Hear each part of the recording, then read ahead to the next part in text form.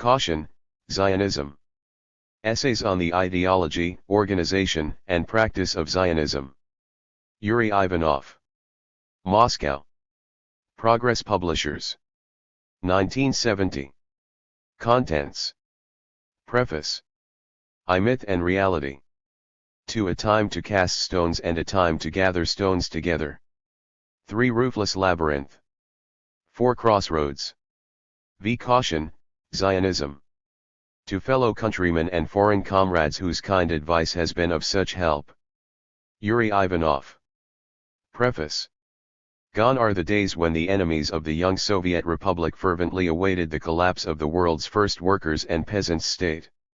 The land of Soviets proved its viability in the face of armed intervention, and its magnificent performance in the life and death struggle against the Nazi hordes already belongs to history. Gone, indeed, are many of the illusions harbored by the enemies of communism, but not their hatred and their intention to continue the struggle with all the means that remain at their disposal. Lenin held that it was the fundamental duty of the Soviet press to make a concrete analysis of the forces acting against communism, however secondary they might appear at first glance. This book makes a study of modern Zionism, one of the most tenacious, though veiled varieties of anti-communism. Meir Vilner, Secretary of the Political Bureau of the Central Committee of the Communist Party of Israel, wrote in a letter to Soviet journalists in January 1968. Zionism is, alas, a forgotten question, but nonetheless a most actual one. How right he is.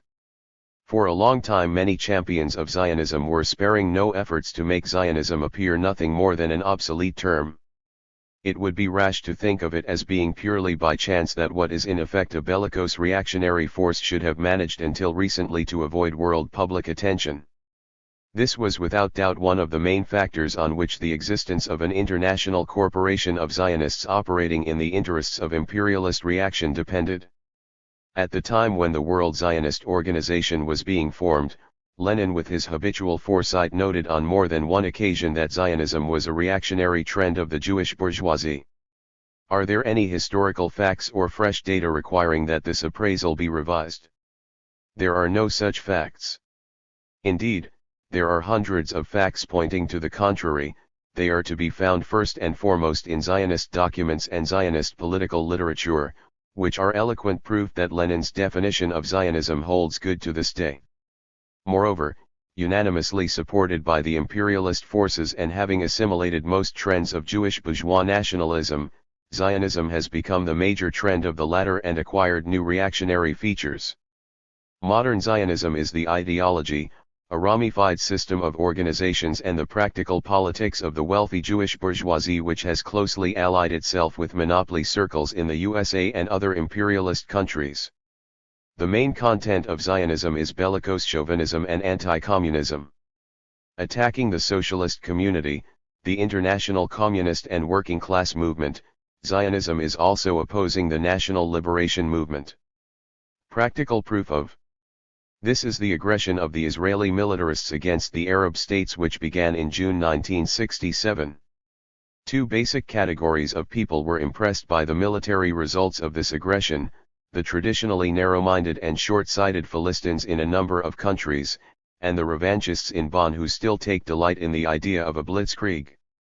But the tragedy in the Middle East compelled the vast majority of people, who have no use for superficial appraisals of developments, to search for answers to a whole range of fundamental questions.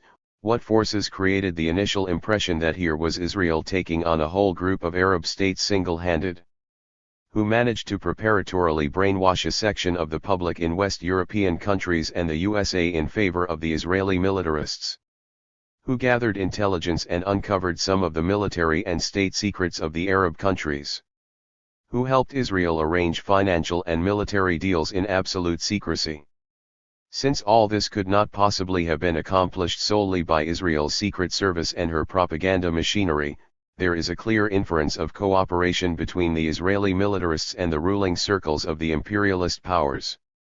Correct as this assumption may be, it is not a sufficient explanation * and suggests the existence of an intermediate link which helped Israel to make secret preparations for her latest expansionist move and attempt to overthrow the progressive regimes in the United Arab Republic and Syria by force. The International Zionist Association played this role, acting as a secret channel between the most reactionary forces of the imperialist states, especially the USA, the FRG, and Britain, on the one hand, and the Israeli militarists, on the other. It would be wrong, however, to think of international Zionism's role in the Middle East conflict as being solely that of a connecting link. In very general terms, the pattern of dependence of the main participants in the aggression is as follows: the Israeli militarists, International Zionism, Western imperialist circles headed by the USA. The Israeli ruling circles are junior partners in the international Zionist concern. This is indeed one of the most important conditions of their existence as ruling circles. The Zionist concern, represented by the World Zionist Organization, the World Jewish Congress, which is really a branch of the former, and numerous of her offshoots, whose role is sometimes more important than that played by organizations with a signboard at their entrance, is at the same time one of the world's largest associations of finance capital, a self-styled global ministry for the affairs of world Jewry, an international intelligence center, and a well-run misinformation and propaganda service. The cardinal aim of the concern's departments, whose operations are guided from a single center, is amassment of profits and wealth, ensuring them power and a parasitical well-being within the imperialist system. Needless to say, defense and consolidation of imperialism's positions is part and parcel of this main objective of international Zionism. Economically, the World Zionist Organization has very close ties with the monopolies of the major imperialist powers, and especially the United States. Like the U.S. monopolies, the Zionist concern has an extensive and long-standing range of business interests in the Middle East. This being the case, its role in that part of the world has been far more than that of messenger boy. The Zionist concern acted as an employer with regard to Israeli ruling circles, while in its dealings with the U.S. monopolies it was by no means a minor participant in the criminal scramble for spoils in the finance jungle. The Six-Day War was not the first and probably not the last venture of international Zionism, whose range of interests and plans is not limited to the area of the Suez Canal. But the aggression of June 1967 was one of the rare occasions on which international Zionism, breaking the old and firmly established rules of its game, slightly lifted the veil shrouding its activity. Israel's Prime Minister Levi Eshkol let the cat out of the bag when he mentioned the sum which Zionist organizations freely granted Israeli ruling circles shortly after the outbreak of the war. An international conference of Jewish millionaires was held in Israel, and to the amazement of millions of their fellow countrymen, Zionists in a number of countries widely celebrated the successes of the Israeli armed forces. However, it must be stressed that this was a rare episode in the history of the International Zionist Association, which prefers more covert forms of activity. Over the last decade, Zionist specialists in camouflage have developed a tendency to talk about a complete collapse of Zionism. Laments and mournful wails ring out from the rostrums of international Zionist get-togethers. This campaign is skillfully fanned by the Zionist press. Here, for example, is what the Israeli Zionist newspaper Mibavnim wrote between the 1957 and 1967 acts of aggression in the Middle East. Zionism is beset by a severe, unprecedented crisis. It is a three-sided crisis involving the ideology, movement, and practice of Zionism. Its scale and depth show that this is not a transitory phenomenon, engendered by economic or political difficulties or controversy over current issues. The crisis affects the very heart of our movement, its core, the center of the Jewish problem. The crisis is just so serious in that it arises from the inside, from the heart of the movement, from the heart of its political and ideological leadership. But it would be a mistake to ignore the real aims of the authors of such remarks. Zionism is a reactionary system of views and a system of reactionary organizations serving imperialism. In other words, Zionism is a class phenomenon. And Zionism, like the whole imperialist system, is indeed in a state of profound crisis. Nevertheless, on the basis of facts that shed light on the ruses of Zionist propaganda makers, the only conclusion to be drawn is that the potentialities, freedom of maneuver, the destiny and ultimate doom of Zionism are directly contingent to the possibilities, destiny and ultimate doom of the exploiter class, on the destiny and doom of imperialism. Zionism naturally finds it more and more difficult to operate in our day and age. But it is still a highly experienced, cunning enemy of internationalism, the friendship and fraternity of all nations, a dangerous instrument in the hands of imperialist reaction. People who know little or nothing about Zionism tend to associate it either with the State of Israel as a whole, or with the Jews in general. It is these erroneous notions that best of all suit the leaders of international Zionism and are cultivated by Zionist propaganda. Since a considerable number of Jewish working people in different countries, including Israel, forthrightly reject Zionist views, the leaders of Zionism are vitally concerned that all Jews, wherever they are and whatever their views, should be classed as Zionists, so that the waverers are pushed into serving Zionism's criminal aims. Caution Zionism. Chapter I. Myth and Reality. As an ideology and organization, Zionism made its appearance at the close of the 19th century, a period of fierce class battles of the international proletariat as the transformation of capitalism into imperialism entered its final stage.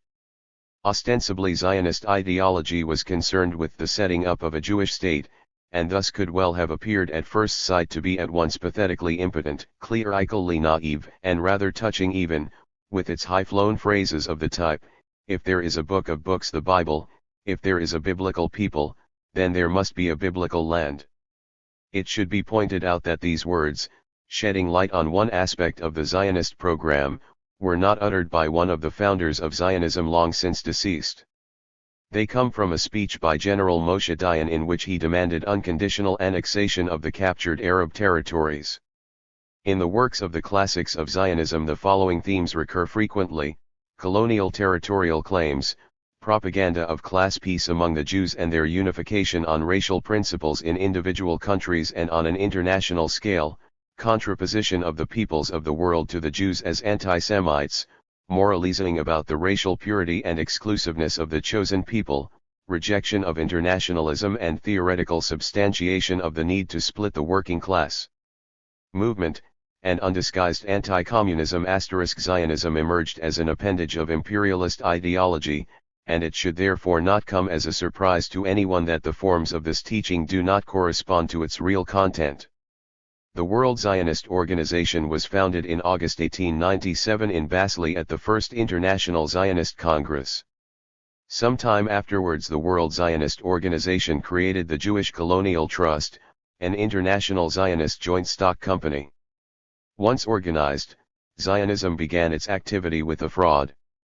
Finding this date of birth unsatisfactory, Zionist and pro-Zionist circles energetically disseminated the myth that Zionism, seeking to set up a Jewish state, was as old as the world, since for thousands of years the Jews had been nourishing the hope of returning to Palestine. Just as much attention, by the way, is paid to the dissemination of this myth today. Zionism is as old as the captivity of the Jewish people, when the temple was destroyed by Nebuchadnezzar, wrote Professor Norman Bentwich, a British Zionist who had written much about Palestine, but who preferred to live in Britain most of the time. Howard Morley Satcher, a British Zionist historian, stresses that Zion was not just the chimera of the living dead. It was enshrined in the hearts of Jews in every part of the world. Nahum Sokolow, a prominent Zionist ideologue, asserts that Zionism has been an ideal of thousands of years for which the best of our nation have labored, struggled, suffered, and died. He is seconded by Justice L. Brandeis, one of the oldest Zionist leaders in the USA, who writes, "Since the destruction of the temple, nearly 2,000 years ago, the longing for Palestine has been ever present with the Jew." These quotations have been handed down from generation to generation and referred to in research papers, encyclopedias, and academic editions. Let us for a moment forget that in the above quotations and in a vast number of other still more categorical statements, Jews are considered as existing outside time and space, independently of the particular historical context of one or other of their communities, and that the question of classes is completely ignored. Let us return to the Zionism of 1897 and presume that it was exactly what it professed to be, a system of views, a political and financial organization whose purpose was the establishment of a Jewish state. If we allow then that this was the case, the way the Zionists posed the question of the antiquity of Zionism, the thesis that Zionism summed up and expressed the age-old aspirations of the Jews to return to Palestine, is striking in its absurdity. For the success of the Zionist aim of setting up a Jewish state in Palestine at that time, once they had the necessary sums of money at their disposal, theoretically depended on two conditions: the preparedness of a considerable proportion of the Jews to move to Palestine, and the availability of support, chiefly military, from the leading imperialist powers in the matter of colonizing Palestine. But if it was true that for centuries the Jews living in different countries wanted nothing more than to move to the barren hills of Palestine, then the thesis about the antiquity of Zionism was evidently not intended for their consumption, for in that case it would have been all one to the Jews whether Zionism had appeared in the epoch of monopoly capital, or whether it already existed in the 6th century BC. We can only presume, therefore, that the myth about the antiquity of Zionism was conceived for the benefit of the rulers of the empires that existed at the turn of the century, for the purpose of enlisting their unanimous support for the projected colonization of Palestine and the creation of a Jewish state there. Yet it can hardly be imagined that the Zionist leaders, skilled both in banking and politics, were ever so naive as to believe that references to genealogy or aspirations could make imperialism go halfway to meet someone else's plans. So, we return to the question, for whose benefit was this myth created, and why? It is extremely important to find the correct answer, for the Zionist seemingly innocent claims are but a screen concealing circumstances of an exceptionally serious nature. Norman Bentwich and many of his associates set a fairly exact date for the appearance of Zionism: the period of the captivity of the Jewish people, when the temple was destroyed by Nebuchadnezzar, i.e., the 6th century BC. But if we were to follow the logic of the Zionist authors, the date of the appearance of Zionism should be moved back another 2 centuries to the time when Israel, part of King Solomon's realm, fell under the onslaught of King Sargon II of Assyria, and thousands of Israelites were driven off to be resettled in Assyria, a usual measure resorted to by conquerors in those times. It should be borne in mind that the Israelites were engaged mainly in agriculture or trade. Israel traded extensively with Phoenicia and Syria, and lying on the routes to Asia, Mesopotamia, and Egypt, it had also become commercial, while Judah remained a land of poor and conservative shepherds. As Nathan Ozubel asserts, Sargon II not only sold Jews as slaves in the market but also sent them to colonize selected regions of his far-flung empire. Since back in the reign of King Solomon, his subjects and also Tyrians and Phoenicians had begun to form communities throughout the vast territory of the Near and Middle East. There are no grounds for questioning the same Ozubel who believed that after Nebuchadnezzar's conquest of Judah and the migration of a considerable part of the Jews to Babylonia, the latter saw in the land of their captivity large and well-rooted Jewish communities which had been established there since the 8th century. The newcomers merely swelled their numbers. In the view of many historians, the class structure in the Jewish communities in Babylonia was the same as generally obtained in the area. There were farmers, craftsmen, landowners, and petty and rich traders, and slavery was practiced. Initially, community of religion, language, and way of life sufficed to preserve the cohesion of a community. But these ties were bound to weaken gradually due to influence from without under the impact of various neighboring cultures, and as a result of frequent intermarriage and the vigorous ousting of Hebrew by Aramaic. There is every reason to assume that traders and money lenders made up the influential economic class in the Babylonian Jewish communities. Many historians note this circumstance. Recently recovered cuneiform texts, writes Lucio Brentano, a German scholar, show that the resettled Jews were active in commerce. They practiced money lending, which was widespread among the Babylonians, and were also wealthy traders. The wealthy section of the Babylonian Jewish communities viewed this process of assimilation with apprehension, as a threat to their power, they could not hope to exert their control so effectively in an open, and still somewhat alien, society, as within a closed community. It is thus clear why one of the first, and according to James Parks the first synagogue, should have been established in Babylon, where the selfish interests of community headmen probably more than elsewhere made them aware of the need to isolate their refractory co-religionists. The institution of the synagogue vastly enhanced the communal nature of the observance of Jewish religious rites and gripped the Jewish communities in the vice of a still more obligatory ritual. Needless to say, the entire authority of the synagogue was used exclusively to further the interests of the wealthy minority. Naturally, the transformation of the synagogues into religious, spiritual centers of the Jewish communities was a gradual process, which, moreover, did not hinder but, on the contrary, served to further the commercial and financial operations of the community hierarchy. The appearance of the synagogue, some historians contend, indirectly stimulated the transformation of the Jewish farmers in those places where they remained into urban dwellers. It took the Jewish communities in Babylonia a relatively short time to really put down deep roots, a fact which found its religious reflection in the summons of Jeremiah the prophet, "Build ye houses, and dwell in them, and plant gardens, and eat the fruit of them. Take ye wives, and beget sons and daughters. And multiply ye there, and be not diminished." In 538 BC, Cyrus, the Persian conqueror of Babylon, in an effort to strengthen Palestine out of personal considerations, issued a proclamation permitting the Jews to return to Jerusalem. But as the chief rabbi of Great Britain noted, after the proclamation issued by Cyrus, the mass of the Jewish people still remained in Babylon. This view is upheld by A.T. Olmsted, a U.S. historian, who writes, "It was scarcely to be expected that the Jews already rich would abandon fertile Babylonia for the barren hills of Judah."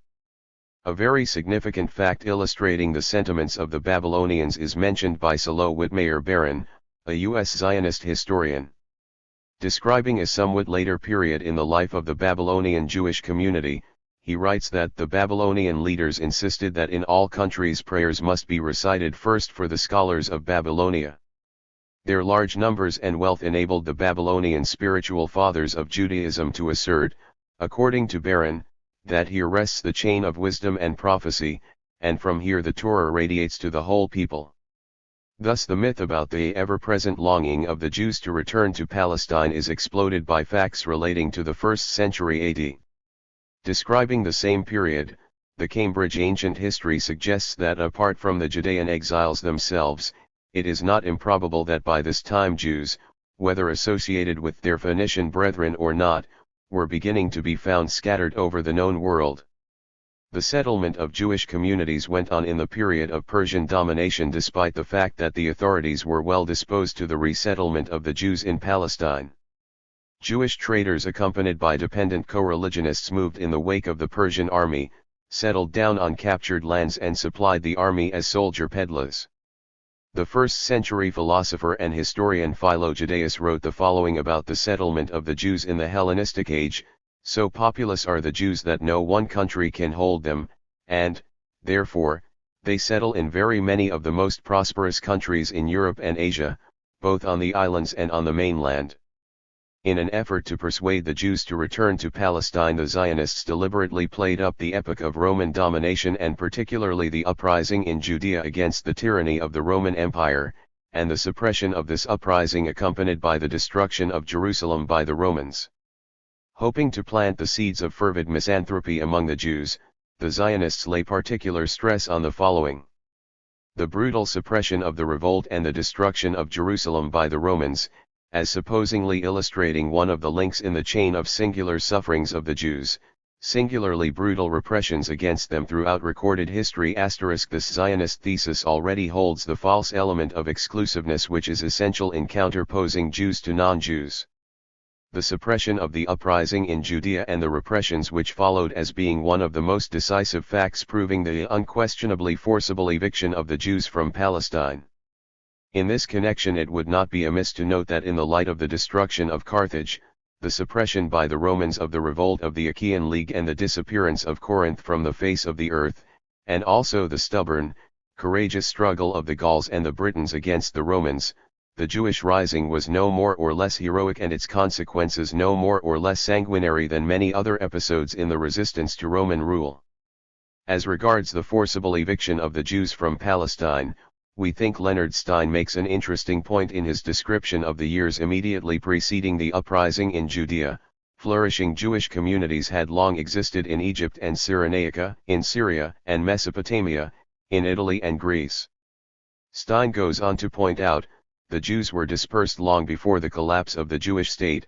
Indeed, at the opening of the Christian era, there are said to have been about 700,000 Jews in Palestine out of something like 4 million in the Roman Empire alone. In the ancient world, Vincent M. Scramuzza and Paul L. McKendrick write that 40% of the 500,000 population of Alexandria were Jews. The two American historians mention an interesting fact. After one of the clashes between the Jewish and Greek communities in Alexandria caused by their economic and political rivalry, the Roman Emperor Claudius ordered the Greeks to respect the liberties Augustus had guaranteed to the Jews, and he warned the Jews neither to agitate for more privileges, nor to encourage clandestine immigration of Palestinian Jews into Egypt. The rise of new Jewish communities went on just as intensively in the period of the expansion of the Arab Caliphate. It is common knowledge that the sovereigns of the empires which succeeded each other in the Mediterranean region brutally oppressed and exploited all the peoples they conquered, including the Jews. But, it is an historical fact that the appearance of the Arab Caliphate brought about the revival of the old Jewish community in Baghdad that had been dragging out a miserable existence in the Hellenistic age. Historian Cecil Roth shows in his History of the Jews that this community developed into a spiritual center of the Jews living inside and outside the Caliphate. According to the authors of the Cambridge Medieval History, this period also witnessed the intensive settlement of Jewish communities in Spain, Egypt, and Mesopotamia, that is, in the most flourishing provinces of the Caliphate, and the Jews had few rivals as traders in the 9th century AD. There is evidence of them being constantly on the move between the kingdom of the Franks and China. Ibn Khordadbeh, the postmaster of the Caliphate of Baghdad, gives in his Book of the Ways a remarkable picture of the activities of the so-called Rhodanite Jewish traders, from China to Spain, in the 9th century. Jew and merchant are used as almost interchangeable terms. The historical facts point to the repetition of a situation vexing for the Zionists in each successive age, the roots along which, according to their view, the idea of returning to Palestine should have led the Jews from Babylonian times onwards, just did not coincide with the trade routes of the Jewish communities scattered throughout the world. As we have already noted, prior to the Middle Ages, wealthy traders played the leading role in the Jewish communities, and the class composition of these communities did not differ from that of society as a whole. The Jewish hierarchy was vitally concerned with preserving the communities and did so with the help of the synagogue, which had first appeared in Babylon. It should be added that in the Hellenistic age, in the period of Roman domination and throughout the existence of the Arab Caliphate, Jewish communities enjoyed full autonomy in their internal affairs, since this was in the interests both of the community hierarchies and of the imperial ruling circles. As Nathan Ozubel rightly notes, self-government was of particular benefit to the governing strata of the communities in the matter of tax collecting, and also as a means of forcibly imposing their own laws and regulations in the ghetto *. In the opinion of many bourgeois historians, the Jewish communities which settled in numerous countries before the Middle Ages were commercial associations. But as we see it, this conclusion is correct only insofar as it concerns the wealthy upper crust whose activity mainly determined the character of the communities, and who, by virtue of economic dependence and relative isolation, were served by all members of the community representing the most diverse classes. We can only speak of very relative isolation of the Jewish colonies before the Middle Ages. Two tendencies clashed in the life of the Jewish communities in those times: the natural tendency of members towards assimilation, and the deliberate policy of insularism pursued by the upper crust in order to further its class interests.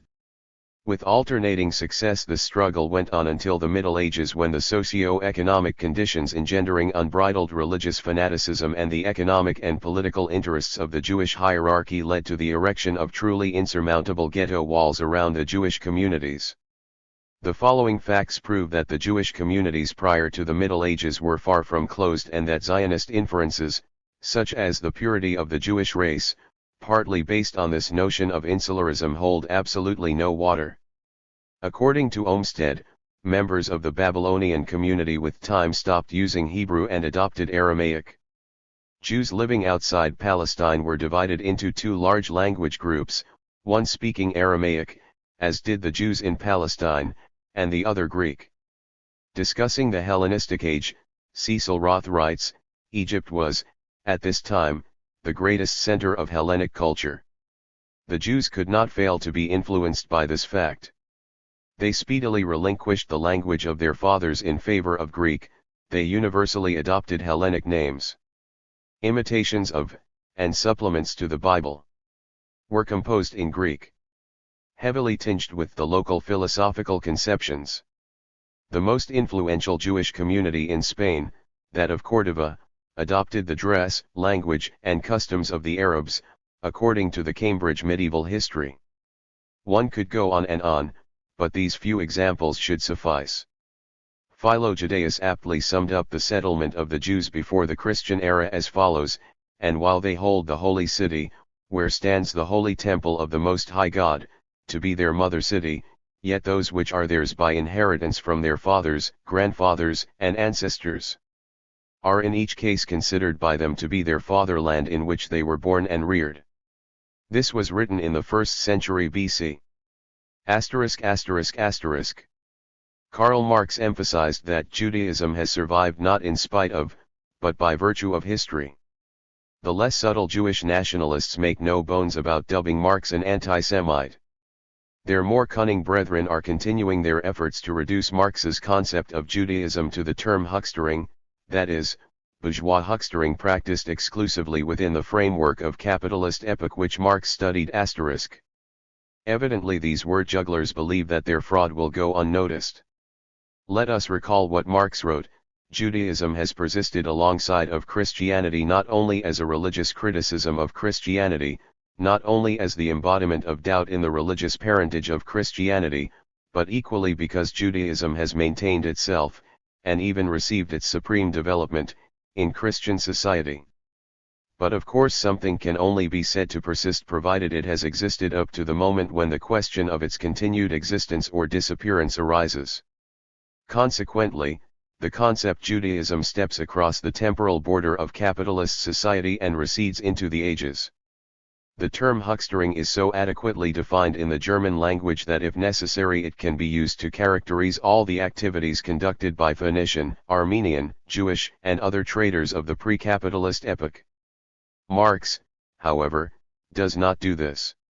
Indeed, one of the reasons why Zionists hate Marx is the fact that apart from having a collective implication, the concept Judaism he introduces contains a definite, accusatory characterization of the activity of the rulers of Jewish communities, the direct bearers of Judaism. It must not be imagined, however, writes Cecil Roth, that the origin of the Jewish settlement in Europe was due entirely to the slave element. Commerce is a factor more potent, though not always more prominent, than warfare. By the beginning of the Middle Ages, Jewish settlements appeared in most European countries. It is difficult to attribute this to the persecution of the Jews, as Zionists are inclined to do, for it is known that the Ottoman Empire, which had become firmly established by that time, was hospitable to all those who were persecuted in Europe on religious grounds. The American Zionist historian, Ben Halpern, asserts that during the Ottoman period subjects of the Sultan moved freely in and out of Palestine from other parts of the far-flung empire, from North Africa to the Balkans. The Ottoman Empire was hospitable, moreover, to refugees from Christian Europe. But the Jewish immigrants and residents were drawn to Constantinople, Damascus, or Cairo, where economic and political conditions were far more favorable, rather than to Palestine. Many bourgeois historians hold that trade had been replaced by money lending as the chief economic activity of the leaders of the Jewish communities in medieval Europe. In the 6th century AD, the Christian Church forbade the lending of money at interest. In the 12th century, the laws prescribing punishment for money lending became particularly severe. Therefore, according to the Cambridge Medieval History, though the success of these regulations was imperfect, they nevertheless tended to throw the business of money lending more and more into the hands of those to whom canonical prescriptions did not apply, in other words, into the hands of the Judaists*. Medieval laws in many countries prohibited Jews from joining trade guilds, and this too caused the hierarchy of the Jewish communities to turn to money lending. The character of the Jewish communities, as we have said earlier, was determined by the activity of their prosperous upper crust served by numerous dependent co-religionists who had nothing to do with the activity and machinations of the ruling class. The principal householders, indeed, might be financiers, says the Cambridge Medieval History. These would represent, however, only a small proportion of the total numbers. Dependent upon them, directly or indirectly, there would necessarily be numerous subordinates, agents and clerks to help in their business, synagogal officials to carry out divine worship, scribes to draw up their business documents and to copy out their literary or liturgical compositions, tutors for the instruction of their children, physicians to care for their sick, attendants to perform household services, butchers and bakers to prepare their food in accordance with ritual requirements. The socio-economic order in feudal Europe that accounted for the high degree of differentiation and seclusion of social groups within each class, was mainly responsible for the strict isolation of Jewish communities and the erection of the almost insurmountable ghetto walls around them. It should be noted that the community hierarchy did not oppose the establishment of such economic, social, and physical isolation, for it provided the opportunity for maintaining the Jewish religion and all that this religion embraced. According to the British Zionist historian H. M. Satcher, the first Spanish and Sicilian ghettos of the early medieval era were actually requested by the Jews themselves. Quoting Salo Baron, A. Lilienthal, U.S. historian and publicist, wrote that the rabbis insisted on separatism on political and religious grounds, therefore the basic laws regulating ghetto life in Portugal were passed at the request of Jews living there.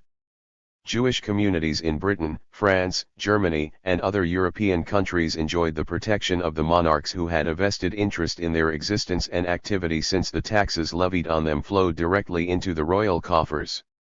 The average revenue derived from the Jews in northern countries, notes the Cambridge Medieval History, has been reckoned at about 1/12 of the total royal income. Religious persecution of the Jews in the Middle Ages was largely due to economic motives. T. Guy Lickman, a contributor to the Bolshaya Sovietskaya Encyclopedia, makes the following observation: not content with levying enormous taxes on the Jews, the royal authorities did as they pleased with the promissory notes issued in their name. At the end of the reign of Henry II, for example, the property of Aaron Lincoln, one of the wealthiest Jewish bankers whom the king owed £100,000, was seized by the royal treasury together with the promissory notes and mortgage deeds on land issued in the former's name. The attitude of the ruling classes to the Jews became particularly manifest during the pogrom on the eve of the Third Crusade, when the English nobility, debtors of Jewish money lenders, burned their promissory notes. T. Guy Lickman further notes that in the 13th century Lombard competition abolished the need for Jewish capital. Towards the close of the century the Church increased its opposition to the Jews, and in 1290 all of them were expelled from England by a decree of Edward I.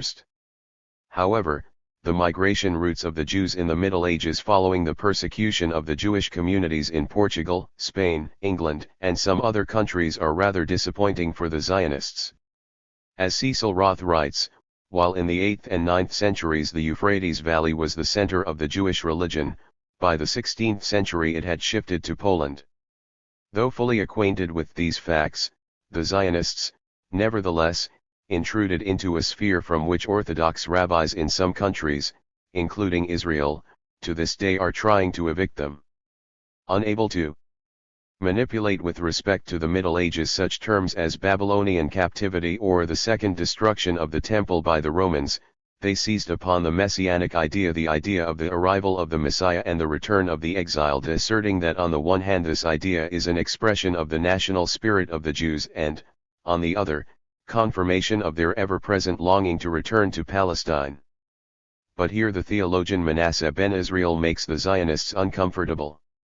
Having in mind the idea of the arrival of the Messiah, he asked Cromwell to permit Jewish communities to return to England. He reasoned approximately as follows: there has been no Messiah so far, God alone knows when he will arrive, but the Holy Scripture says that before returning to the Holy Land, the Jews have to be scattered all over the world, something which cannot be considered as accomplished, since there are no Jews in England. The Jews were then allowed to return to England. The idea of the arrival of the Messiah, adopted from Judaism by the Christian religion and Islam, was formulated, as has been repeatedly proved, to perpetuate the class society and the system of exploitation and thus deprive the exploited of the hope of ever being able to wage a successful struggle for a better future. The Zionists, however, are endeavoring to present the idea of the arrival of the Messiah as a symbol of the intellectual and physical attachment of the Jews to Palestine, as evidence of their ever-present longing.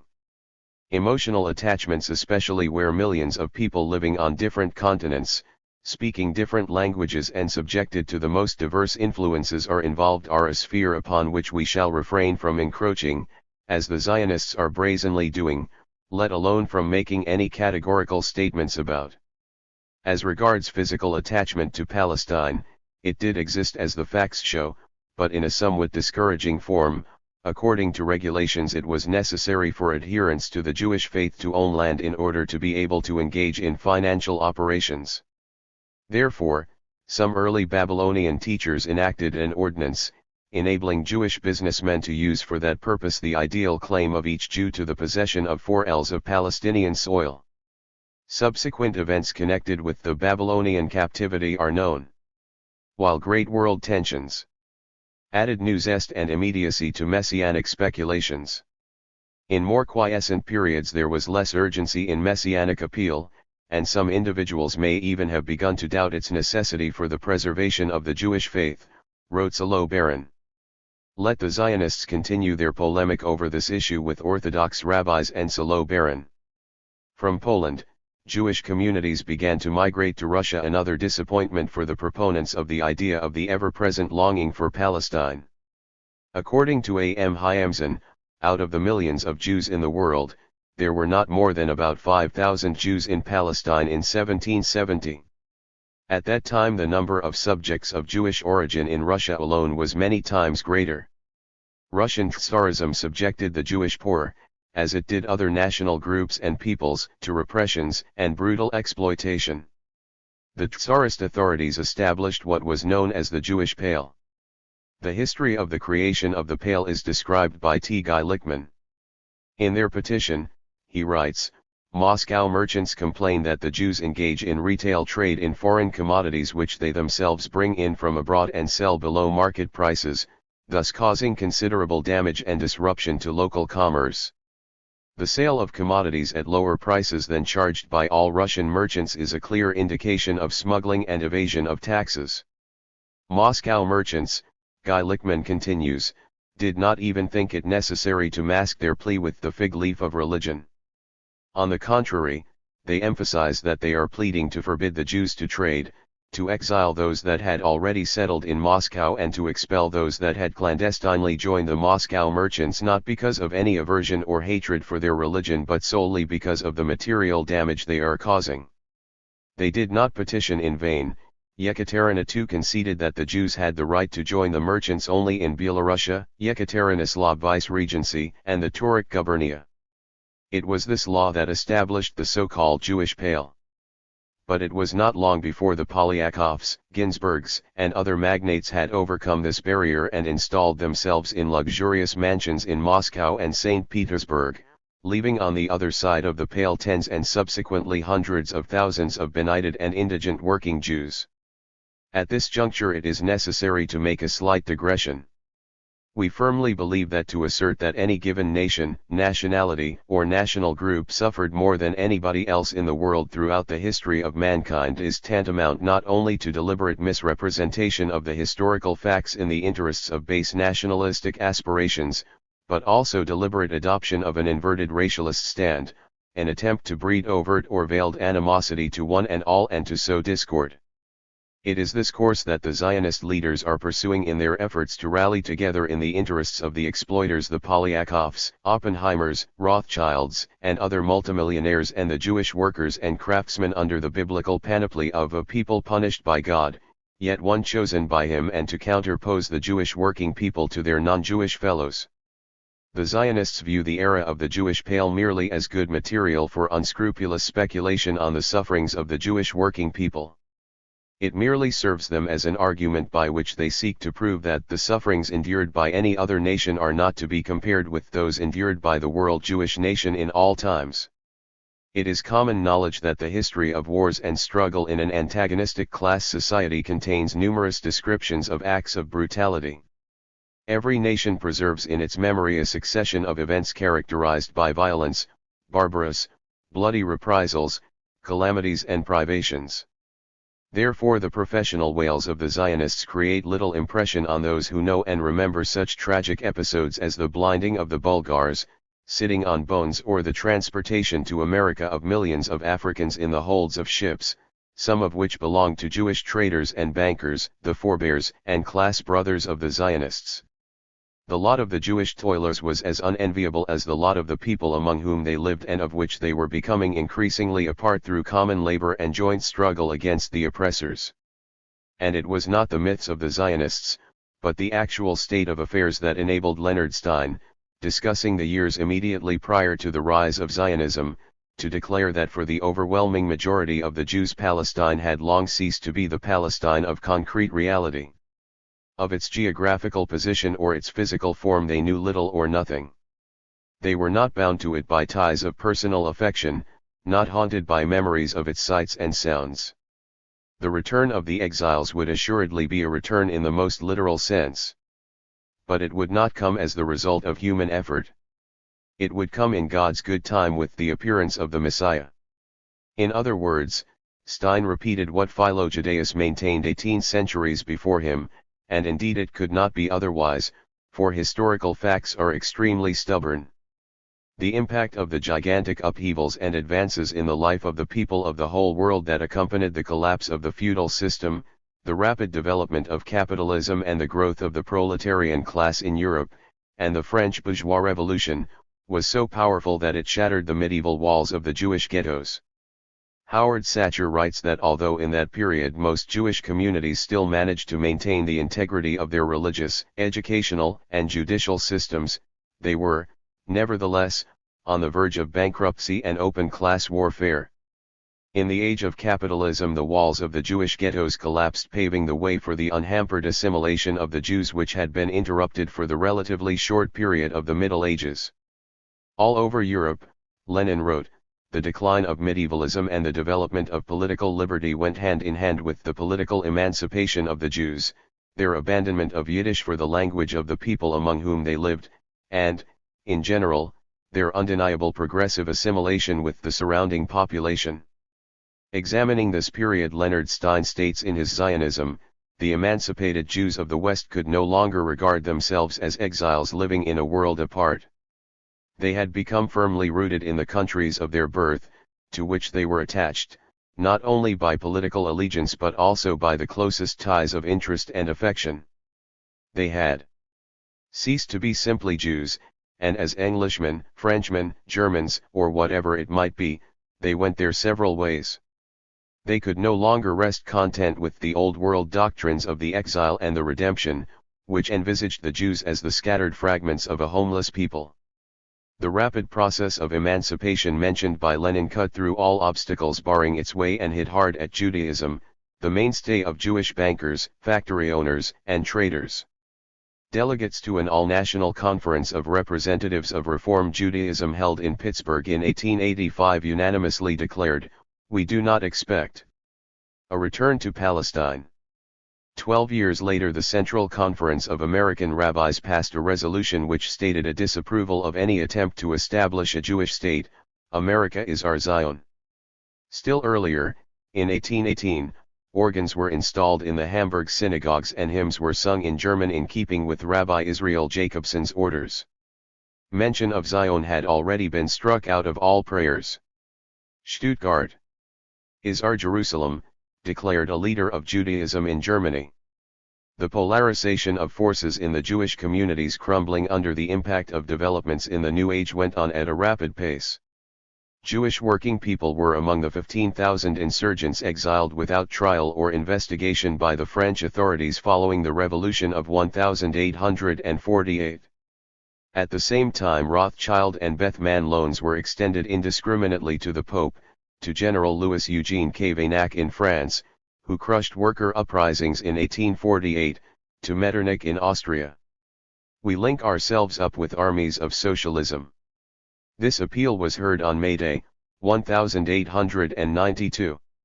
And it was not just words, a steadily increasing number of Jewish workers was joining the strike movement in Europe and America. At the same time, the capitalist Jew called for police assistance to put down strikes, while the rabbi hastened to assist the police with sermons from the pulpit denouncing the troublemakers. While Horatio Ginsburg, one of the owners of the Lena gold mines whose father Yevzel Ginsburg was the king of Russia's drinking houses, presented gifts to the royal family in gratitude for the massacre of the insurgent strikers, Jewish working people living within the Pale declared a strike in solidarity with the Lena workers.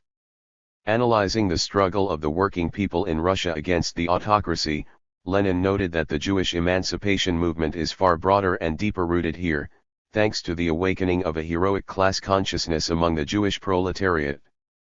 *****. The foregoing adequately explains the desire of the Zionists to don the robes of antiquity.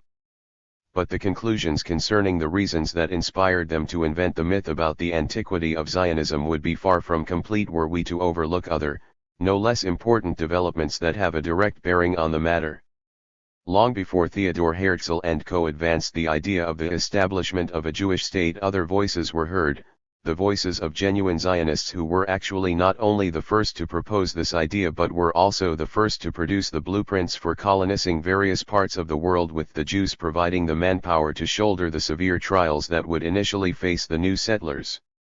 It was these non-Jewish Zionists who propagandized this sort of necessity and searched for sufficiently influential Jews who could lend a national character to the idea of gathering and resettling people of Jewish origin. The first Zionists were the ruling circles of colonial powers.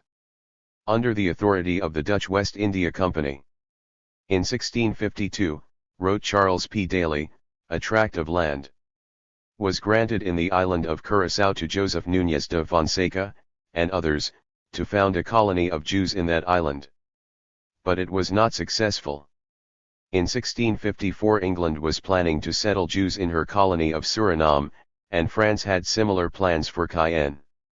The first attempt to colonize Palestine by settling Jews there was made by Napoleon Bonaparte in 1799 out of strategic considerations. But it ended just as unsuccessfully as all the preceding attempts. Commenting on this, Nahum Sokolow writes, "But since the whole expedition proved a failure, Jewish opinion not on the principle, but on the opportunity and the means was divided." Shortly before Napoleon's proposed colonization of Palestine, an anonymous letter was published in France allegedly written by a member of the Jewish community to his friend, "The country we propose to occupy shall include Lower Egypt, with the addition of a district of country, which shall have for its limits a line running from Ptolemy to the Asphaltic Lake, or Dead Sea, and from the south point of the lake to the Red Sea." Further on, the anonymous author gives the following reasons for the occupation of this territory: "This position, which is the most advantageous in the world, will render us, by the navigation of the Red Sea, masters of the commerce of India, Arabia, and the south and east of Africa, Abyssinia, and Ethiopia, those rich countries which furnished Solomon with so much gold and ivory and so many precious stones." The letter naturally proposed that this wealth be shared with France. Even Sokolow concedes that the letter had been published at the suggestion of those then in power in France. If, however, the efforts of the French colonialists to use Jews to further their own interests in the Middle East can be viewed merely as an historical episode, the steps taken in this direction by the British ruling circles should be seen rather as the consistent implementation of a well-elaborated plan. In 1840, the leading European colonial powers struggling for influence in the decaying Turkish Empire, raised the question of the future of Syria, then occupied by Egyptian troops. On August 17, 1840, the Times carried an article entitled Syria Restoration of the Jews, which said in part, the proposition to plant the Jewish people in the land of their fathers, under the protection of the five powers, is no longer a mere matter of speculation, but of serious political consideration. But while the Times as a semi-official organ of the British government had to be diplomatic and stress its concern for other colonialists, there were some circles in Britain which saw no reason to conceal their actual motives and views on this matter.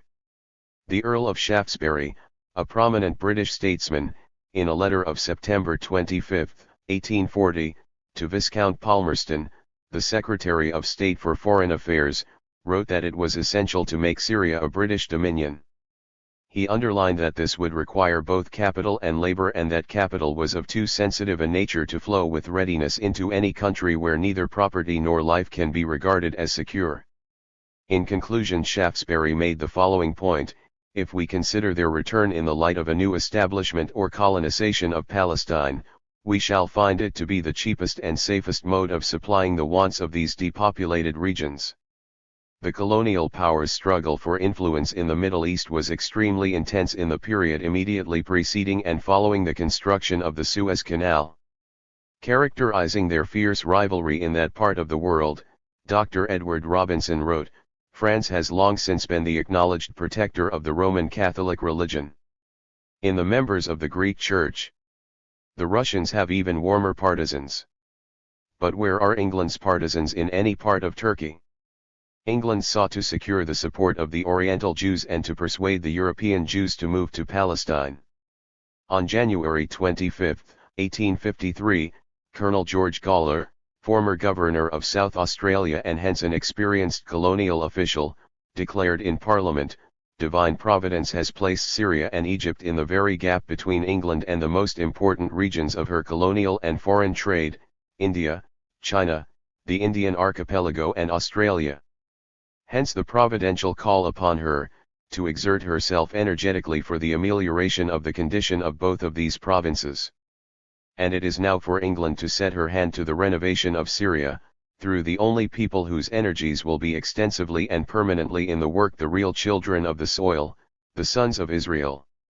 It is noteworthy that in his pastoral letter in 1854 Drive N. Adler, Chief Rabbi of Great Britain, in effect opposed such appeals.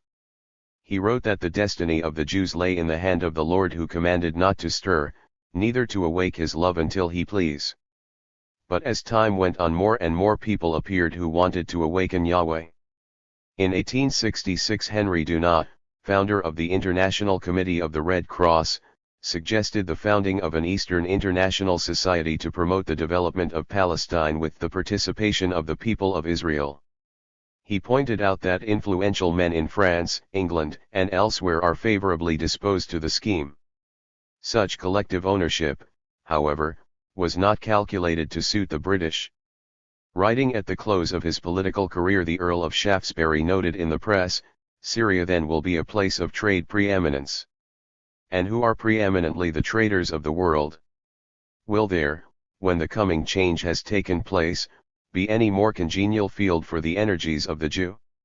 And has not England a special interest in promoting such a restoration? It would be a blow to England if either of her rivals should get hold of Syria." It is difficult to accept that a Christian pastor, the Reverend James Neal, could have been unaware that according to Judaistic canons it was God himself through his Messiah who was to gather all the Jews together in the shadow of holy Mount Zion. Not at all embarrassed by this circumstance and in compliance with the interests of the English ruling circles, he wrote in 1877 in his book, Palestine Repeopled, or Scattered Israel's Gathering, that owing to the heat, the difficulties caused by the Arabs, lack of efficient protection and the like. It was doubtful whether English people could colonize Palestine as successfully as they had North America. He suggested, therefore, that the Jews be used for this purpose. The British Prime Minister Herbert Asquith wrote in his diary that his successor Lloyd George used roughly the same logic. Describing a discussion of one of the numerous plans for gaining possession of Palestine, Asquith observed, curiously enough, the only other partisan of this proposal is Lloyd George, who I need not say does not care a damn for the Jews or their past or their future, but thinks it will be an outrage to let the holy places pass into the possession or under the protectorate of atheistic France. In the 1870s the Syrian and Palestine Colonization Society was founded in England to promote the colonization of Syria and Palestine and the neighboring countries by persons of good character, whether Christians or Jews. The time was ripe for the emergence of Zionism. The time had come when, as the early 20th century Zionist leader Max Nordau put it, if Zionism had not existed, Great Britain would have had to invent it. As we have seen, the World Zionist Organization was founded in 1897.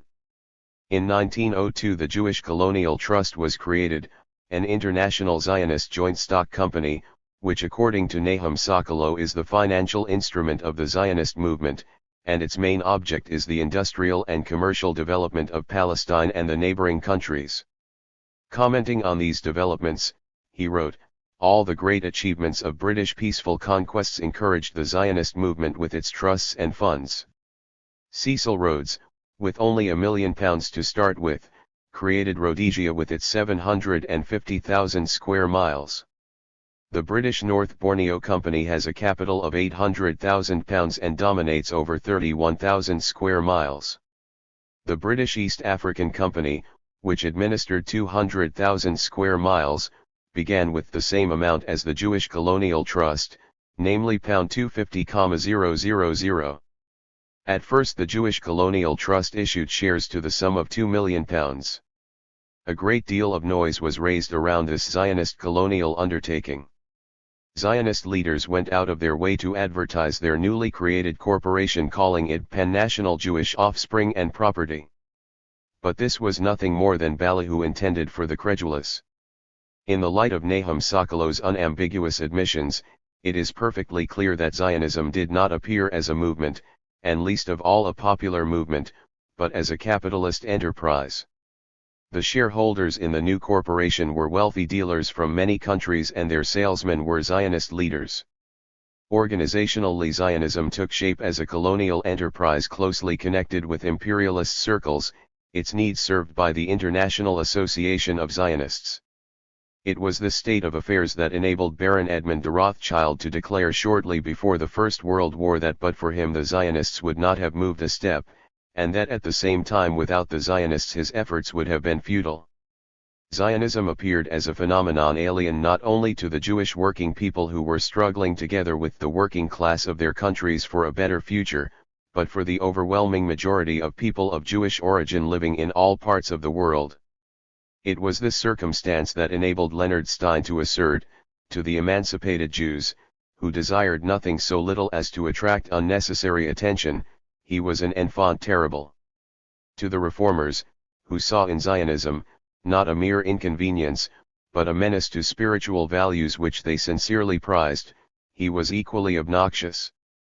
To the ultra-Orthodox, at the opposite side of the scale, he was little better than an unbeliever engaged in a presumptuous attempt to force the hand of the Almighty. Nevertheless, Zionism did make its appearance. What were the basic reasons? Let us briefly formulate them here, by way of a summary of the foregoing. 1. Rivalry between Britain and France in the Middle East, which was still within the boundaries of the rickety Ottoman Empire, and the struggle for its final partitioning compelled each colonial power to find plausible excuses for expanding its sphere of influence. The idea of resettling the Jews in Palestine, long since nourished by British ruling circles, appeared to provide the best possible opportunity for respectable colonization. Such projects, however, could not be carried out without human resources, which England for many years sought in vain to secure. Consequently, the British, French and German imperialists were definitely interested in assisting the forces prepared to carry out the mutually advantageous enterprise of colonizing Palestine, or, like Bismarck, other parts of the Ottoman Empire. 2. The exacerbation of the class struggle at the turn of the century forced imperialism to consolidate and support all forces that in one way or another opposed the international proletarian movement, class solidarity, and the struggle of all working people. It follows, therefore, that the rulers of all the major European states without exception were objectively interested in a phenomenon such as Zionism. 3. The process of class differentiation, the disintegration of the Jewish communities, and the desire of the Jewish working people in all countries to throw off the control of community leaders led people from the upper strata of the communities to coalesce in order to re-establish and consolidate their erstwhile hegemony in any form, and thus establish full control over the Jewish working masses. Consequently, there were also concrete political prerequisites for the formation of the World Zionist Organization. In other words, Zionism arose as an attempt of the pro-imperialist Jewish bourgeoisie to re-establish the control lost by the leaders of the Jewish communities over the Jewish masses, to retard their undeniable progressive assimilation with the surrounding population, to create in each country and on an international scale a political and physical reserve capable of being utilized in the interests of Zionism's chief ally and senior partner, namely, the strongest imperialist power at a given time. This attempt found its embodiment in the Jewish Colonial Trust and the World Zionist Organization. Plainly, the Jewish state slogan acquired, in the concrete conditions of the late 19th and early 20th centuries, a purely instrumental nature. Zionist leaders had never viewed the creation of a Jewish state as an end in itself, but as a means for attaining other, bigger goals: the re-establishment of control over the Jewish people, the greatest possible enrichment for the sake of power and parasitical prosperity, and the defense and consolidation of imperialism. The myth of the antiquity of Zionism, which is being spread to this day, was conceived for the purpose of concealing the actual class content of Zionism, its real aspirations and designs, erasing from the memory of people the real date of its birth and the causes that engendered its rise, and convincing the Jews in all countries that Zionism was what they had wanted all their lives, although, for some reason, they failed to realize it. Caution: Zionism. Chapter 2. A time to cast away stones, and a time to gather stones together. Some time ago, U.S. scientist George R. Tamarin, who had lived for many years in Israel, conducted an experiment which yielded eloquent and significant results. He compared the written replies to 1,066 questionnaires on the Book of Joshua sent to him by 563 boys and 503 girls studying in various forms of various schools in Israel. "You are well acquainted," ran the questionnaire, "with the following passages of the Book of Joshua: So the people shouted when the priests blew with the trumpets, and it came to pass, when the people heard the sound of the trumpet, and the people shouted with a great shout, that the wall fell down flat, so that the people went up into the city, every man straight before him, and they took the city.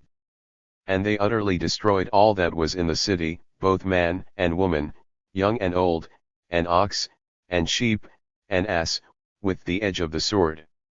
And that day Joshua took Makkedah, and smote it with the edge of the sword, and the king thereof he utterly destroyed, them, and all the souls that were therein, he let none remain in it, but did unto the king of Makkedah as he did unto the king of Jericho." Please answer the following 2 questions. 1. Do you think Joshua and the Israelites acted rightly or not? Explain why you think as you do. 2. Suppose that the Israeli army conquers an Arab village in battle. Do you think it would be good or bad to act towards the inhabitants as did Joshua towards the people of Jericho? Explain why. Further, Tamarin wrote, Joshua's genocide is not the only one of its type mentioned in the Bible. We selected this particular example because of the special position the Book of Joshua has in the educational system. This questionnaire was circulated in schools in Tel Aviv, in a village near Ramel, in Sharon, in the kibbutz Mukad, and other places. Here are some of the answers. A schoolboy from Sharon wrote, "The objective of the wars was the conquest of the country for the Israelites.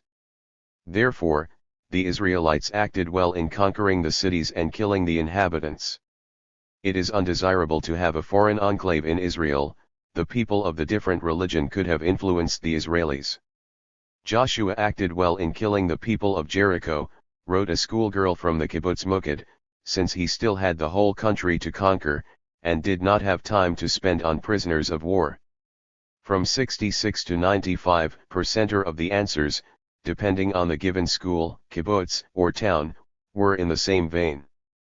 30% of the answers to the second question were categorically in favor of wiping out the inhabitants of a captured Arab village. This is the sort of thing the children wrote. I think it was good because we want our enemies to be conquered, and to widen our frontiers, and we would kill Arabs as Joshua and the Israelites did. In my opinion, wrote an 8th-form pupil, the Israeli army has to act in an Arab village as Joshua acted, since the Arabs are our enemy in their souls, and therefore, even if they would be in captivity they would look for any opportunity to kill their guards. These are just some of the fruits of Zionist education, and they did not grow on their own, but on the deeply rooted tree of Zionist ideology which we shall examine in this chapter.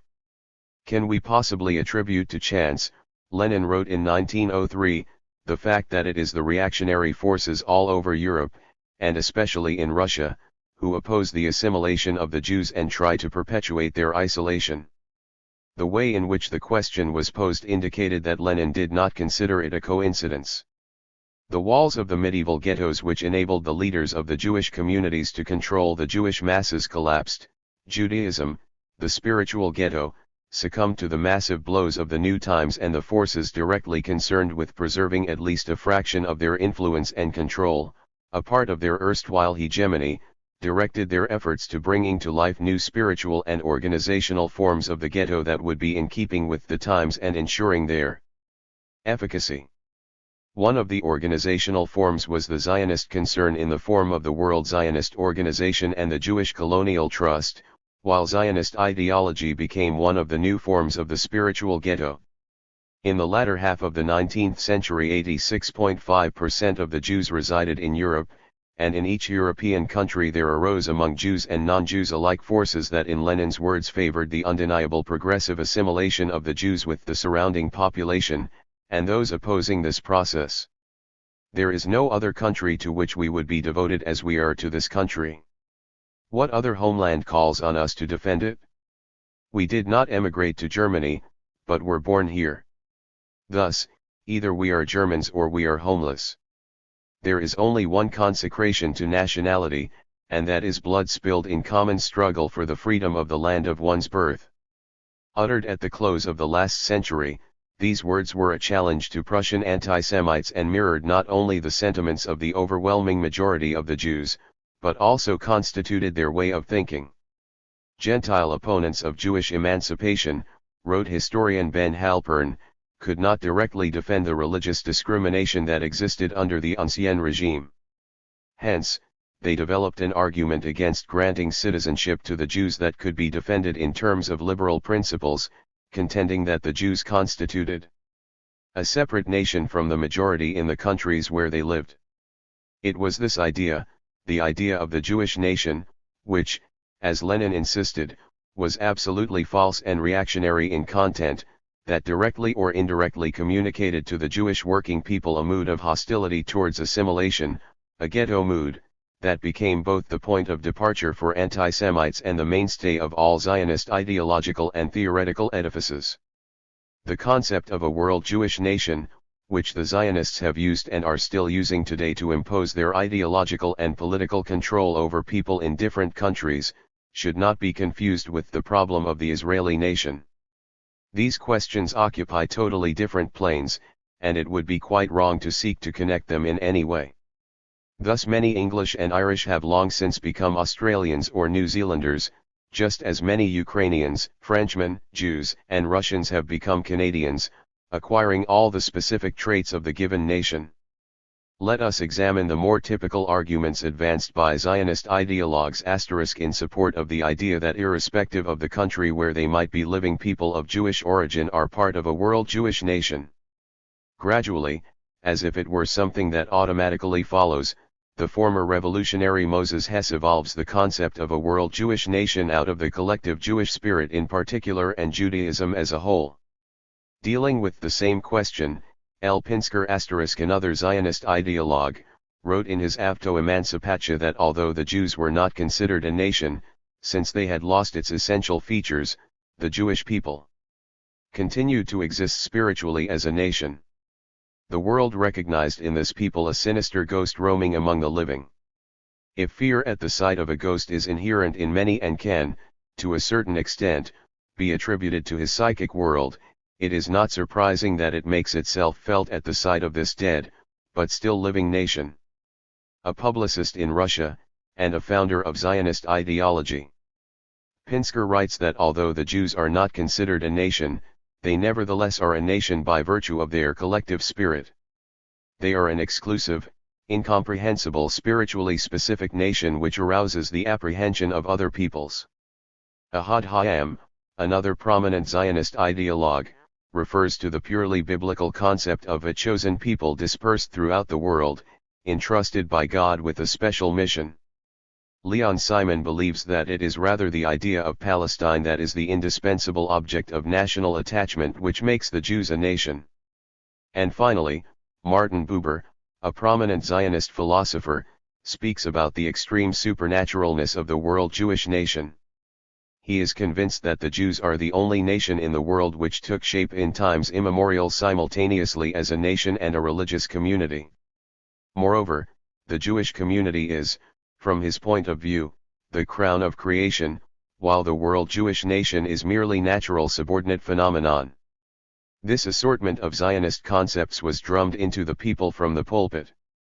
It was no accident that Theodor Herzl, one of the fathers of Zionism, who was well aware of the utter scientific untenability of the Zionists' theoretical baggage, indicated at the outset of his activity that to propagandize Zionist ideas there was no need to convene meetings with their inevitable empty talk. This propaganda, he continued, will be an integral part of worship.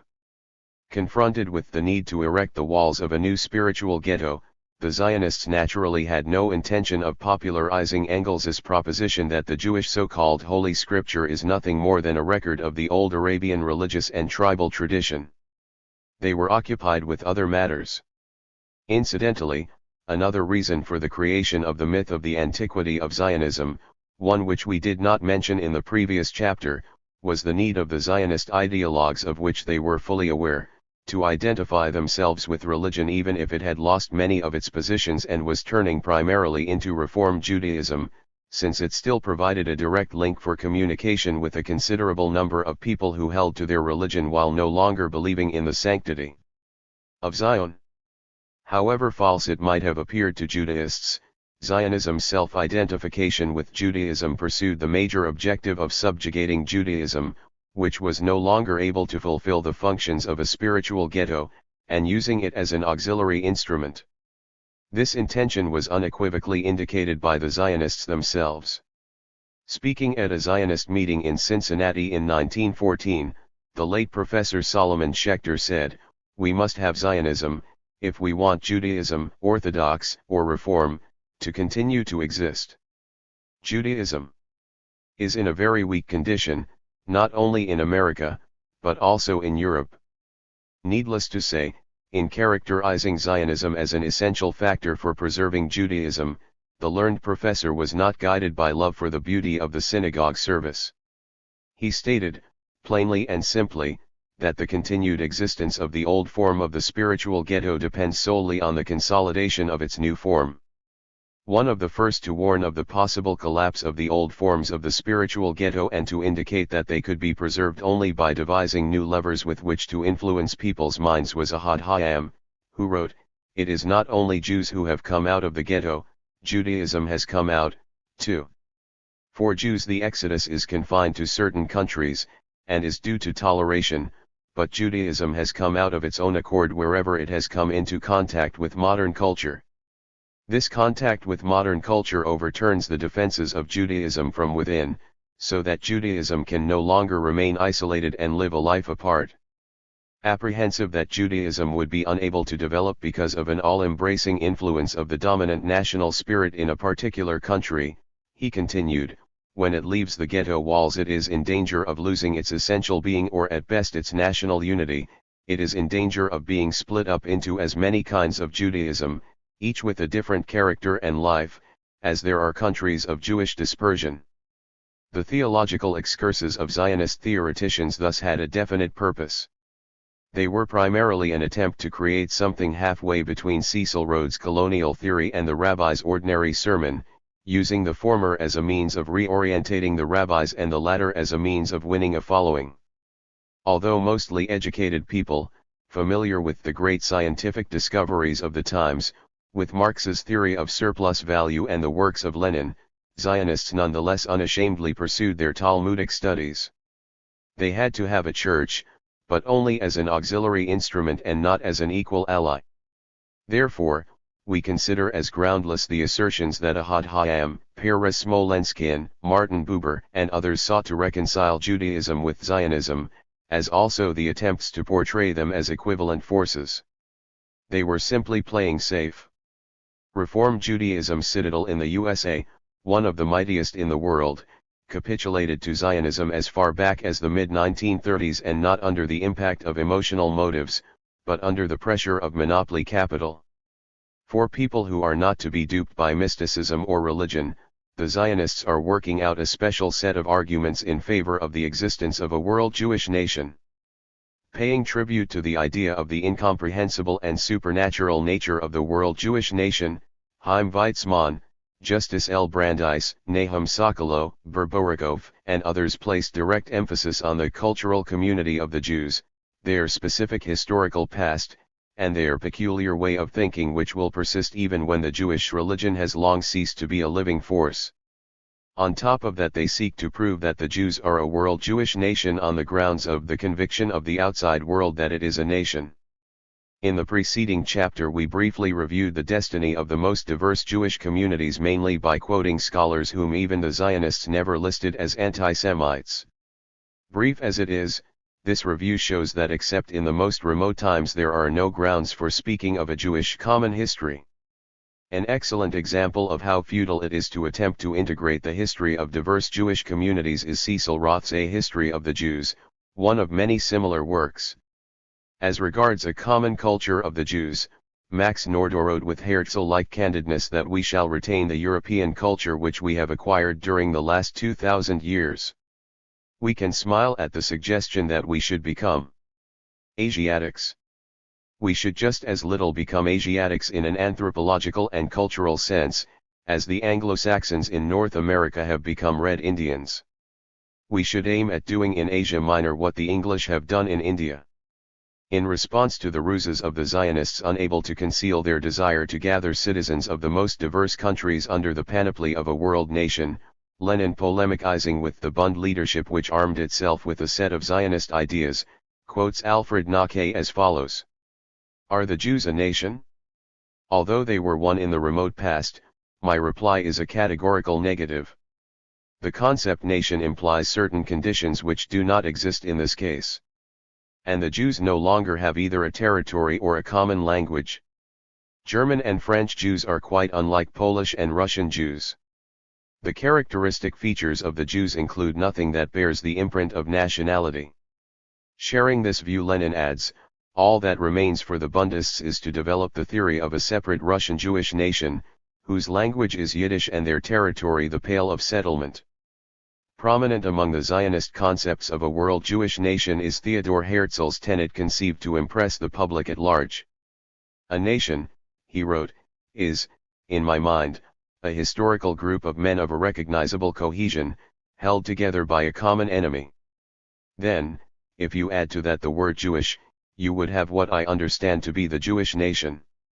Herzl apparently did not attach any importance to the question of the distinguishing features of a nation, otherwise he would have considered it necessary to elaborate it in greater detail. As regards the enemy, Herzl repeatedly stressed that it had always been and would continue to be anti-Semitism. According to Herzl's reasoning, the Jewish nation will cease to exist only when anti-Semitism disappears. but Zionists predict that anti-Semitism is eternal.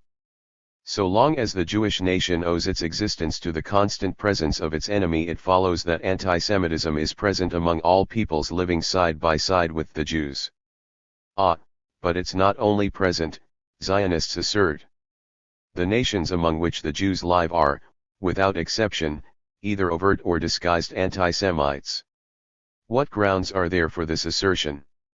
L. Pinsker reiterates that anti-Semitism is an incurable mental disease. Judophobia, he wrote, is a psychosis. As such it became hereditary, and as a disease inherited by generations over millennia, became incurable. Building a bridge to racialism, he says that in general no nation favors aliens, and since this phenomenon has ethnic roots, no nation can be censured for it. Yet, Lucien Wolfe, an English Jew, wrote that anti-Semitism was exclusively a question of European politics, and its origin was to be found, not in the long struggle between Europe and Asia, or between the church and the synagogue, which filled so much of ancient and medieval history, but in the social conditions resulting from the emancipation of the Jews in the middle of the 19th century. Zionists, however, were not even satisfied with a sweeping presentation of the matter. For them, recognition of anti-Semitism as a socially transient phenomenon would have been tantamount to testifying to the impotence of their arguments to substantiate the existence of a world Jewish nation. Therefore, Zionists endowed with high academic degrees maintained with a persistence worthy of a better cause that the one fundamental cause of anti-Semitism is that the Jew exists. Enlarging on this idea, he claimed, anti-Semitism is a bacillus which every Gentile carries with him. That was how Zionist ideologues built up the second basic concept of the new spiritual ghetto, the concept of eternal anti-Semitism. This malicious and thoroughly false concept was devised for no other reason than to blunt the class consciousness of the Jewish working people, to make them believe that the Jewish moneybags was nearer to them in spirit and aspirations than a Russian or a German worker, to counterpose Jews to all nations as being anti-Semitic, to sow mistrust and, whenever possible, to foment enmity towards the non-Jews, and to force the Jews to bend to the will of the brand new messiahs. Moreover, the concept eternal anti-Semitism proved to be so universal that it soon became an instrument for all those who for one reason or another wanted to separate the Jewish working people from their fellows. Exposing this arch-reactionary invention, Lenin countered the Bundist attempts to accuse the Russian proletariat of anti-Semitism as follows. If, instead of flying into a foolish and comical rage at the Ekaterinslav Committee, the Bundists had pondered a bit over this question and had consulted, let us say, Koskai's pamphlet on the Social Revolution, a Yiddish edition of which they themselves published recently, they would have understood the link that undoubtedly exists between anti-Semitism and the interests of the bourgeois, and not of the working class sections of the population. If they had given it a little more thought, they might have realized that the social character of anti-Semitism today is not changed by the fact that dozens or even hundreds of unorganized workers, 9/10 of whom are still quite ignorant, take part in a pogrom. The Ekaterinslav Committee has risen up against the Zionist fable about anti-Semitism being eternal. By making its angry comment, the Bund has only confused the issue and planted in the minds of the Jewish workers ideas which tend to blunt their class consciousness. Zionists have always attached the greatest importance to implanting the idea that anti-Semitism is eternal in the minds of the Jewish working people. The senile Yahweh and his remiss messenger, evidently disinclined to make his appearance, could not in modern times fully live up to hopes placed in them. This being the case, they turned to anti-Semitism, the persecution of the Jews, making it their true God, their real hope for success and Zionism's sole stake in life. Even before the appearance of the World Zionist Organization and the Jewish Colonial Trust, Herzl had already entertained the following thought: it will hardly require much effort to activate the movement. The anti-Semites are taking care of that. Testifying before the Royal Commission on Alien Immigration, which sat in London in 1902, Herzl, in reply to the question what could force the Jews to leave their countries and set up a Jewish state, stated, "The anti-Semites." Not only did the Zionists' reasoning create the impression that they regarded anti-Semitism as a boon, the Zionist leaders themselves unequivocally announced that anti-Semitism was useful, thus paving the way for a deal with the anti-Semites which has never been violated since the establishment of the Zionist International Corporation. In Paris, wrote Herzl in his diaries, I achieved a freer attitude toward anti-Semitism, which I now began to understand historically and to pardon. Above all, I recognized the emptiness and futility of trying to combat anti-Semitism. However, anti-Semitism, which is a strong if unconscious force among the masses, will do the Jews no harm. I hold it to be a movement useful for the development of Jewish character. Herzl, who even in his dreams ruled out the possibility of the victory of socialism in any part of the world, frankly wrote about the usefulness and permanence of anti-Semitism, unaware of the efforts which subsequently the Zionist propaganda machinery would have to exert to keep the stillborn canard about Zionism being a reply of the Jewish toiling masses to anti-Semitism and pogroms on the wing. The builders of the new spiritual ghettos, however, were not content with merely proclaiming the Jews a chosen people, an incomprehensible, awesome, world Jewish nation, and qualifying as anti-Semites all peoples among whom Jews live. The Zionists erected another fortress in the form of a thesis of the racial purity of the Jews and, exploiting the idea of Judaism, sought to percolate it into the minds of their audiences. L. Pinsker pushed his idea about the nobility of the Jewish race. Like the Negroes, like women, he wrote, the Jews have still to be emancipated. And it is worse for them because in contrast to the Negroes they belong to a noble race. Nahum Sokolow was even more blunt. Absolute purity does not exist, he wrote, but relatively the Jews are doubtless the purest race among civilized nations. Not only national, but even racial peculiarities are denied to the Jews by modern scientific investigators, Lenin emphasized. But the Zionists stubbornly ignored or misrepresented all that could impede their corruptive activity. As educated people they realized that to achieve their objectives they had to stake on ignorance, fear, and chauvinistic ambition. The Jewish bourgeoisie created Zionist ideology for the purpose of breeding base feelings and instincts. In a public statement in 1897 Max Nordau characterized the Jews as more industrious and more able than the average European, not to speak at all of the inert Asiatic and African. We might boast of some good qualities which do not pertain to any other nation to the same extent. This is a Zionist statement of the 1899 type. It will be recalled that the Nazi ideologues formulated something similar at the beginning of the 1930s. The purest race, the exclusive world Jewish nation created by God and doomed to eternal anti-Semitism, was to hear a great deal more from Zionist leaders. In vain are we loyal and sometimes even overzealous patriots, wrote Herzl, in vain we offer the same sacrifices in blood and property as do our compatriots, in vain we are endeavoring to glorify our respective countries in arts and science and to augment their riches by commerce and exchange. Herzl is clearly proposing that citizens of Jewish origin residing in different countries should drop their patriotism and further the Zionist cause by acting according to the anti-Semitic thesis that Jews are an alien element in every state. This blunt suggestion caused a certain amount of apprehension among Herzl's adherents. Nahum Sokolow hastily advanced a thesis of what might be called the dual position of the Jews. We Jews are true citizens of the states to which we belong. All interests of the country are also ours. We have no single interest which is opposed to any interest whatsoever of our country. The Jewish national idea is not merely a historical tradition, it is a program for outward as well as inward use. Outwardly it manifests itself in an energetic struggle for its own existence. Inwardly as a union of the Jews of all countries, rights, grades of culture and political parties on all questions which affect Jews and Judaism.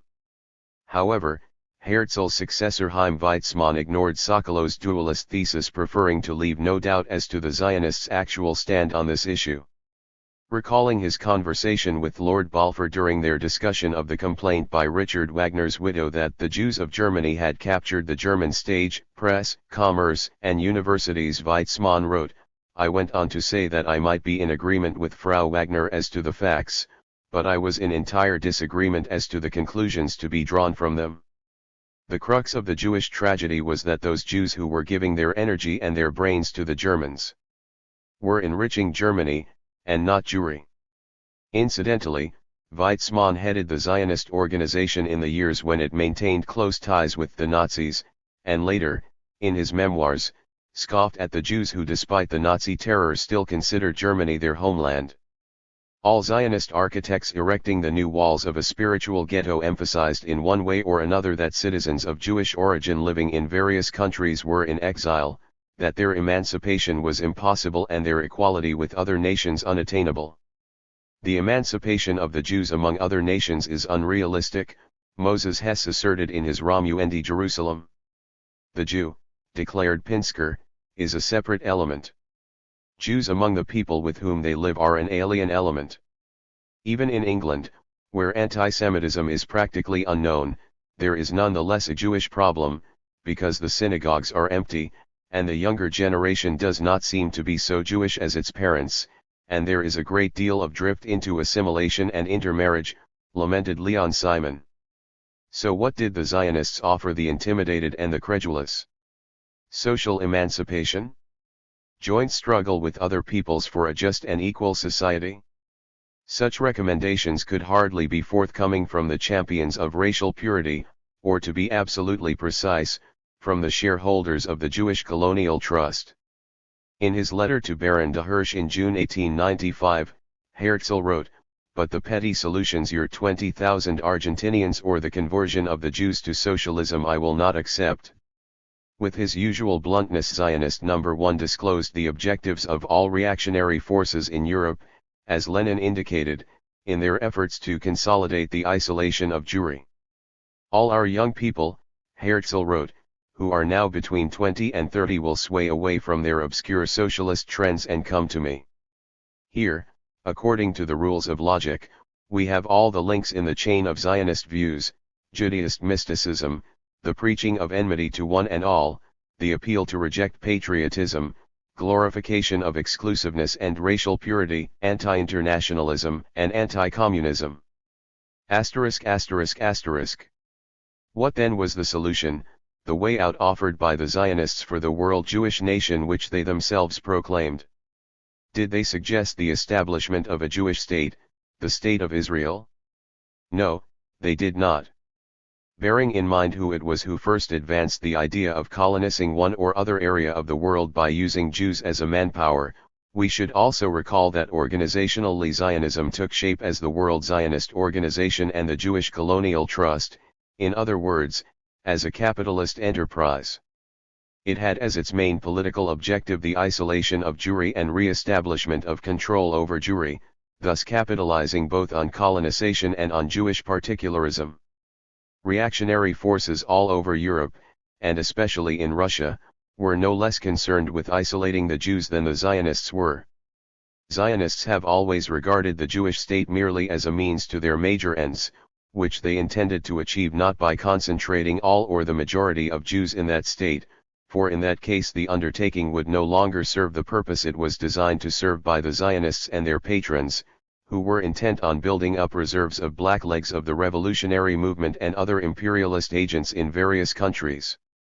The Zionists intended to set up a center through which they would be able to influence the periphery, and until the outbreak of revolutionary events in Russia, they attached no fundamental importance to exactly where the center should be formed. Now for a few examples of the plans for a center and a periphery. L. Pinsker considered that the migration of Jews to a national Jewish center should be limited, the number of Jews in each country should decrease only to the extent required by the economic conditions of the native population. He made the point that a universal resettlement of the people was, of course, absolutely out of the question. According to Ahad Hayam, the Jewish state was essential merely as a moral factor. He asserted that the national ego of the Jews required a spiritual and cultural center which would be a link between the scattered communities of the Jewish people and by its spiritual influence would stimulate their efforts to build a new national life. Moreover, he believed that there should be no hurry to establish a state but that it was essential to set up an ideological center. Then from this center, he wrote, the spirit of Judaism will go forth to the great circumference, to all the communities of the diaspora, and will breathe new life into them and preserve their unity. In this connection Nahum Sokolow observed, Zionism strives solely for the recognition of the national character of the Jews, since they are an ethnic, historical, and cultural community in the diaspora, and also in view of their common aim of bringing about a full-scale revival of national life in the land of their fathers. To this day all attempts to veil and conceal the auxiliary role of the idea of a Jewish state have been confined to allegations that Herzl, the principal originator of the Jewish state teaching, had never mentioned the things so clearly intimated by Pinsker and Ahad Hayam. Having synthesized the aspirations of all Jews, Herzl allegedly called for a complete exodus of all Jews from the countries of their exile and their settlement in one center. Once again, however, this is just not true. While posing as a new Moses calling for a general exodus from Egypt, in his private diary Herzl admitted that what he proposed was no more than the regulation of the Jewish problem, and not in any sense the emigration of all the Jews. Since the idea of the Jewish state was merely instrumental, auxiliary in character, the question of where the center of influence would be established was, we repeat, a matter of slight importance for the Zionists. We do not necessarily have to settle where our state life was once crushed and destroyed, wrote L. Pinsker. We need nothing more than that a strip of land should become our property. To it we shall transfer our Holy of Holies, which was saved when our old homeland was destroyed, the idea of God and the Bible, because it was they, and they alone, not the Jordan or Jerusalem, that made our homeland a holy land. If the powers agree to grant the Jewish people sovereign rights in a neutral country, the society would commence negotiations concerning the country to be chosen. The imperialist powers, whose interest lay in the acquisition of some particular colonial bridgehead or other, adopted a far more serious approach to this question. At the beginning of the 19th century some sections of the English bourgeoisie were for stepping up the colonization of Uganda, which then included part of present-day Kenya. And once again it was none other than Herzl who, dwelling on the issue at the Sixth Zionist Congress, declared, "I have no doubt that the Congress, as representative of the Jewish masses, will accept this proposal with warm gratitude. The proposal is to set up an autonomous Jewish colony in East Africa with Jewish administration, a local Jewish government headed by a Jewish high official, all this needless to say under suzerain British supervision." Taking up the question of a site for a Jewish state, Chaim Weizmann wrote that the areas offered had either a very cold or very hot climate and that their development would have required decades of work and incredible expense. In other words, the projects were just not a good business proposition. It should be noted that the leadership of the Zionist Association included groups representing the interests of various imperialist powers. Zionist leader Dr. Alfred Nassig, for example, defended the interests of German imperialism, which left no stone unturned in its efforts to win influence in the Ottoman Empire. According to Dr. Moshe Sna, an Israeli political leader, Dr. Nassig with the backing of Kaiser Wilhelm II founded an independent colonial company for settling Jews in the Ottoman Empire, outside of Palestine. Two main factors influenced the eventual choice of a site for a Jewish state. The first was the struggle between various groups of Zionist leaders representing the interests of the British, French, and German imperialists. How acute this struggle was, even over what appeared to be secondary issues, had been described by Chaim Weizmann. Shortly before the First World War, Vysotsky, Russia's tea magnate, built a technical college for young Jews in Haifa.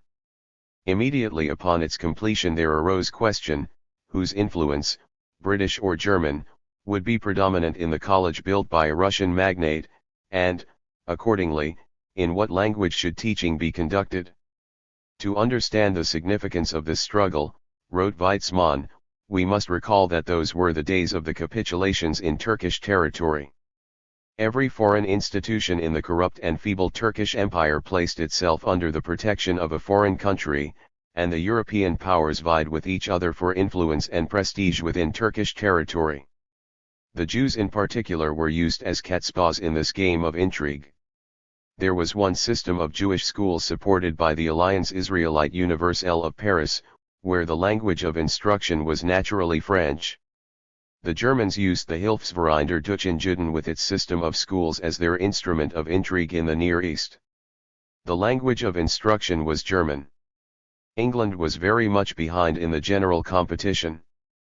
Weizmann further notes that the Haifa Technical College was placed under the protection of Dr. Zimmermann, a Kaiser Jew. German became the language of instruction, and during the voting Weizmann found himself in a minority of one. In the long run, the struggle of Zionist leaders was won by the pro-British group headed by Weizmann. This happened after a group which had long had its eye on Palestine came to the fore in British ruling circles.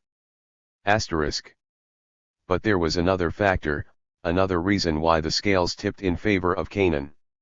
In June 1905 Lenin wrote, "An uprising and armed barricade fighting in Lodz, a bloody affray in Ivanovo-Voznesensk, general strikes and shootings at workers in Warsaw and Odessa, the ignominious end of the Zemstvo deputation farce. Such are the major political events of the past week. The proletariat has been in a constant state of unrest, especially since the 9th of January, never giving the enemy a moment's respite. It is keeping up its offensive mainly in the form of strikes, while avoiding direct clashes with the armed forces of Tsarism and preparing its forces for the great and decisive battle." Revolutionary forces were rapidly gathering momentum in Germany and Eastern Europe, where the overwhelming majority of Europe's 8,500,000 Jews were living. Russia's multinational proletariat, as Lenin wrote, was preparing for a great and decisive battle. Jewish workers were fighting side by side with the Polish workers on the barricades at Lodz. In defiance of the separatist, nationalistic position of the Bundist leaders, Jewish working people in Russia increasingly gravitated towards the Russian Social Democratic Labour Party headed by Lenin, and more of them joined Russian, Ukrainian, Belarusian, and Polish workers in their revolutionary activity. It is likewise common knowledge that in their struggle against the revolutionary movement of the people, the reactionary forces in Eastern Europe, and particularly in Tsarist Russia, staked heavily on fanning national enmity and incited clashes between workers of different nationalities. Jewish pogroms were an element in this counter-revolutionary activity of the forces of reaction. In these conditions, Zionist leaders and their allies decided that the Palestinian alternative was more acceptable for them in view of Palestine's symbolic religious appeal. They believed, as did Nahum Sokolow and Rabbi Mohil, that the colonization of Palestine was recommended as a religious duty and that religion should therefore be a leading factor. But they had a rather peculiar understanding of this factor. They calculated that the anti-Semitism of the counter-revolution, which Herzl said was useful for the development of the Jewish character, would force a part of the Jewish population to flee Eastern Europe. And the Zionists, who staked exclusively on counter-revolution, hoped that by exploiting the religious symbol of Palestine they would be able to direct the flow of pogrom victims to the area of the Suez Canal. But the great expectations of the leaders of the Jewish Colonial Trust came true only to an insignificant degree. Their colossal outlays on hectoring the Jews into emigrating to Palestine produced but slight results. Refugees from the counter-revolution began to pour not into the Middle East but into the USA, where the number of Jews increased from 986,000 in 1897 to 4,500,000 by the mid-1920s. In the same period the number of Jews in Asia increased by a mere 200,000, from 400,000 to 600,000. How did the Zionists portray the projected Jewish state to the Jewish working people? There everything should be organized as here, if possible, declared Theodor Herzl. He had no intention of creating illusions concerning the nature of the state conceived by the Zionists for the Jewish masses.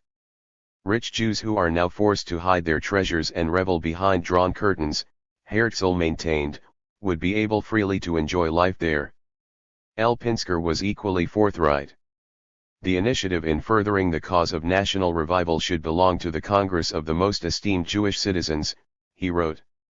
Our best forces are the financiers, scientists, and practical people. He also made the following point, and only this directorate with the company of capitalists, as the founders of a joint stock society to be formed later, must buy a strip of land. A most striking feature of the Zionist theoretical heritage, and one that is made extensive use of by present-day Zionist leaders, is its malleability. They have always pursued only two basic objectives: re-establishment of control over Jewry and profiteering. These are the constants, so to speak, of their world outlook. As for ideological or moral and ethical principles, their stand on this matter has always been purely one of ensuring for themselves the greatest variety of versions of these principles which could be unscrupulously applied as best suits any contingency in a changing world. Maximum brazenness and minimum logic. This formula of Lenin's referring to the Bund is even more applicable to the Zionist leaders. In his Auto-Emancipation L. Pinsker writes, the only correct and realistic way out of the situation would be the creation of a Jewish nation of people living on its own territory. I.e., the auto-emancipation of the Jews, their emancipation as a nation among nations through the establishment of their own national home. Ahad Hayam stressed that after the spirit of Judaism has developed to the highest degree of perfection in the national center, it will produce men in the country who will be able, on a favorable opportunity, to establish a state. The father of Zionism, Theodor Herzl, wrote a book, The Jewish State, to prove that it was essential to create a state, as the sole solution to all problems of the world Jewish nation. At the same time, Nahum Sokolow categorically stated, it has been said, and is still being obstinately repeated by anti-Zionists again and again, that Zionism aims at the creation of an independent Jewish state. But this is wholly fallacious. The Jewish state was never a part of the Zionist program. Hess, Pinsker, Herzl, and Weizmann, as we have seen, proceeded from the concept of the eternity of anti-Semitism, from the circumstance, as Weizmann insisted, that the fundamental cause of anti-Semitism is that the Jew exists. Simultaneously another stand was worked out. Ahad Hayam speaks of the Jewish question as having a different content in East and West, and says that in the West it is a product of anti-Semitism, and is dependent on anti-Semitism for its existence. While in the East it is a natural product of a real link with the culture of thousands of years, which will retain its hold even if the troubles of the Jews all over the world come to an end, together with anti-Semitism, and all the Jews in every land have comfortable positions, are on the best possible terms with their neighbors, and are allowed by them to take part in every sphere of social and political life on terms of absolute equality. We have already noted that alongside demands to cast off any and all allegiance to their countries, to throw patriotism overboard, the Zionists elaborated a concept of dual patriotism. Some of them maintained that the Jews were a world nation whatever the view of the people they lived among. Others declared grimly that on the strength of public opinion the Jews were a world nation, and so forth. A time to cast away stones and a time to gather stones together, a time to embrace and a time to refrain from embracing, a time to love and a time to hate. Asterisk. In keeping with this biblical logic, the ideologues of Zionism are devising a series of controversial conceptions enabling them in all circumstances to put a good face on any matter. The birth of Zionist ideology was also the beginning of its crisis. This ideology became bankrupt long before the formation of the State of Israel, whose existence only serves as a fuller and more forceful demonstration of the poverty of Zionist theoretical pretensions. Zionist ideas reflected nothing more than the desire of the Jewish bourgeoisie to regain control over the disintegrated Jewish communities. These ideas did not rest on the objective laws of development of class society of which the Jewish communities formed an intrinsic part, but on the subjective intention of the reactionary forces to retard the fusion of the Jewish working masses with the working people of other nationalities. Consequently, Zionist ideology was bound right from the outset to become an outlook based purely on practical requirements. As we have already remarked, Herzl was up in arms at the mere mention of socialism. His disciple Max Nordau regarded socialism as a symptom of decay of the same order as nihilism and anti-Semitism. But just a few years after the establishment of the World Zionist Organization, when the process of modernization of biblical testaments was at its height, the Zionist Corporation made an effort to appear before the Jewish working people, particularly those of Eastern Europe, in a revolutionary, socialist garb. The Jewish state must be a socialist state if it is to be realized. Zionism must fuse with socialism in order to become the ideal of the entire Jewish people, of the proletariat, of the middle class, of the intellectuals, as well as of the idealists, writes S. Lavenberg. Fusing with socialism, Zionism can be raised to a great national passion. The hope for a Messiah, always the basic sentiment of the diaspora Jew, will be converted into a political fact. Such an unnatural turn, above all from the viewpoint of the founders of Zionism, was dictated by practical necessity. Because of the structure of Jewish economic life, wrote H. M. Satcher about the first decade of the 20th century. The socialism of the cities proved to be the principal magnet for politically minded Jews. The revolutionary movement in 1905, wrote Maurice Edelman, the author of Ben-Gurion's political biography, was a movement of protest against the way the people were denied elementary human rights. The principles of this movement also embraced Jewry. These statements were indirect recognition of the patently obvious fact that the mounting tide of the revolutionary movement in Central and Eastern Europe was sweeping up. Increasing numbers of Jewish working people, while the Zionist ark and its not too numerous dwellers were left high and dry on the rocks. It was these circumstances that forced the Zionists to hasten the elaboration of theories of Zionist socialism or socialist Zionism. And one of the first to try his hand in this field was our old friend Nahum Sokolow. He began in a very un-Zionist way by making a class analysis and recognizing the role played by the working people. He also advanced the theory that the Jewish working people may be divided into two categories, one nationally indifferent category with which class interest alone carries weight and another which could be classified as nationally firm. The latter occupies a very distinctly noticeable separate position, although it holds together with other workmen in the struggle for higher wages and general improvement of living conditions. Calling upon the Zionists to consolidate their positions among the workmen of the second category and through it infiltrate the first, Sokolow wrote, the workmen if they became Zionist would, so to say, constitute the solid effective force which could be relied upon at any moment. Continuing, he asserts, the Jewish workmen are the natural allies of Zionism, but they will become the actual and cooperating allies only through independent workmen organizations. Conceding, even if indirectly, that Zionism is alien to the working people, he laid special emphasis on the need to work unceasingly to split the working class. Although it is not out of love for Zionism that the Jewish workmen feel nationally, he wrote, they may yet in time become national even in a Zionist sense. And that through the natural community of interests, passing from the unconscious to the conscious. In other words, Sokolow was trying to say that it was no use waiting for things to drop into your lap and was summoning the Zionists to work with the utmost persistence to split the ranks of the Jewish workmen, thus isolating them from the general army of workers fighting for their emancipation as a class. To the principle of evolution Zionist Judaism also holds fast. He added. Another well-known theoretician of Zionist socialism was Berborikov, who wrote, mankind is divided into nations and classes. Nations existed before they were split into classes.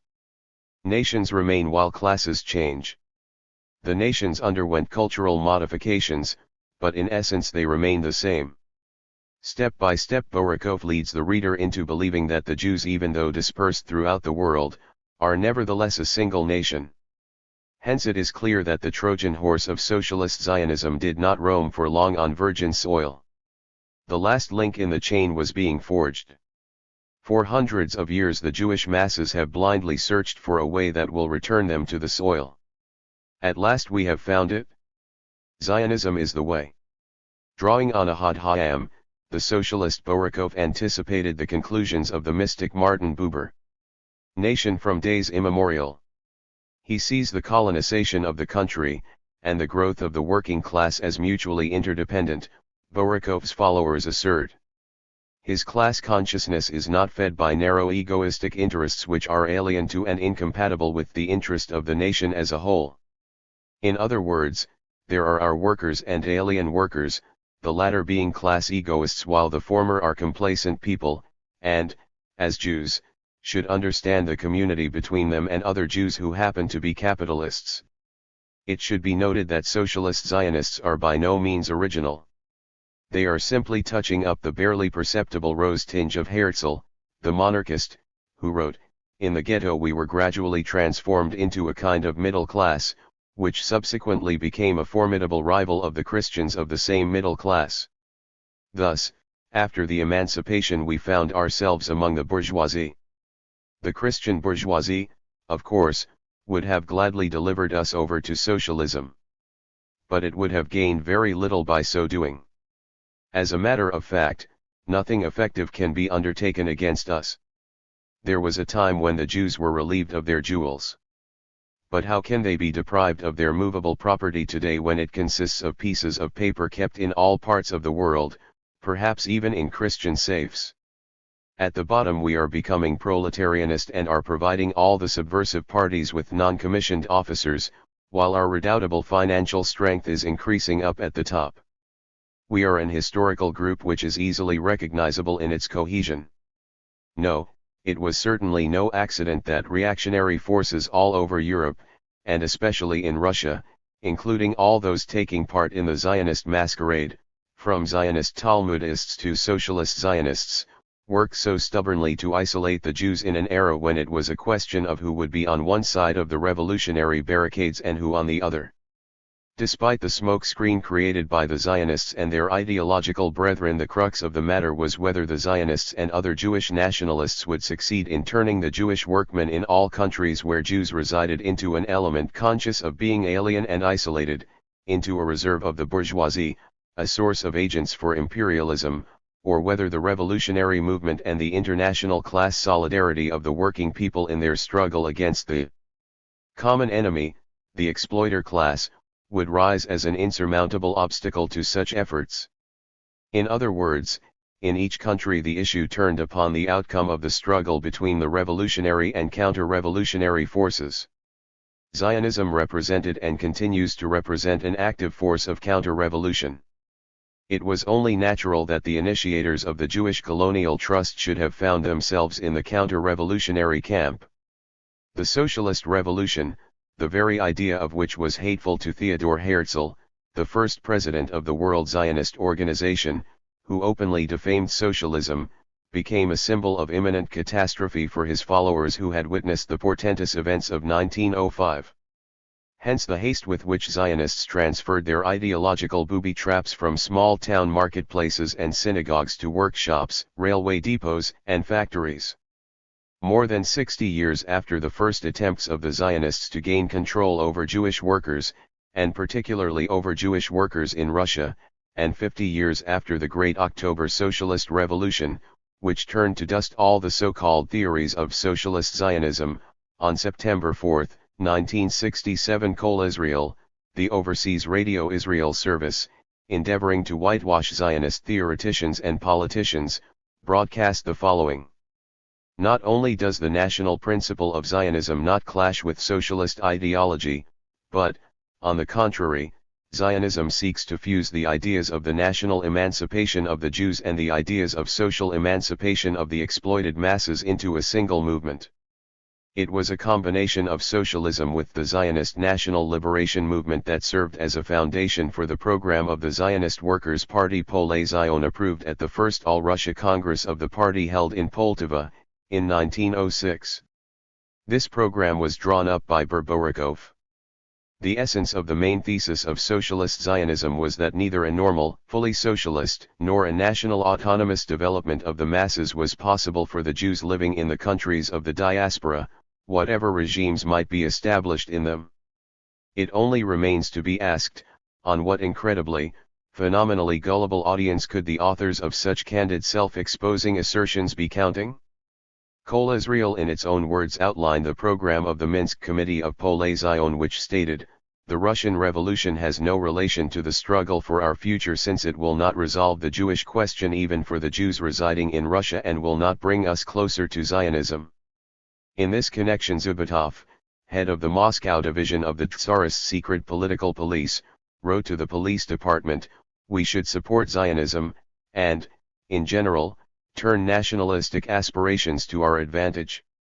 Defining the activity of Polei Zion, which the Zionists, on the basis of Borikov's ideas, had turned into an international organization, the Executive Committee of the Communist International pointed out, the theme of Palestine, the attempt to divert the Jewish working masses from the class struggle by propaganda in favor of large-scale Jewish settlement in Palestine, is not only nationalist and petty bourgeois but counter-revolutionary in its effect. On May Day 1895, Martov, a future Menshevik leader, without professing to be either a Zionist or a Palestinophile, propounded the following ideas in his address: "In the first years of our movement we expected everything from the movement of the Russian working class and regarded ourselves merely as an appendage to the general Russian movement. Having placed the mass movement at the center of our program, we should have adjusted our propaganda and class agitation accordingly, i.e., we should have made them more Jewish." Continuing, Martov emphasized that the Jewish working class is a sufficiently tight-knit mass which, when organized, will come to represent a formidable force. We must bear in mind that in its class development the Russian working class will encounter such obstacles that each step forward will require tremendous effort. This being the case, it is clear that when the Russian proletariat will have to sacrifice some of its demands in order to attain a particular objective, it will prefer to sacrifice those demands which pertain exclusively to the Jews. On the basis of his own inventions, Martov arrives at the following conclusion: that is why we must resolutely admit that our objective, the objective pursued by the Social Democrats operating in a Jewish environment, is to create a special Jewish workers' organization. The leadership of the Bund, which was founded in 1897, zealously disputed Martov's priority in promoting separatist ideas of isolating the Jewish working people, by referring to earlier examples. As regards the Zionists, they were in general unable to countenance any rivalry with Com and had their views voiced by one of their prominent leaders, Vladimir Jabotinsky, the preparatory class in a model header of Zionism. To continue our pedagogical parallel, is the objective historical role of the Bund in the Jewish working class movement. The Bund and Zionism are not two sprouts from the same root, they are a big trunk and one of its shoots. When a future scholar writes a coherent history of the Zionist movement, there will be a chapter in his work which will perhaps attract the particular attention of the readers. It will begin with a repetition of Pinsker's thoughts and end with the first proclamation of Poale Zion. This chapter will describe an episode in Zionism and it will be headed "The Bund." Pointing to the danger of the attempts being made with increasing frequency to isolate the Jewish working people, Lenin addressed the following words to Jewish workers in 1905. "The conditions under which the class-conscious proletariat of the whole world lives tend to create the closest bonds and increasing unity in the systematic social democratic struggle of the workers of the various nationalities. In Russia, the workers of all nationalities, especially those of non-Russian nationality, endure an economic and political oppression such as obtains in no other country. The heavier this yoke, the greater the need for the closest possible unity among the proletarians of the different nationalities, for without such unity a victorious struggle against the general oppression is impossible." Lenin's idea that the Jews suffered and struggled equally with other oppressed national groups, nationalities, and nations was not calculated to suit the Zionists, who used the principle of exclusiveness as the foundation for their ideological theoretical structures, beginning with the divine origin of the world Jewish nation and ending with assertions about the need to build our own socialism. Thus, by the beginning of the 20th century, the Zionists already had all the colors lined up on their ideological palette. Hiding their favorite gamut of dark hues under their cloaks in anticipation of the great revolutionary developments, the Zionists frantically daubed the facade of the Jewish colonial trust with red paint. But they were short of both paint and spirit, and anyway time moved too swiftly for them. It was already 1917. Caution Zionism. Chapter 3. Roofless Labyrinth.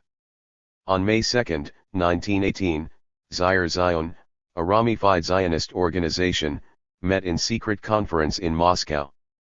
The conference was attended by representatives from Petrograd, Moscow, Vitebsk, Voronezh, Vologda, Rybinsk, Saratov, Astrakhan, Irkutsk, Orel, Kazan, Tula, Kozlov, Kalyuga, Dubrovka, Tambov, Borisoglebsk, Livny, Kinchma, Yelets, Samara, and Ryazan. A report was delivered whose theses had been carefully discussed and approved in advance. The basic issue of Russia's policy is that of the Russian Revolution. The experiments of the socialist revolution are Bolshevik experiments in the sphere of industry, finance, state economy, foreign policy. The results of these experiments are the collapse of the state, economic decline, and strong reaction in the West. The position of the Jewish people is economic deterioration and impoverishment of middlemen, traders, employees, and artisans as a result of requisitions in the occupied regions of Russia, with the same thing happening in socialist Russia as a result of Bolshevik experiments which are killing trade, industry.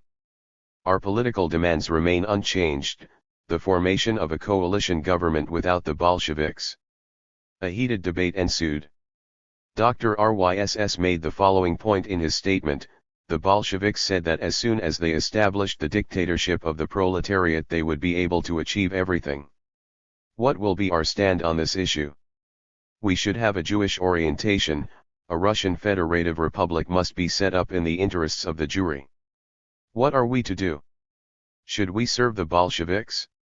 Yes, we should, for it would not be a political recognition of their rule, but a question of bread. Another speaker, one Leslin, said, so far Bolshevism is strong, therefore it is necessary to determine ways and means of fighting it. In our daily activities we constantly come up against Bolshevik institutions.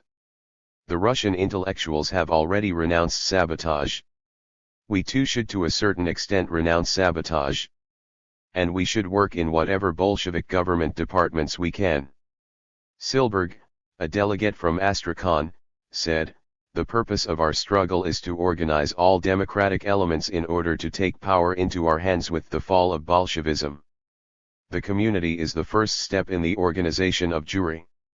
Thus, when the Zionists meet behind closed doors they lose all interest in discussing questions connected with the holiness of Zion, biblical testaments on loving thy neighbor. Hatred for internationalism, Soviet rule, and Lenin's party was the pivot of all their sentiments in the period of the October Revolution, while the elaboration and implementation of concrete methods of struggle against communism stood at the center of their practical activity. It could not have been otherwise with people in whose credo socialism was characterized as follows: never in the course of its long history had Jewry such an enemy. For Jewry, for the Jewish national idea, socialism is a mortal foe. Socialism is all the more dangerous because its bitter pill is lavishly sugared, because it comes to the unfortunate Jewish people in the guise of a friend and deliverer. It tells them, come you, the underprivileged, and I shall deliver you. But socialism is not such a platonic altruist, it demands compensation for its labors. What does it require of the Jews? Ask the authors of the document. A great deal. First, it demands flesh and blood sacrifices. Socialism is preparing to overthrow the existing system by force, and such upheavals are inconceivable without bloodshed. Socialism has inscribed on its banner the words, the history of mankind is the history of class struggle, i.e., it views crude materialism, the call of the belly, as the sole factor of history, an almost exclusive code of life. Whatever form, international or national, socialism might crystallize into, it is equally fatal. Yet, if Jewry is to be capable of further historical existence, it will have to develop in itself an antidote to the venom of socialism. And that is exactly what has happened. Raised among the Jews of the world, the movement known as Zionism is that antidote. Zionism is creation, revival; socialism is destruction, corruption. Zionism is peace; socialism is enmity. Zionism is the unification of the whole of Jewry; socialism is the struggle of one class against another. Zionism needs a modern system; socialism raises its sword against the system. Socialism blocks the path to Zionism. Hence, Zionism and socialism are not merely two mutually repellent poles, but two elements, one completely ruling out the other. Zionism is needed wherever there are Jews, and it is essential where there is ferment in the minds of the Jews. The Zionists were quite happy to maintain contacts with the Russian Tsar Nicholas II, through his ministers Plavey and Stolypin. Herzl successfully negotiated with Pleve, as did his successor Wolfson with Stolypin. The demands advanced by the Zionists suited the counter-revolutionary governments both of Prince Lvov and the socialist revolutionary Kerensky perfectly. According to Sokolow, the Seventh Conference of Russia's Zionists, held in Petrograd in 1917, unanimously supported Kerensky against his enemies and expressed solidarity with the cause of colonizing Palestine. The only thing that did not suit the Zionists in Russia was Soviet rule, the new social and state system established under the guidance of Lenin and the Bolsheviks, which did away with the exploitation of man by man. This system did not suit the Zionists any more than it suited their imperialist patrons. Once the lifeline of the British Empire was threatened by a revolutionary communist state to the north, Richard Crossman wrote in A Nation Reborn, British governments were bound to reassess the value to them of the Jewish national home. On November 17, 1917, Kiev Zionists received an urgent dispatch from Petrograd which read, "We have much pleasure in conveying to you the text of the declaration released by the British government on November 10, which we have received today from representatives of the Zionist organization in London. Here is the text, word for word. His Majesty's government view with favour the establishment in Palestine of a national home for the Jewish people. The noble act of the British government opens a new era. Herzl's behest is being realized. Bring this declaration to the knowledge of the Jews of your region, organize meetings, adopt resolutions. Cable. Merkaz." That was how the Petrograd Merkaz * informed the Kiev Zionists about the Balfour Declaration issued by the British government in November 1917, that is, simultaneously with the opening of intensive talks between the British and other imperialist governments concerning military intervention against the young Soviet Republic. Shortly after, the Kiev Zionists had received instructions from the Centre in London on measures to be taken in connection with this clear statement of Britain's firm intention of gaining possession of all regions adjoining the Suez Canal by any means possible. A notorious adventurist, Vladimir Zhabotinsky, made his appearance in the Ukraine. A poet from Russia, Zionist, and agent of a number of powers, large and small, Zhabotinsky had only recently won the absolute trust of the British by organizing together with a certain Trumpeldorf a Zionist legion which had moved in with the British troops to occupy Palestine. According to Kornea Tchaikovsky, who edited Colonel Patterson's book and wrote the preface to it, the British professional colonialists were very pleased with the efforts of their henchmen. "We, naturally, were interested only in those chapters," Tchaikovsky wrote, "which dealt with volunteer Zionist detachments that had joined the British Army to win back Palestine. Patterson is not a Jew, but a pure Anglo-Saxon. He is an experienced military man and an authority on all kinds of combat. He learned his trade all over the place. In India, in South Africa, in Uganda, in the Klondike. Therefore his praise for the fighting qualities of the Zionists carries special weight." Vladimir Zhabotinsky, one of the inspirers of some of the most decisive moves in support of the British occupation of Palestine, was hastily sent to the Ukraine to establish contact and cooperate with the leader of the Ukrainian counter-revolution, Petlura. Let us make a short digression.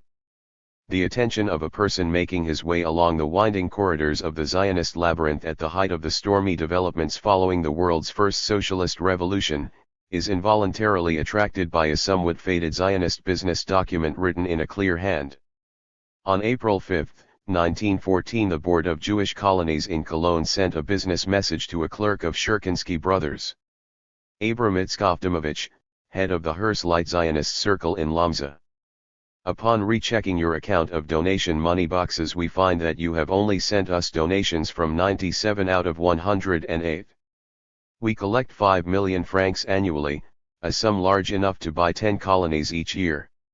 We said long ago, in 1911 and 1912, that Russian Jews had been zealous and that we were grateful to them. But despite their efforts, they could have made a still greater contribution to the cause lately, since, according to our information, we know that about 1,000 towns in Russia have not started paying. Although many towns, for example, Vilnius, Zhytomyr, Kovno, and Riga, are paying, their contribution is very small. We derive our biggest income from Russia. But compared with the size of the Jewish population of Russia and that in other countries, she gives us very little, and if we took all countries according to the number of Jews in them and the income we get from them, Russia would come 19th on the list. Our total income from Russia amounts to 2 kopecks from each Jew, i.e., if all the money collected in Russia is divided by the number of Jews living there, the figure will be 2 kopecks from each. Here is another document, a general list of revenues received by the World Zionist Organization for 1913 in German marks. And so forth. The International Zionist Corporation clearly understated its income, but even the above figures clearly show that the nationalization of the means of production on a sixth part of the world which had formerly paid a large tribute, and the triumph of Lenin's principles in the nationalities policy of the young Soviet Republic had dealt a severe blow to the Jewish colonial trust in London and the Zionist leaders who always relied on anti-Semitism in all their plans. Yes, the October Revolution had a devastating impact on the international Zionist concern and, accordingly, Zionism henceforth concentrated its efforts on attempting to overthrow the Soviet state. Zionists participated in the governments of Denikin, Hetman Skoropadsky, and Petlura * and were busy forming Zionist military units which fought against Soviet Russia. Incidentally, from 1918 to 1921 the counter-revolutionary bands of Denikin, Petlura, Bulak-Bulakhovich, and Makhno organized 1,520 pogroms, during which tens of thousands of Jews were tortured or killed. This, however, was no obstacle to a firm ideological, economic, and military alliance between the counter-revolution and the leaders of the International Zionist Center. The Zionists were equally zealous in conducting subversive activities within the Soviet Republic. Besides engaging in sabotage and spying activities, they devoted serious efforts to legal forms of opposition, organizing, under a variety of pretexts, numerous societies and unions which became centers of anti-Soviet activities. A case in point is the Leningrad Jewish Aid Committee, whose predecessors were the Jewish Benevolent Society, registered with the Petrograd Gubernia Executive Committee in 1919, and the Jewish Mutual Aid Society. The charter of the Jewish Benevolent Society read, "The society has been set up to assist the indigent population of Petrograd, for which purpose it will issue interest-free loans and grants, maintain and organize Jewish kosher canteens," and so forth. So much for words. Let us take a look at its actual activities. Here is an excerpt from the record of a meeting of the Workers' and Peasants' Inspection of the Central City District held on January 10, 1930, to discuss the liquidation of the LJAC. The artels organized by the LJAC accepted merchants in arrears to the Regional Revenue Office, and not only Jews but also those of other nationalities. While undertaking to assist needy Jews, the LJAC did its utmost to help the traders by shielding them under the name of its firm from the Regional Revenue Office. The artels were headed by people wholly unacquainted with production. Iceberg, Lisman. The LJAC acted as a link with religious organizations. It fans nationalistic sentiments, engages in commerce, and has class aliens in its leadership. In 1927, I.S. Schneerson left the Soviet Union for bourgeois Latvia to assume the office of the chief rabbi of Riga. Shortly afterwards, while in Germany, he met two representatives of U.S. big business, and not without personal profit became a central figure in transferring very considerable sums of money from the U.S. subversive Zionist organization, Joint, to its agents in the USSR. The LJAC was, in effect, one of the screens masking the activity of joint agents in the Soviet Union. Years passed. The Soviet Union withstood the onslaught of external and domestic counter-revolution. The Soviet state gained strength. And the more evident it became that the plans of imperialism and its henchmen for destroying the world's first working people's state were quite futile, the more furious became the hatred of international reaction for the Union of Soviet Socialist Republics. In this, the Zionists kept their own account in a special column marked Communism. World Jewry, wrote Richard Crossman, MP, failed equally to fulfill its share of the task, the provision of 500,000 immigrants in the first few years. The main cause of this failure was, of course, The Bolshevik Revolution. Zionists had always assumed that Russia would provide the main source of mass immigration into Palestine. It will become absolutely clear why Zionists hate the Soviet Union if to the direct obligations of the Zionists we were to add a still more determining factor mentioned above, namely, the enactment of Soviet laws which stopped the flow of money from Russia into the safes of the Zionist corporation. Jewish working people actively supported the October Socialist Revolution and joined in the building of socialism in the USSR. This predetermined the crisis of Zionism, which was further aggravated following the liquidation of the Zionist underground in the Soviet Union and the refusal of many Jews to cooperate with the Zionists. In these circumstances, Zionist leaders resorted to new tactics and began to look for other ways of salvaging their enterprise. The bugbear of eternal anti-Semitism was temporarily relegated to the background to give way to new, more flexible slogans. "We have never built our Zionist movement on the sufferings of our people in Russia or elsewhere," wrote Nahum Sokolow in those years. The depleted forces of socialist Zionists closed ranks and took to elaborating new theories. Burl Locker, a representative of this chosen detachment of the Zionist Guard, formulated the thesis, in socialist society especially, our nation would be unable to bear its homelessness, and we should earnestly strive with all our strength to build up our national center in Palestine. Backed by representatives of major imperialist financial associations, the Zionist concern set up a number of organizations especially for the purpose of conducting massive anti-Soviet propaganda to discredit the idea of socialism, and also to build up inside the socialist state a section of liberal intelligentsia whose freedom of thought would be nothing more than readiness to accept thoughts furnished from abroad and to present them as their own. In 1921 the Jewish Telegraphic Agency was simultaneously established in Britain and the USA. Its organizers were Jacob Landau, a Zionist capitalist, and the journalist Meir Grossman. The views of the former were determined by his wealth, those of the latter by his love for wealth. Grossman edited Zionist newspapers and magazines between 1913 and 1916 in Berlin and Copenhagen, in 1917 in Kiev, and from 1919 to 1931 in London. In 1933 he came to the conclusion that the super-reactionary extreme faction in the World Zionist Organization led by the social chauvinist Jabotinsky did not fit the bill and created another one, the Jewish State Party, to uproot communism in Zionism. The functions of the Jewish Telegraphic Agency more than conformed to the biographical characteristics of its founders. The representative of the agency and its Zionist leaders in Austria was Grossman's adherent Robert Stricker, a close friend of Nahum Goldman, former official for Jewish affairs of Kaiser Germany's foreign ministry. Stricker and Goldman often got together, talked, lamented the decline of the prestige and influence of German Zionists in the International Zionist Corporation and discussed how they could re-establish their influence. In these conversations they frequently mentioned one Stephen Wise, who created a great Zionist faction in 1929 and gained notoriety by his malicious anti-communist utterances.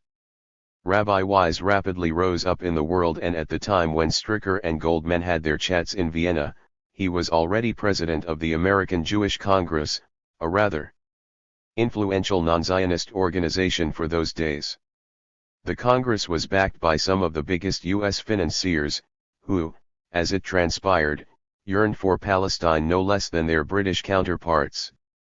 In view of the disappointment of part of the British ruling circles with the Zionist Corporation for its failure to do its bit, intrigues among the leadership of the Zionist concern, the sharp decline in the flow of funds into the Zionist treasury, and above all, the refusal of a considerable number of Jewish workers to cooperate with Zionism, Zionist circles conceived the idea of establishing a world organization ostensibly having nothing in common with Zionism and functioning solely under the slogan of defense of the rights of world Jewry.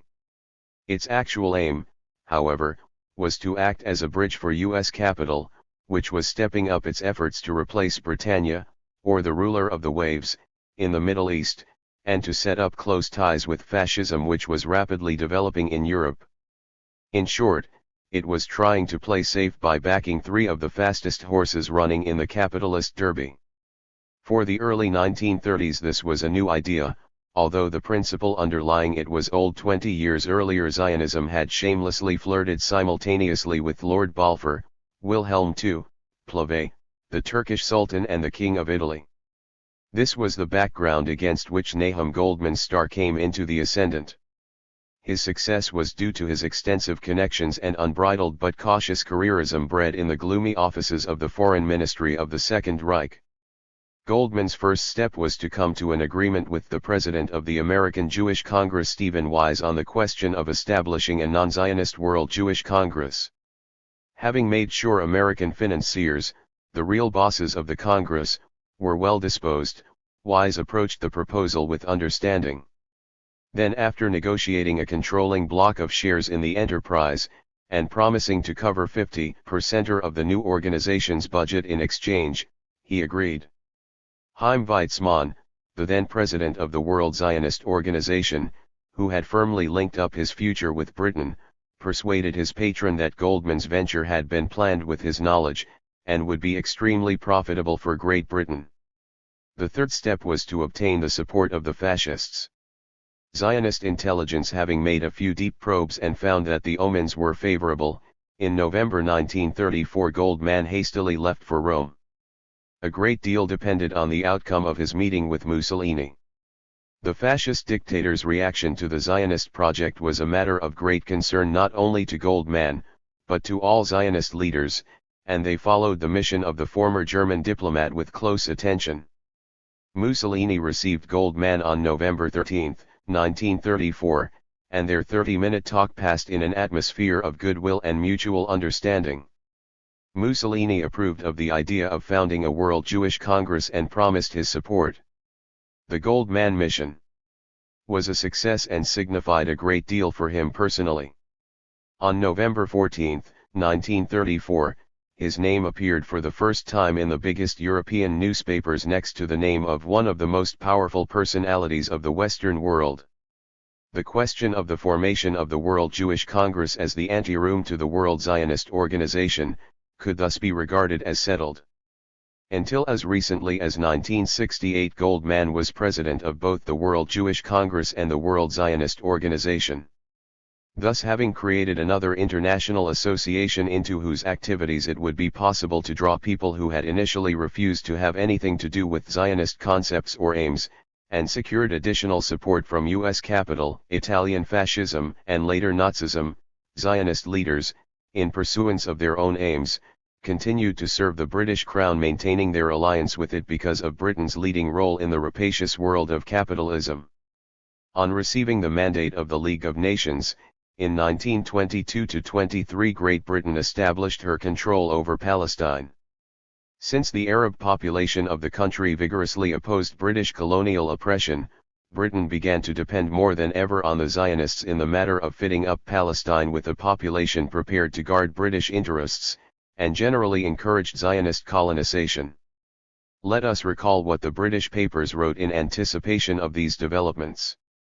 When the whole of Palestine is to be brought securely under our control, wrote the Manchester Guardian, then on the conclusion of peace our deliberate policy will be to encourage in every way in our power Jewish immigration.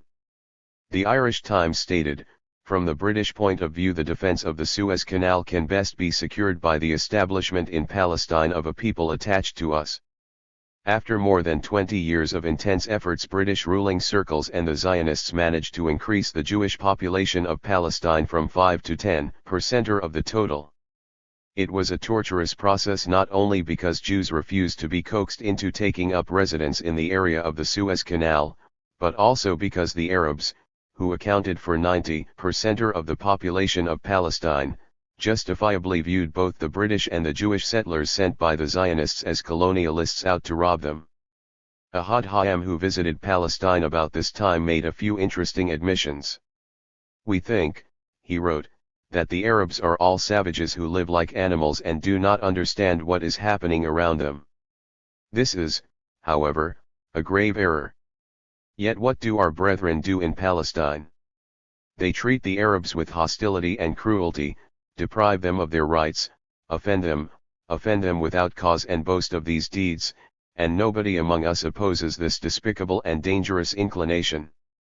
Ahad Hayam had sufficient foresight to visualize the ultimate results of the Zionist leaders' persistent efforts to foster contempt and hatred for the native population of Palestine among the Jewish settlers. But the British lords were least concerned with them. Lord Balfour, with native cold-blooded cynicism, declared in public that the principle of self-determination justified Zionism, however inapplicable it might be from a purely technical point of view. Those familiar with the history of British colonial expansion and rule are perfectly aware of the technical methods and motives of British ruling circles.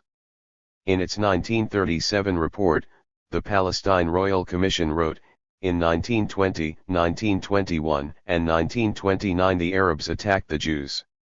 In 1933 they attacked the government. The mandate was merely a cynical device for promoting British imperialism under a mask of humane considerations for the Jews." The crux of the matter was unwittingly explained by Lord Alfred Mond Melchet, who wrote that the Arab people rose against any civilized immigration, of any sort, against people of any race or religious belief. The Moors in Morocco, Algeria, and Tunisia always rose against newcomers. Italy encountered similar difficulties in Tripoli, too. Taking up this issue, Chaim Weizmann reiterated that the choice in Palestine was not between right and wrong but between a greater and lesser injustice. Indeed, a brilliant example of Zionist dialectics. This thought is even more clearly expressed by an English publicist, Herbert Sidebotham. "It is a false view of democratic or liberal principle," he writes, "which holds that because a race or a nation happens to occupy a certain territory, that territory is its own for all time. Occupation must be beneficial and in the long run beneficial for the world at large, or it loses its moral or political justification. Nor has any race an absolute right to determine its own future at the expense of the future of some other race which may have more to give the world." Thus, the Zionists' ideological baggage was supplemented by yet a further concept which had much in common with the theories elaborated by the ideologues of the Third Reich.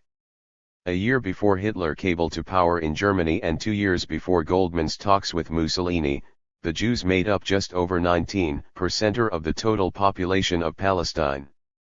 This was the limit which the Zionists and their British patrons managed to attain at the cost of tremendous efforts over a period of 35 years. In fact, this figure was not attained solely through the efforts of the Zionists. In 1917, half the Jews living in Palestine were native Palestinians and, consequently, their presence there could not be credited to Herzl and co. Later, some of the Jews who had fled from the counter-revolution in Eastern Europe settled down in Palestine, as they did in other countries, in search of a haven and not with the Zionist objective of winning back Canaan. In these 35 years, therefore, a very insignificant number of people came to Palestine on a Zionist ticket or with Zionist intentions.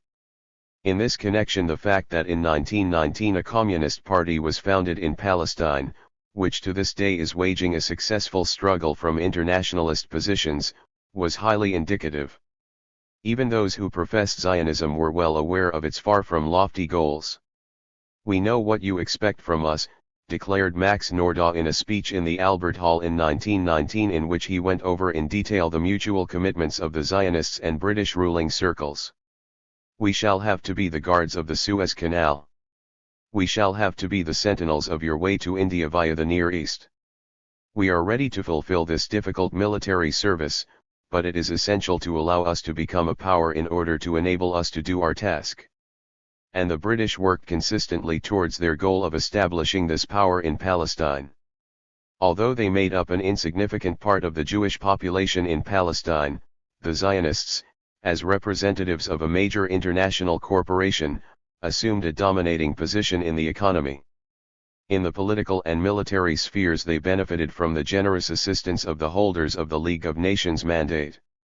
All democratic elements among the Jewish population, not to mention the Arab majority, were under constant surveillance and systematically subjected to persecutions. A Ramified system of Zionist educational and propaganda institutions slowly but surely corroded the Jewish colony in Palestine. The British actively helped the Jewish settlers to form well-armed self-defense units which could be used against the national liberation movement of the Arabs. According to Vladimir Jabotinsky, Jews with a bent for colonization were called upon to rule the country. As regards measures for guaranteeing security, Jabotinsky made the following statement to the Palestine Royal Commission: "A nation with your colossal colonizing past experience surely knows that colonization never went without certain conflicts with the population on the spot. Legalis our self-defense, as you are doing in Kenya." Captain Ord Wingate, a professional secret agent, was attached to the command of the Jewish self-defense units for the purpose of turning them into professional military punitive detachments. One of their tasks was the forcible eviction of the Arabs from their ancient lands.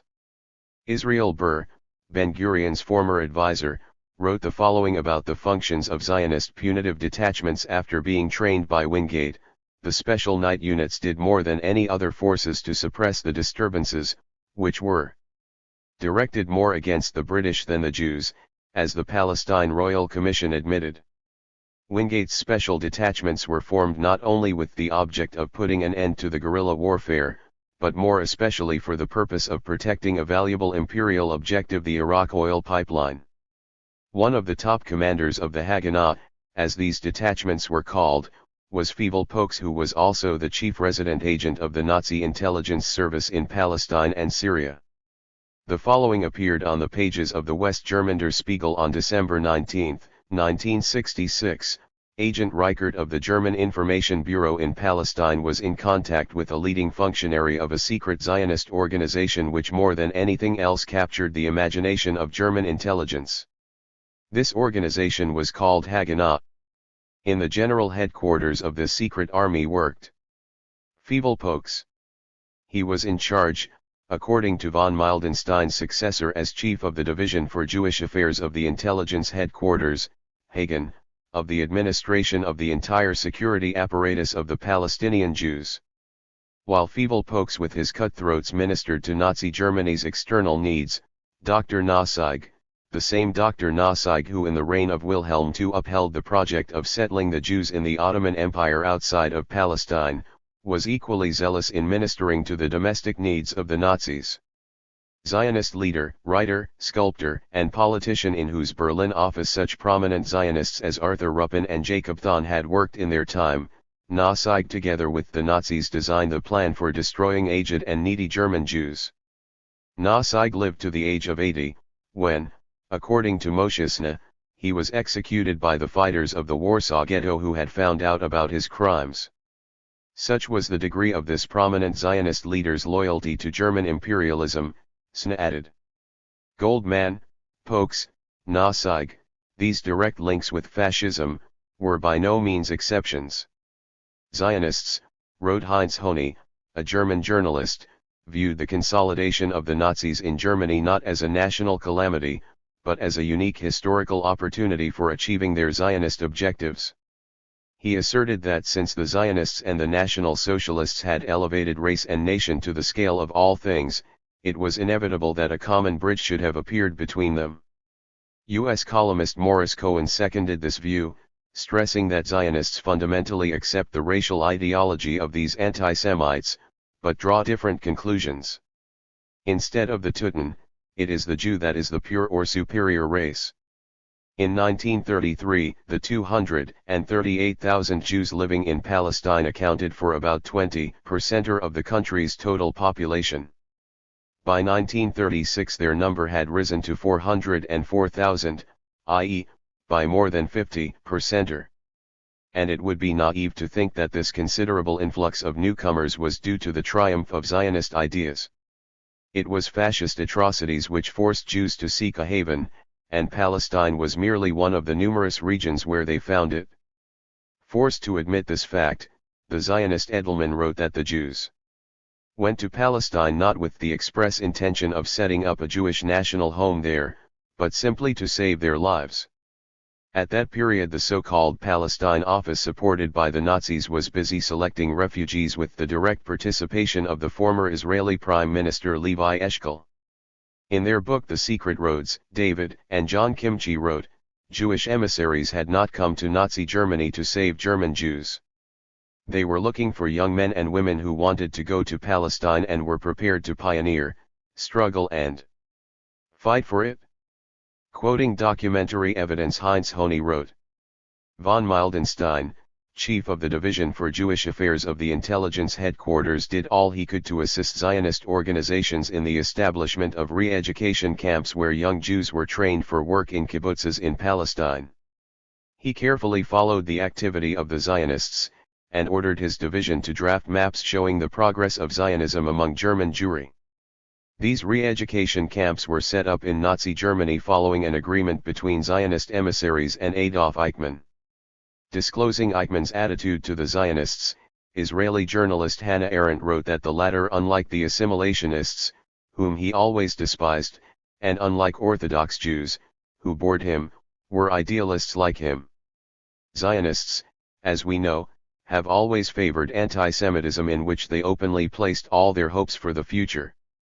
Therefore the conclusion of a secret alliance between Zionism and fascism was not at all unnatural. Intent on achieving their goals, the Zionists reacted in a most peculiar fashion to the anti-Semitic orgies of the Nazis. The British Zionist Lord Melchett wrote in a book published in 1937 that the persecution of the Jews in Germany was an obstacle to closer relations between the German and other European nations. To improve the situation, Melchett recommended a mass and complete evacuation of German Jews to Palestine. His book can in no way be qualified as an indictment of Nazi outrages. Chaim Weizmann viewed the developments in Germany with still greater equanimity and tolerance. In reply to a query of the Palestine Royal Commission about the possibility of transferring 6 million West European Jews to Palestine, he said, "No, the old will go. They are dust, economic and moral dust of the world. Only the branch will remain." 21 years after the rout of Nazi Germany, Zionist leaders let slip the causes of their loyal neutrality. If we had regarded the saving of the maximum number of Jews as our basic task, declared Eliezer Livna, a prominent Zionist, then we would have had to cooperate with the partisans. There were partisan bases in Poland, Lithuania, in the Nazi-occupied parts of Russia, in Yugoslavia, and later in Slovakia. If our main task was to prevent the liquidation, and if we had entered into contact with the partisan bases, we could have saved many lives. Zionist leader Chaim Landau made public the views entertained on this issue by Yitzhak Grunbaum, who in the period of the fascist atrocities headed the Zionist Salvation Committee. When I was asked, wrote Landau quoting Grunbaum, whether I would give money from the Karen Hecode to save the Jews of the diaspora, I said no, and now, too, I shall say no. I consider that we have to withstand this wave, otherwise it will engulf us and push our Zionist activity into the background. The Zionists' policy towards the fascists was one of tacit consent and helped create the conditions which enabled the persecution of the Jews in Germany to attain the maximum possible proportions. This policy also consisted in the post factum organization of noisy protests to gain political and other capital. Pointing to the main consequences of the mutually highly satisfactory agreement between the Nazi authorities and the Jewish Agency for Palestine, Hannah Arendt writes, "The result was that in the 30s, when American Jewry took great pains to organize a boycott of German merchandise, Palestine, of all places, was swamped with all kinds of goods made in Germany." David Flinker, an American journalist, noted on May 24, 1963, in the Tog Morgan Journal that Ben-Gurion, as head of the Jewish Agency in Jerusalem in the 30s, concluded what was known as a transfer deal with the Hitler government, under which the assets of the Jews who had left the country were transferred in the form of German goods and thus prevented the institution of a boycott of the Nazis. Moreover, writer Ben Hecht publicly accused Ben-Gurion of deliberately keeping silent in the period when the world public was already informed of the Nazi atrocities. On November 25, 1940, the ship Patria was blown up in the port of Haifa in Palestine.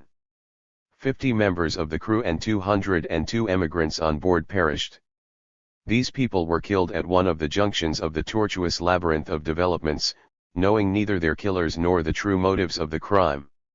A whole chain of events led up to this tragedy, which could be called a landmark in a complex maneuver designed and methodically executed by the leaders of the Zionist concern. We must take a look at it before returning to the explosion on the Patria.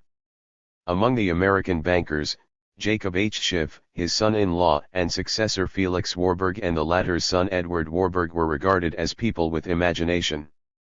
The foundation for this reputation was laid by Jacob Schiff, owner of Kuhn, Loeb & Co. Bank, who became the factual owner of the American Jewish Committee founded in 1906, which proclaimed defense of the rights of world Jewry as the central point of its program. Although not entirely original, since it copied the project of the British who staked on Herzl's World Zionist Organization, Schiff's plan was nevertheless new for America.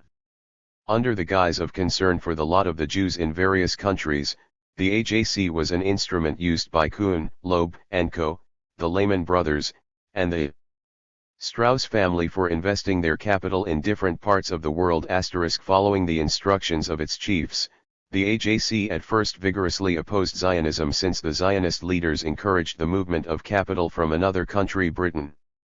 In 1926, however, Kuhn, Loeb & Co., and the Lehman Brothers, founded the Palestine Economic Corporation, A. Marshall and L. Strauss also providing capital, and, in the interests of their own pockets, defected to the Zionists. In just 10 years, this financial group, which had the backing of a number of the wealthiest Jewish capitalists, remolded the majority of American Jewish organizations into Zionist or pro-Zionist organizations, and in slightly over 20 years increased the corporation's share capital fivefold, bringing most branches of the Palestinian economy under its sway. In 1929, A. Marshall, a shareholder in the Palestine Economic Corporation, brought off a successful round of talks with the pro-British leadership of the World Zionist Organization concerning the entry of American non-Zionists into the Zionist Jewish Agency, a legal advisory body under the British Commissioner for Palestine *. The World Jewish Congress, the non-Zionist branch of the World Zionist Organization, was founded in 1936. Manifestly predominant in the WJG leadership were representatives and paid agents of U.S. financiers headed by Nahum Goldman. The Zionist leaders viewed the formation of a Jewish national center in Palestine as a highly profitable enterprise, especially for themselves. We have already described in detail the goals which they pursued. The Zionists closely collaborated with the British up to 1939, because the interests of the British ruling circles coincided with those of the Zionist leaders. In the Middle East, and because at that time Britain played the leading role among the imperialist powers. In view of the increasing penetration of U.S. capital into Palestine, its mounting influence within the Zionist corporation, and the fact that the Zionist leaders continued their simultaneous flirtation with the Nazis and the Americans, the City of London felt it necessary to put pressure on the Zionist leaders and bludgeon them into undivided cooperation.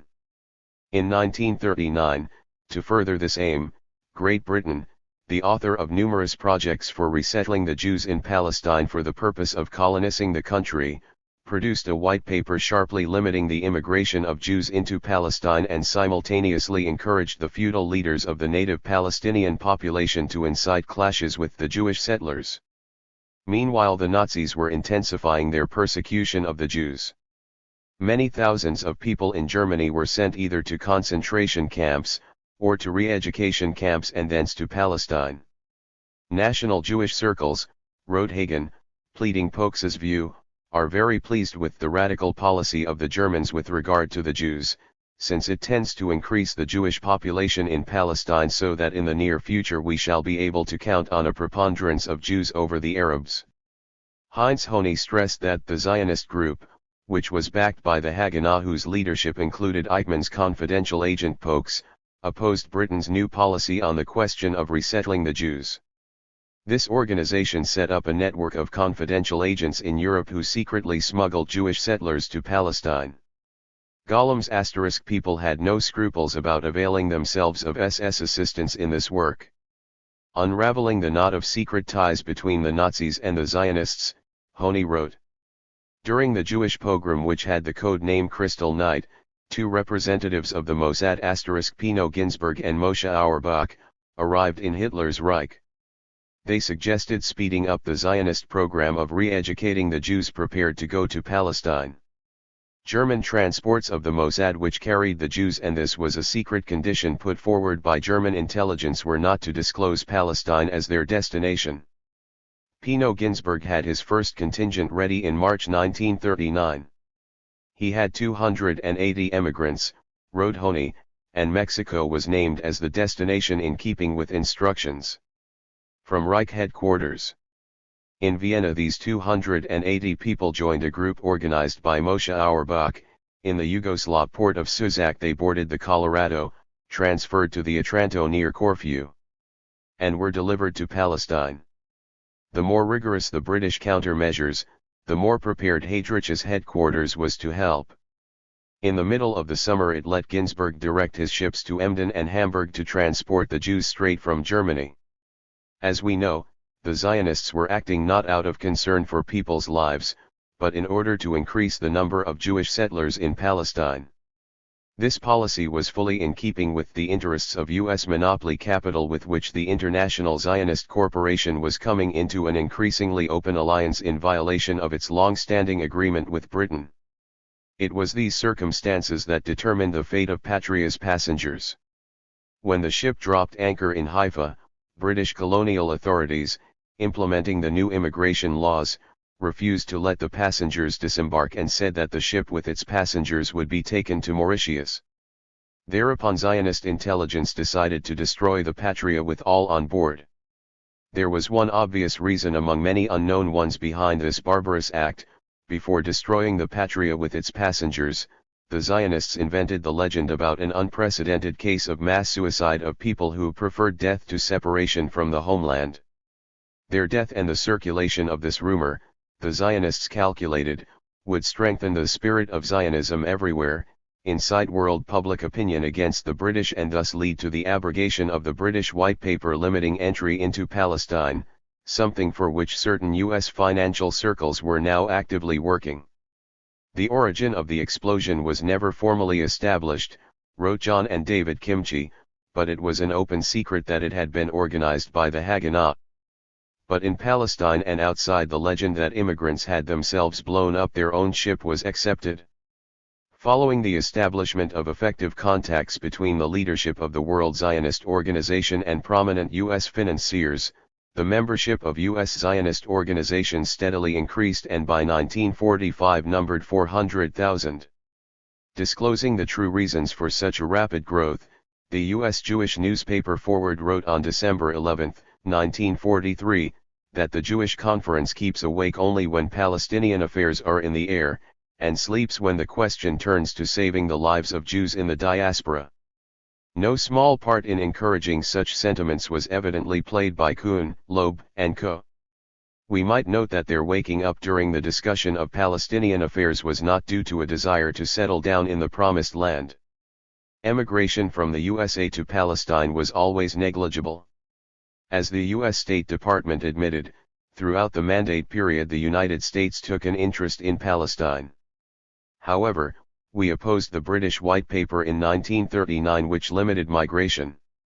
In December 1942, 63 senators and 181 congressmen called on Roosevelt to restore the Jewish homeland. In July 1945, the majority in both the Senate and the House of Representatives asked Truman to use all his influence to open Palestine and thus ensure unimpeded Jewish immigration and colonization. A. Lilienthal notes that from December 1942 onwards U.S. presidents were subjected to massive pressure from senators and congressmen demanding that Britain should be forced to lift her restrictions on immigration to Palestine. Incidentally, by then the share capital of the Palestine Economic Corporation alone had increased more than fourfold and required effective guarantees and protection. Yet, Henry Morgenthau, finance secretary in the Roosevelt administration, notes, "From August 1942 on, we in Washington knew that the Nazis were planning the complete extermination of the Jews in Europe. For 1.5 years after the barbarous plan had become known, the State Department did practically nothing at all. Thus, senators and congressmen demanded the lifting of Britain's restrictions on immigration into Palestine, and freedom to transport refugees to the Middle East, not to the United States whither hundreds of ships sailed empty after unloading cargoes in Europe. Thus, in effect, they closed the one road to safety for many thousands of Jews. Behind all this we can clearly discern the hand of the Palestine Economic Corporation and the Zionist Center. In the last years of the Second World War, the public in all countries was widely informed about the Nazi atrocities. But the Zionists, accessories to numerous brutal crimes, remained in the shadows. Availing themselves of the opportunities and means provided by their allies, they evaded retribution, leaving a maze of twisted paths behind them. At that time the so-called Salvation Committee appointed by the Zionist Jewish Agency was functioning in Hungary. It was headed by one Rudolf Kastner, who had maintained very close ties with Eichmann. The greatest idealist Eichmann ever encountered among the Jews, wrote Hannah Arendt, was Dr. Rudolf Kastner, with whom he came to an agreement that he, Eichmann, would permit the illegal departure of a few thousand Jews to Palestine in exchange for quiet and order in the camps from which hundreds of thousands were shipped to Auschwitz. Hannah Arendt pointed out that prominent Jews and members of the Zionist youth organizations who were saved by the agreement were, in Eichmann's words, the best biological material. Dr. Kastner, as Eichmann understood it, had sacrificed his fellow Jews to his idea. Arriving safely in Palestine, Dr. Kastner changed his name from Rudolf to Israel and became a prominent functionary of the Zionist Mappé party headed by Ben-Gurion, Golda Meir, and others. Later he was secretly liquidated by the Israeli political police for admitting that the Hungarian Zionist Center had had a hand in the liquidation of hundreds of thousands of Hungarian Jews. It was 1944. The German army was retreating under the blows of the Soviet troops. Its losses in men and materiel were telling heavily on Germany. To transfer its troops and concentrate them as swiftly as possible on the most vulnerable sectors of the Eastern Front, the Nazi command needed transport facilities, thousands of lorries. At the beginning of May 1944, Eichmann was ordered to obtain 10,000 lorries through the Zionists for dispatch to the Eastern Front in exchange for a promise to liberate the Jews from German camps for shipment to Palestine. Eichmann met with Joel Brandt, a Hungarian Zionist leader, who promptly communicated the Nazi proposal to the Zionist Committee. The latter sent Brandt to Constantinople to discuss the matter with representatives of the Jewish Agency. The Zionist leaders, headed by Chaim Weizmann, unhesitatingly agreed to supply the Nazi command of the Eastern Front with 10,000 lorries. The Zionists had always regarded the Soviet Union and its armed forces as their direct enemy, and the decision was therefore a perfectly natural one for them to take. Zionist politicians and dealers, who to this day claim to be the defenders and benefactors of Jews in all countries, suffered absolutely no remorse about the fact that besides Russians, Ukrainians, Belarusians, and men of all the other nationalities of the Soviet Union, there were Jewish soldiers, sailors, officers, and generals fighting with the troops whose advance the Nazis wanted to stop at any price. For all of them, whether members of the Communist Party or not, there was only one homeland, the Union of Soviet Socialist Republics, and they defended it with honor. That they might die in circumstances which the Zionists were ready and willing to create did not worry the latter in the slightest. Morris Ernst, a U.S. journalist, was perfectly right when he wrote that the Zionists are little concerned about human blood if it is not their own. Chaim Weizmann, then leader of International Zionism, and his consorts Nahum Goldman, Ben-Gurion, Levi Eshkol, Golda Meir, and many other present-day Zionist leaders pressed Churchill for assistance in the matter of delivering the lorries. It was only fear of publicity and the anger of world public opinion that forced that organizer of numerous diversions against the USSR to refuse reluctantly, and with heavy heart. In the last years of the war, under the influence of U.S. capital, which was playing an increasingly dominant role in the capitalist world, the International Zionist Corporation gradually underwent all-round reorganization in order to be able in the immediate future to establish the closest possible contact with the economic, intelligence, propaganda and military machine of U.S. imperialism. At this period U.S. capital was intensifying its penetration into the Middle East, and particularly Palestine. There was a sharp growth in the number of Zionist organizations in the USA itself. Faithful to their old tactics of supporting the most powerful imperialist power of the moment, the leaders of the International Zionist Corporation linked their destiny closer and closer with U.S. monopoly capital. Characterizing Zionism in the USA, Eliezer Livner wrote that U.S. Zionist organizations promoted not personal participation in upbuilding of the country but political and financial support of a function to be undertaken by other Jews. As a Zionist leader aptly put it, the Zionist dialogue in the USA was one in which an agitator tried to persuade a Jew to go to Palestine, while the latter said that he would do so after the agitator went there himself. When the Zionist-dominated second session of the American Jewish Conference convened in Pittsburgh in December 1944, many delegates raised the question of the growth of anti-Semitism in the USA. In his speech, M.J. Slonim, representative from St. Louis, said, "It seems that of all other problems, the problem of the American scene has stirred the conference most. The vast majority of the delegates are definitely in favor of including the combating of anti-Semitism in the United States in the program of the American Jewish Conference. But taking advantage of their key positions at this forum attended by representatives of the most diverse political and ideological trends in the American Jewish community, the Zionists led the conference away from discussion of the problem of anti-Semitism." This elicited the following observation from Rabbi Max Nussbaum: "Is it not absurd that 500 delegates have come together in this year, 1944, to discuss every matter under the sun? Except the one that is closest to the heart of every American Jew." Nahum Goldman, leader of International Zionism, bluntly stated that the conference was convened for what I dare to call a much more important task in Jewish life than the fight against anti-Semitism in America. Giving in to the will of the Zionist leadership, the conference completely ignored the fight against Nazism and confined itself to a general statement about the rescue of Jews and others from Axis-dominated countries. At the same time, it adopted a resolution calling for the colonization of Palestine and another resolution on the post-war restoration of property. The resolution, which advocated the establishment of an international Jewish Reconstruction Commission, noted the need to restore the property of the destroyed Jewish communities, organizations, and families, and already in 1944 laid the foundation for a reparations agreement subsequently signed by the Zionist leaders in Israel and the neo-Nazi rulers of West Germany. ******. The Second World War was over. Nazi Germany was smashed and the red banner of victory hoisted by Soviet soldiers fluttered over the Reichstag. The gates of Nazi prisons and concentration camps were flung open. Using devious ways known to few, the remaining Nazi chieftains scurried for safety to all parts of the world.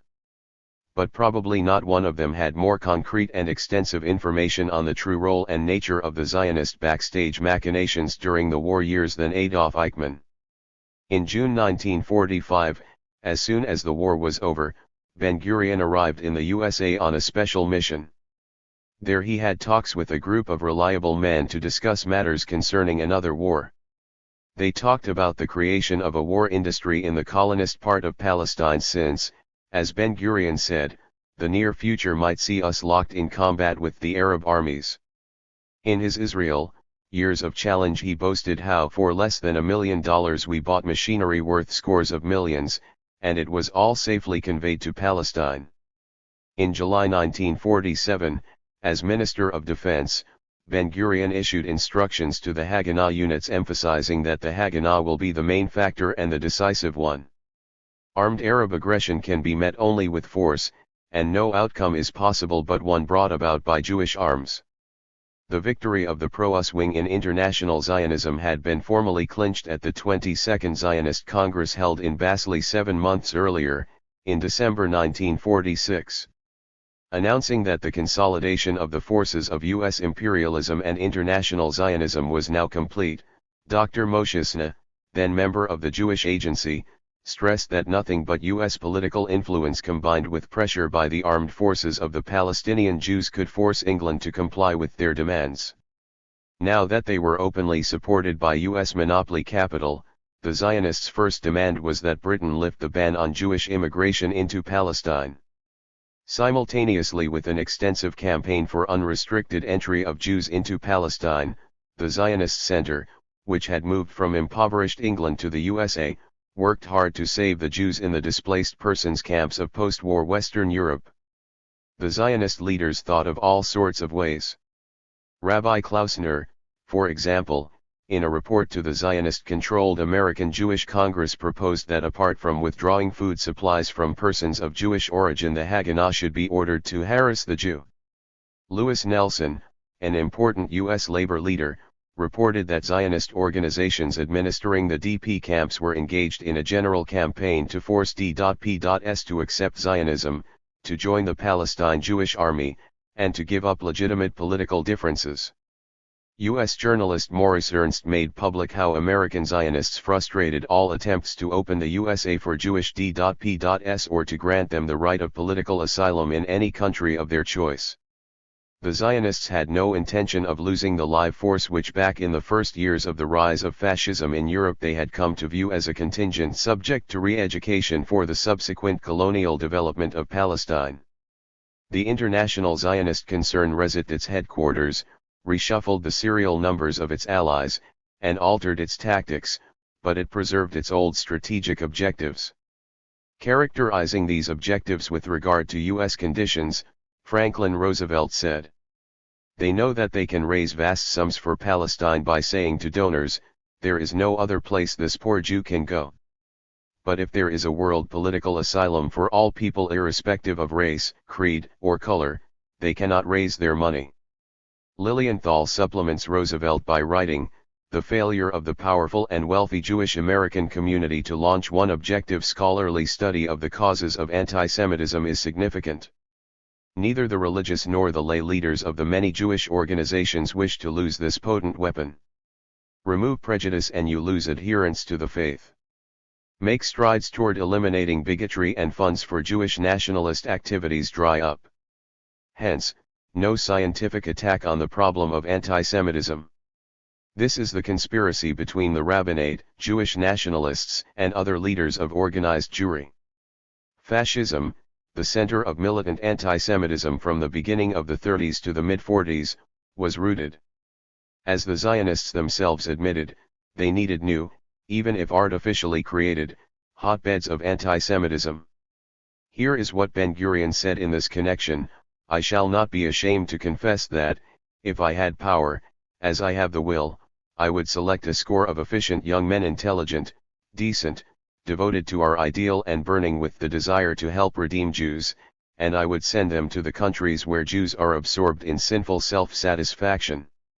The task of these young men would be to disguise themselves as non-Jews, and plague these Jews with anti-Semitic slogans, such as Bloody Jew, Jews, go to Palestine. I can vouch that the results, in terms of immigration, would be 10,000 times larger than the results brought by thousands of emissaries who have been preaching for decades to deaf ears." Recalling the classics of Zionism who considered anti-Semitism a boon, one cannot but note a truly remarkable consistency, as likewise in the matter of qualifying as anti-Semitic any phenomenon preventing them from achieving their Zionist objectives. A convincing example is provided by Warburg, one of the several authors of a biography of Chaim Weizmann. He pointed out how the Arabs who rose in arms to prevent their country from being handed over to Zionists were regarded not only as political adversaries, but as criminals, and were branded as gangsters and killers when they began to actively oppose the Jews. To many Zionists, he went on, it appeared that some sinister force, possibly anti-Semitic, had invented the Arabs in order to make difficulties for the Jews. Colonialists rarely keep a statistical account of their crimes, leaving, as a rule, no documentary evidence of what they perpetrate. Nevertheless, it is known that in 1930 29.4% of the Arab families in Palestine were without land. By 1936 a total of 3,271 applications were registered from evicted Arab peasants. How many families were unable to hand in their applications? How many other applications were not registered? The Zionist philosopher Martin Buber modestly noted that the Zionists' basic error consisted in the tribute paid by political leadership to the traditional colonial policy. if the words tribute paid imply the mass forcible eviction of the Palestinian Arab peasants from their land by the Zionists, the suppression by the Zionists and the British of the national liberation movement of the Arabs, the organization by Ben-Gurion of shock groups to terrorize Arab workers, the boycott of Arab goods and the systematic impoverishment of all sections of the Arab population of Palestine, and many other measures to develop Canaan, then to a certain extent we can agree with Buber. Simultaneously with their steps to save displaced persons, Zionist leaders launched military operations against the British troops in Palestine. Disclosing the real purpose of these operations, the Haganah made the following admission in its own newspaper: "It is not the purpose of the struggle to drive the British from this country. The aim of the struggle is to renew the alliance with England. There is, to the best of our knowledge, absolutely no conflict of interests between us and Britain. We are not the slightest bit interested in weakening Britain's position in the world, nor in the Middle East or in Palestine." The notorious Vladimir Jabotinsky compared the operations of the Zionist armed forces against the British in Palestine with those of the Boers who founded what is today the Republic of South Africa. These statements require no comment any more than the following admission made by Nahum Goldman round about the same time: "The Zionists are willing to grant Britain full rights to establish military, naval and air bases in Palestine, in return for its agreement to the creation of a Jewish state on 65% of the total area of Palestine. The establishment of bases in Palestine will also be proposed to the U.S. insofar as they are able and willing to discharge defense functions there." By 1947 the Jews accounted for almost 33% of the population of Palestine. Theirs was a heterogeneous, diversified society not only as regards class composition and political convictions, but also from the point of view of culture, national traditions, language, appearance, dress, character, mentality, the climate they were used to, and religious practices where applicable, for some were atheists. Most of them were indigent. To live they would have to work. They were that loyal live material which the rulers of colonial powers had hankered after for so many years in their desire to lay hands on the Middle East. The decisive factors for getting this mass of people into Palestine were British colonialism and later U.S. neocolonialism, each of which accordingly made use of the anti-Semitism of the 1900 to 1920 counter-revolution in Europe, fascism, and the devastation wrought by the war. The Zionists turned both factors to their own advantage and were temporarily satisfied with playing the role of barkers outside an establishment which they owned jointly with their more respectable partners. The overwhelming majority of the Jewish working people who settled down in Palestine had only one job: they were refugees seeking haven from a real or imaginary danger, and the Zionist leaders had yet to put in a great deal of effort in order to turn some of these people, or rather some of the children of these refugees, into Nazi-type shock troops. We should bear all this in mind also in judging the degree of responsibility for all sorts of injustices and crimes which the Zionists and their followers are still perpetrating in that part of the world. Quite naturally, the Zionist leaders were particularly concerned about the Jewish workers, their growing numbers and increasing class awareness. Immigration and colonization, these are the two tablets of the covenant of Palestinian labor, wrote Ben-Gurion in this connection. Immigration gave us form, and upon colonization rests our existence, and the two are inscribed in letters of fire and blood on the banner of our movement. The labor movement, he continued, has never desired to acquire power in Zionism. Its aim has been not power but faithful service, and to this end it has striven to unite all sections of the people round the Zionist movement. The program of the socialist Ben-Gurion could not have been clearer or more frank: immigration, colonization, and subjection of the interests of the Palestinian workers to the local Jewish and foreign bourgeoisie. Preaching that the Jews were an exclusive and chosen people, the Zionists laid the foundation for the Palestinian version of apartheid. We must restore the values of the dignity of man, the equality and spiritual freedom of man, the sanctity of human life.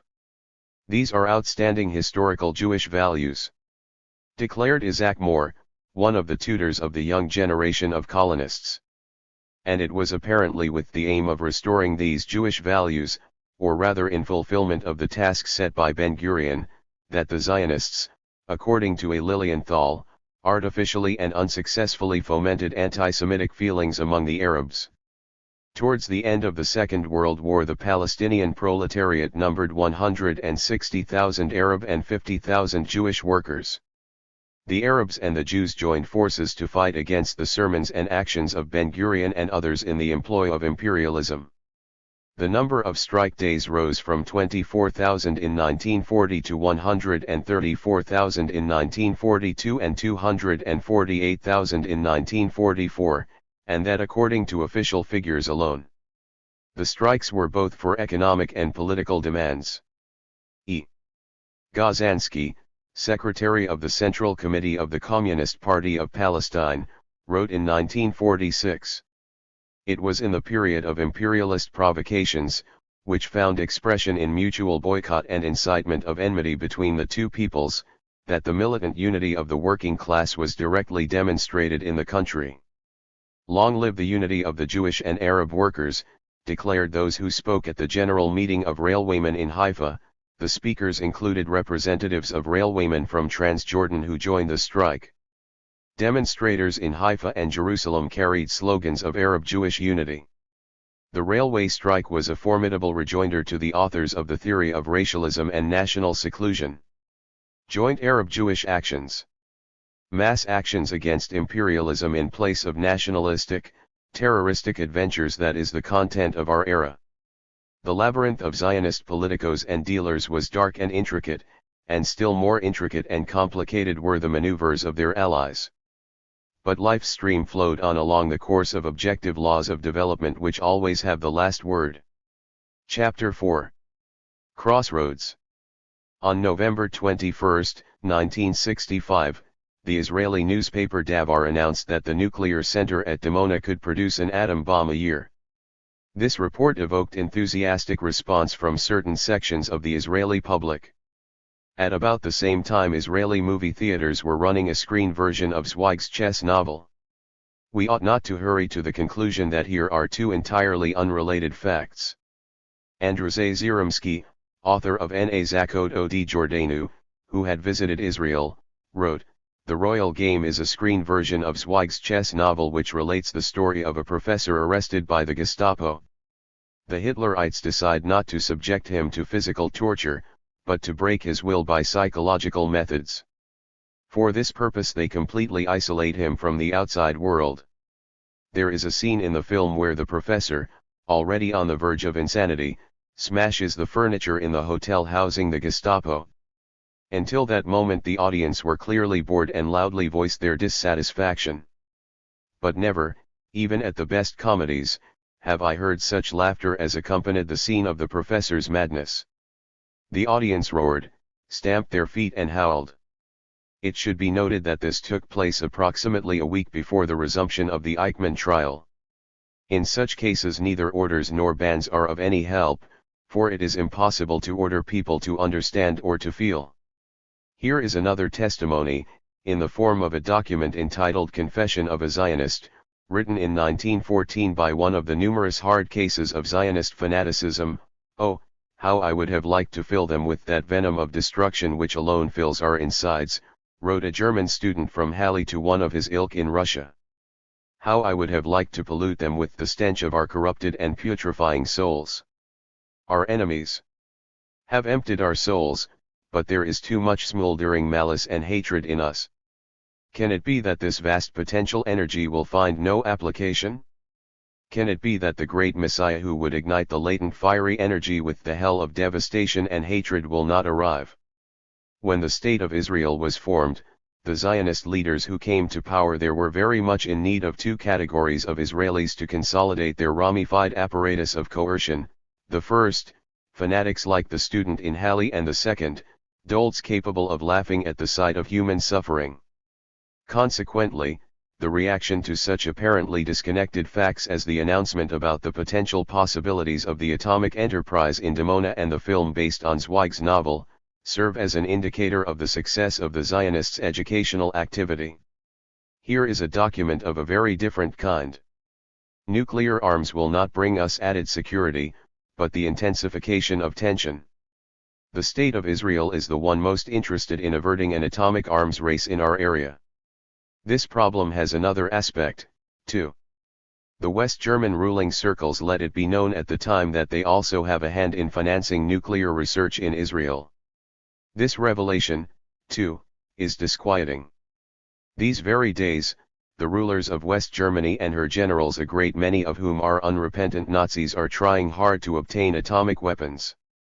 West German scientists in the service of the Bonn government are using every opportunity, outside West Germany, too, in order to advance in this field.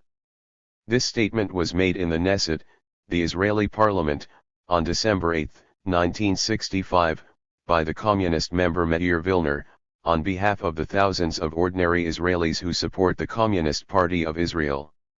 On behalf of the communist members he moved the following resolution. 1. Cessation of the military orientation in the work of the Dimona nuclear reactor. 2. Support for the signing of an international convention for the nuclear disarmament of the Middle East. 3. Severance of all ties with West Germany in the field of nuclear research. 4. Expression of strong protest against equipping West Germany with atomic weapons in any shape or form. The Knesset rejected the resolution by a majority vote. It would have met with a totally different response from, say, the participants in the Forum of Anti-Nazi Organizations of Israel, who declared in the same year of 1965. We are shocked by this act, which is an insult to the memory of those who perished at the hands of the Nazi killers. The establishment of diplomatic ties with the FRG is mockery of the feelings of those who survived. Our wounds are still bleeding. Our wounds have not yet healed. All these problems involving worries, needs and emotional sufferings of their compatriots leave the Zionist leaders unperturbed. We need here, declared the prominent Israeli Zionist Yaakov Hazen, at the 23rd International Zionist Congress, neither Robbie Silver, nor Dr. Neiman, nor Rose Halprin. We need their children and grandchildren. In other words, a nation was needed which would be blindly obedient to the Zionist Center in New York and its Jerusalem branch. Are we justified in speaking of an Israeli nation today? To a certain degree, yes. It is in the process of formation, a process which has a long way to go to be completed. The Zionist leaders in power are endeavoring to influence this process by manipulating various economic and political levers. At times their experiments produce unexpected results. Dr. Emanuel Newman, a U.S. Zionist leader, writes Ziromsky, regretted the contempt which young Israelis have for the Jews. Young Israelis visiting the USA avoid meeting local Jewish youth and display utter disregard for them. Even Herod, the newspaper of a party of the same name, which usually goes into raptures over the magnificent Sabras, in this instance shared Dr. Newman's indignation and regretfully conceded that the Sabras look down their noses on non-Israeli Jews and point to the distinction between the concept Israeli and the concept Jew. We can probably agree with the author of Israel, Years of Challenge, who asserts that the Jewish people in Israel is still more potentially than actually a nation. Post-state immigrants have not yet merged wholly into the new nationhood, its economy, its culture, and then adds, communities far apart in language and history, in culture and economy, are being made into one uniform nation. The author of these revealing remarks, which make the Zionist claims about the existence of a world Jewish nation look more pathetic than ever, is none other than Ben-Gurion. We all know that a common mentality is an essential attribute of a nation, and the Zionist leaders attach primary importance to molding an Israeli mentality. All school curricula are designed to cultivate the idea that the Jews are a chosen people and to spread manifestly racialist views. At the same time, the vicious train of ideas originating in the Bible and propagated by the Zionists for the purpose of leaving a practically indelible mark on the mentality of the rising generation leads up, as a rule, to friendship with the neo-Nazis in West Germany. During their 8-year compulsory schooling, the Israeli children have to devote 1,500 academic hours to the study of the Tanakh, Mishnah, and the Talmud, writes Ziromsky, and only 20 hours to the study of the geography of foreign countries. It is worth noting that until just recently the geography book presented Germany within the 1937 frontiers, and its authors, Kitoff and Ami, sympathized with the Germans who, in keeping with the Potsdam Agreement, were moved from the lands east of the Oder-Neisse line. What could be more harmless than a visit to the zoo? Yet, it appears that all depends on the time and the place. For example, the zoo in the Israeli sector of Jerusalem displays only those animals which had the honor of being mentioned in the Bible. Apart from the name of the animal, there is a notice bearing a pertinent biblical quotation on each cage. You are expected to remember and learn as you walk around. Everywhere in Israel you will see a quotation from the Bible which reads, "This land do I give to them, even to the children of Israel." And each pupil who is taught the Bible from the age of 6 knows that this land extends from the river of Egypt unto the great river, the river Euphrates. Here we have both the idea of Greater Israel and a justification of present and future seizures of Arab territories. In an address delivered to Israeli army representatives on October 28, 1958, Knesset member and Zionist leader Menachem Begin said, "You Israelis must have no compunction when you kill your enemy. You must not sympathize with him until we have destroyed the so-called Arab culture, on whose ruins we shall build our civilization." Ex-Prime Minister of Israel Ben-Gurion impressed the following idea on the students. "The map is not the map of our country. We have another map which you students and youngsters in Jewish schools must translate into reality. The Israeli nation must expand its territory from the Euphrates to the Nile. Turning our eyes to the north," wrote Menachem Begin, "we see the fertile lowlands of Syria and the Lebanon. To the east the wide rich valleys of the Euphrates and the Tigris. And the oil of Iraq, to the west the land of the Egyptians. We shall be unable to develop until we have regulated our territorial problems from positions of strength. We shall force the Arabs into absolute submission." Designed to shape the mentality of the future aggressors, sermons in which biblical veils serve the sole purpose of shrouding bared fangs are enough to compile an encyclopedia running into many volumes. Here is another example. "Palestine must belong to the Jews," declared Vladimir Jabotinsky. "The use of appropriate methods for the creation of a national Jewish state will be a permanent and always current element of our policy. The Arabs already know what we must do with them and what we are demanding of them. It is essential to create a post factum situation and explain to the Arabs that they must get off our territory and go into the desert." Shortly after the formation of the State of Israel, a family which included a boy of 10 arrived there from Poland. 5 years later the youngster said the following in a conversation with a correspondent of the Israeli newspaper Od Noah, "When an Arab sees a rifle he immediately turns tail. Were it not for the UN, the Suez Canal would have been ours a long time ago. We would have killed them all. But we shall do it yet." A striking illustration how the Zionists corrupt young minds by impregnating them with the poison of rabid chauvinism. At this juncture, it is appropriate to recall the tenet of the Zionist classic Nahum Sokolow. "The Jews are doubtless the purest race among civilized nations." Ironically enough, such ideas are injected into the minds of young Israelis, for whom Israel is their homeland whatever the circumstances of their parents' arrival there, from racialist and caste positions in keeping with which each member of the Israeli Jewish community is designated a concrete place in it. Nowhere in the world is there such a division of people as in Israel, horizontally, vertically, diagonally, in squares and circles. To simplify the issue, it is said that the division follows an ethnic pattern, wrote Zeromsky, quoting one of his interlocutors. Taking up this question in Israel, Group Relations in a New Society, English historian Alex Weinrod wrote, "The ranking of ethnic groups is one cardinal source of frustrations, that is, the prestige attached to ethnic group membership provokes disaffection on the parts of the lower-ranking groups. The major prestige criterion is the similarity between the immigrants and the veteran European settlers. The closer the conformity, the higher the rank. Europeans, or to use the more common designation, Ashkenazim, are ranked higher than Middle Easterners, or Sephardim. To come from Poland or Britain is, ipso facto, to be more prestigious than to have one's origins in Egypt or Iraq. The rift is fundamental, and it runs throughout the society. There are, of course, gradations within each category.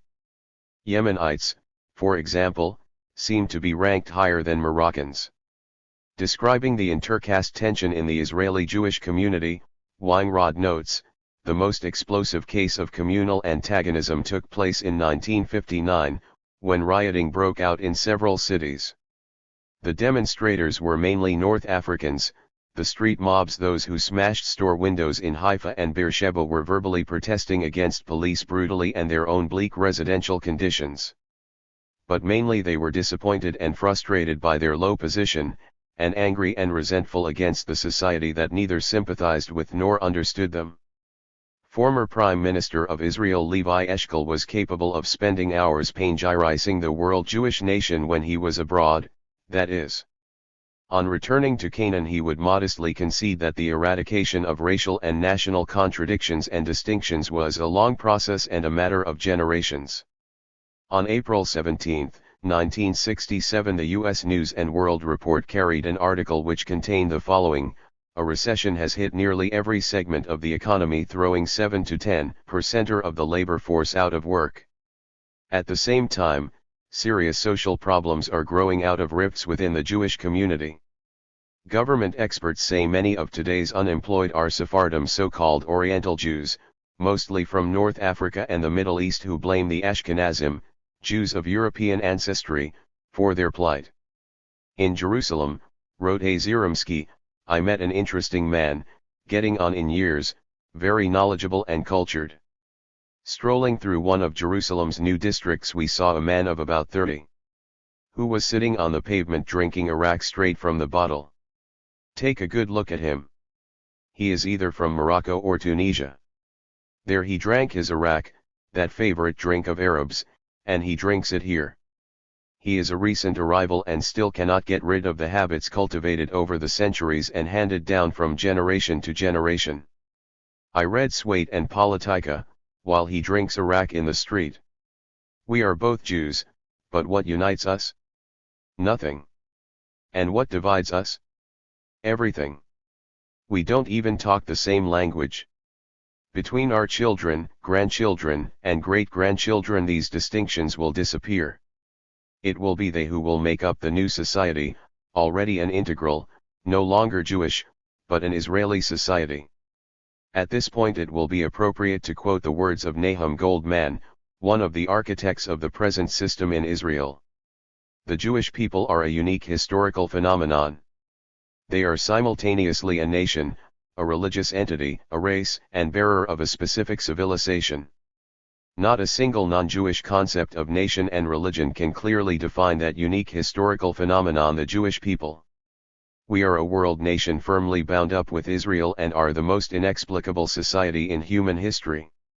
The time has passed when the international solidarity of Jewish dealers and the money-bag ideologists in their employ was easily portrayed as a vital function of the inexplicable, mysterious world Jewish nation. Life in present-day Israel, the intense struggle of the Israeli working people, makes null and void this shrewd stratagem so essential for the Zionist leaders and their patrons. 100,000 unemployed on the eve of the Israeli militarists' June aggression stood for 100,000 underfed families out of a total population of 2,600,000. This surely speaks for itself. The caste system in Israel is a Zionist instrument for dividing the Israeli working people, by which the ruling class ensures itself freedom of maneuver and effective control and the opportunity to incite and fan racialism spearheaded against the Arabs, a means of toning down class conflicts in the Jewish community and securing at least a temporary alliance of all those who in one way or another seek to gain from the persecution of the Arab minority. Arab minority. Let us not mention the time when there were not more than 5,000 Jews in the whole of Palestine, but take the period of the formation of the State of Israel. In keeping with the UN decision of November 1947, the State of Israel was set up on a territory of 14,000 square kilometers with a population of 1,100,000, of whom 600,000 were Jews and 500,000 Arabs. As a result of the 1948 war, Israel annexed 6,000 square kilometers of Arab Palestine with a population of approximately 400,000. At the beginning of 1949, according to Israeli data, not more than 160,000 Arabs remained on the territory of more than 20,000 square kilometers controlled by Israel. Under what circumstances and whither did more than 700,000 Arabs disappear? What became of their immovables? Who uses them? Who owns their land now? How many of them were shot as a lesson to others refusing to leave their homes? How many died from disease, hunger, or through not having a roof over their heads? Let us cite the few facts available from Israeli sources. The majority of the Arabs were forcibly expelled in the War of 1948 and their villages were destroyed. On May 11, 1948, the inhabitants of the village of Ikrit in western Galilee were expelled by force. On 15.11.1948, the village of Kfar Bayram was evacuated by force. On April 2, 1949, the inhabitants of the village of Kfar Ainan were evacuated, most of them expelled across the border. The village was demolished by the army. On 28.2.1949, 700 Arab refugees were evacuated from the village of Kfar Yasif. All were expelled across the border. On 24.1.1950, the army evacuated by force the inhabitants of Gabsiya village who were expelled across the border. On 17.8.1950, the inhabitants of the Arab town of Maghdal Ashkelon were expelled from the country. Early in February 1951, inhabitants of 13 small Arab villages in Wadi Ara were expelled outside the country. On 17.11.1951, the village of Ai Boishat was demolished by the army and its inhabitants expelled across the border. In September 1953, the inhabitants of the village of El Faraj were expelled and the village demolished. On 29.10.1956, men, women, and children in the village of Kfar Qasim were massacred. The world knows only a fraction of the tragedy of the Arab refugees. But with time all details will come to light. On New Year's Eve 1968, a prominent Arab intellectual, one of the 300,000 Arabs currently living in Israel, showed to a group of acquaintances a document which was issued to him by Israeli officials on the basis of the defense regulations introduced by the British authorities in 1945. Without this document he had no right to travel to his place of employment situated 30 kilometers away from his home. The permit indicated the time of arrival in the closed territory and the length of stopover there, the names of accompanying persons and the numbers of their identity cards.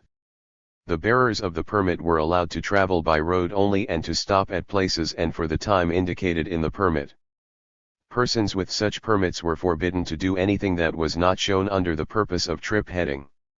They were not allowed to change whereabouts without the permission of the officer in charge, and so on. Whoever has seen the permit issued to Africans by the white administration in the Republic of South Africa, will immediately note the striking similarity between the two. This kind of permit was issued to people allowed to travel from one closed zone to another. Why these closed zones? Because of secret military installations. Nothing of the kind. Since the establishment of Israel, her ruling circles proclaimed all territories inhabited by the Arabs closed zones.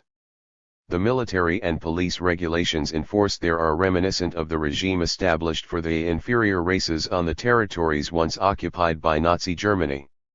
It will be remembered that the defense regulations, a law under which in 1968 the Arabs were issued permits with 17 obligatory conditions, and under which any Arab in Israel can be subjected to house or any other form of arrest for an indefinite period, was introduced by the British colonial authorities in Palestine in 1945. On seeing the controlling block of shares of the Zionist Corporation FAR the development of Palestine disappearing across the ocean, Britain extended these harsh regulations not only to the Arabs and the progressive Jewish settlers, but also to Zionists who openly supported U.S. capital.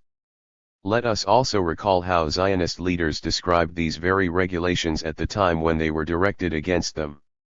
Israeli Minister of Justice Yaakov Shapiro, who later turned the regulations of the British colonial authorities into a norm of life and behavior for the Arab population, characterized them in the following terms in February 7, 1946, the regime which came about with the introduction of the defense regulations in Palestine has no similarity in any civilized country.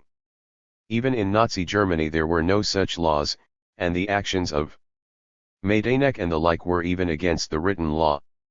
Only one form of regime is similar to these circumstances, it is the status of an occupied country.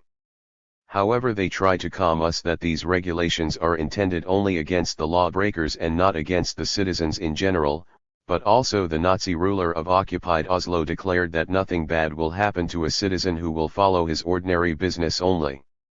We have to declare before the whole world, the defense regulations of the Palestine government are destroying the foundations of law and justice in the country.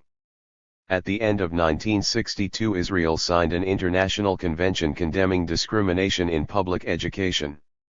However, as the Bulletin of the Communist Party of Israel on the situation of the Arabs in Israel says, the Arabs account for not more than 2.9% of the secondary school pupils. Only 300 Arab students are enrolled at the country's institutions of higher learning, i.e., 1.5% of the total student body in Israel. There is not a single agricultural school for young Arabs, writes Ziramsky, and that despite the fact that the majority of the Arabs live and work in the villages. School premises are in a deplorable condition. Owing to a shortage of classrooms, studies are often conducted in the open. Arab schools rarely have desks and the children have to sit in the ground during lessons. On the land problem, the Communist Party of Israel has this to say: the confiscation of land from the Arab peasants is one of the clearest examples of the government's anti-Arab policy, discrimination, and oppression of the Arabs. The Zionists' well-tried practice of securing plats of land for Jewish settlers still continues, except that now it is defended by the government under the pretext of security requirements, development and the defense of state property. The appropriation of millions of dunams of land belonging to Arab refugees driven from the country was not enough. Now the land of the Arab peasants who managed to remain in Israel has become the object of an uninterrupted process of appropriations and confiscations. Since the establishment of the state, the government took various measures including the enactment of many laws, sometimes gross ones and sometimes subtle ones, to deprive Israeli Arabs of their lands. Over 1 million dunams have already been confiscated one way or another from Arabs living in Israel. At midday on January 31, 1966, mobs of fascist-minded hoodlums in Netanya brutally beat up all the Arabs who were in the streets at the time. Those concerned spread the usual rumor, which naturally was never confirmed, that the Arabs had killed a Jew. These outrages, instigated in cold blood, continued for a long time. The police was in no hurry to interfere. In response to the violence done to many of their comrades, Arab workers from the neighboring villages staged a demonstration and then went on strike. The authorities promptly qualified the actions of the Arab workers as a mutiny provoked by Arab nationalists. Exposing this lie, the Arab Communist member Emil Habibi declared in a speech in the Knesset, the inhabitants of Taiba and Kalansav were protesting against the government's policy of discrimination, which inevitably leads to such results. The workers of Taiba and Kalansav, as indeed the workers living in other villages, are well known for their truly proletarian education. Their Jewish fellow workers know them, work with them and struggle together with them against the same exploiters. When the municipal workers went on strike in Ramat Gan last year, the municipality tried to find blacklegs among the Arab workers, but was unable to find a single Arab worker willing to steal bread from his comrade, the Jewish worker. Last Monday, as we all know, the workers of the Bay of Haifa, Jewish and Arab together in the spirit of brotherhood and solidarity, declared a strike in protest against the rising cost of living, demanding a wage increase. We have complete faith in the Jewish working class of Israel, and trust in their proletarian ethics.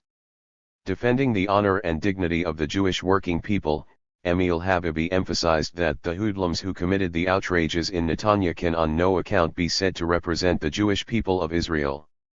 In May 1965, in a conversation with the mayor of the Israeli sector of Jerusalem, I deliberately asked him whether there were many sweethearts in the city. He seemed to like the question. "Oh, yes," he replied. Probably more than anywhere else in the world.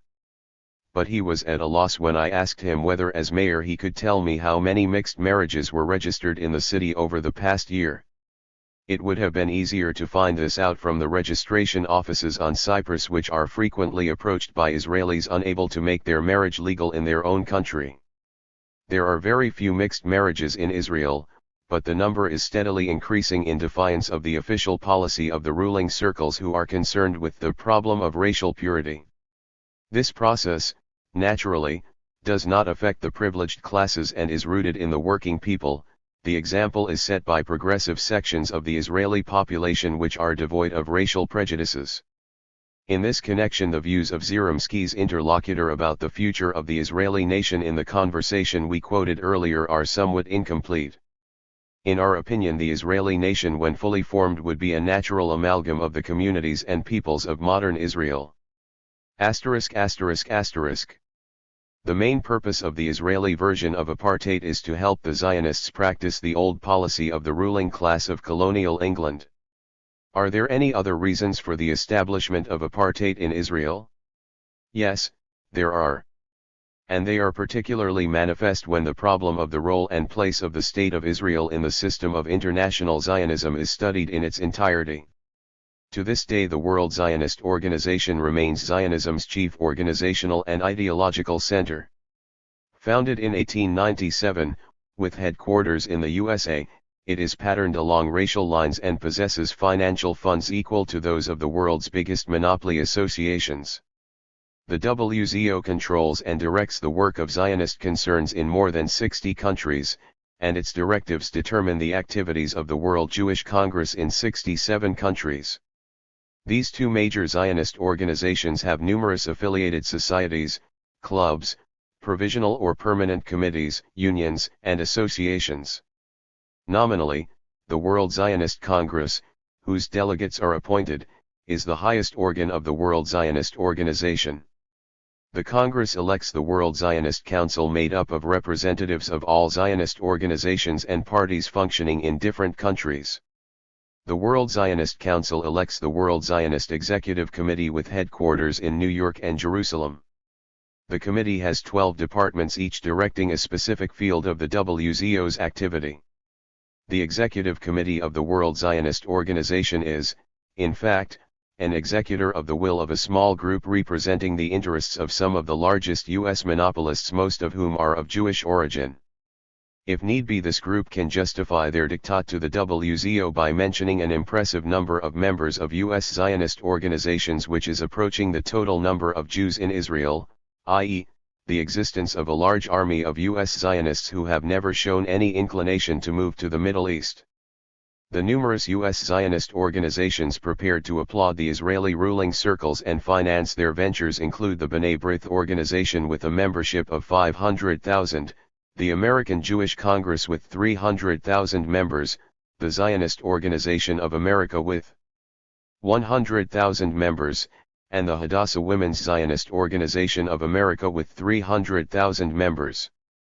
But the real power of WZO leaders is determined not by the number of American Zionists, but by the checkbooks of the US and affiliated West German, South African, and other multimillionaires. As befitting a solid international concern, the WZO is one of the biggest owners of property in the capitalist world. Let us take a brief look at what it owns in Israel alone: 86% of the leased agricultural land, trusteeship of more than 480 agricultural settlements in Israel, and, in 1963, sole or joint ownership of 60 of the country's enterprises.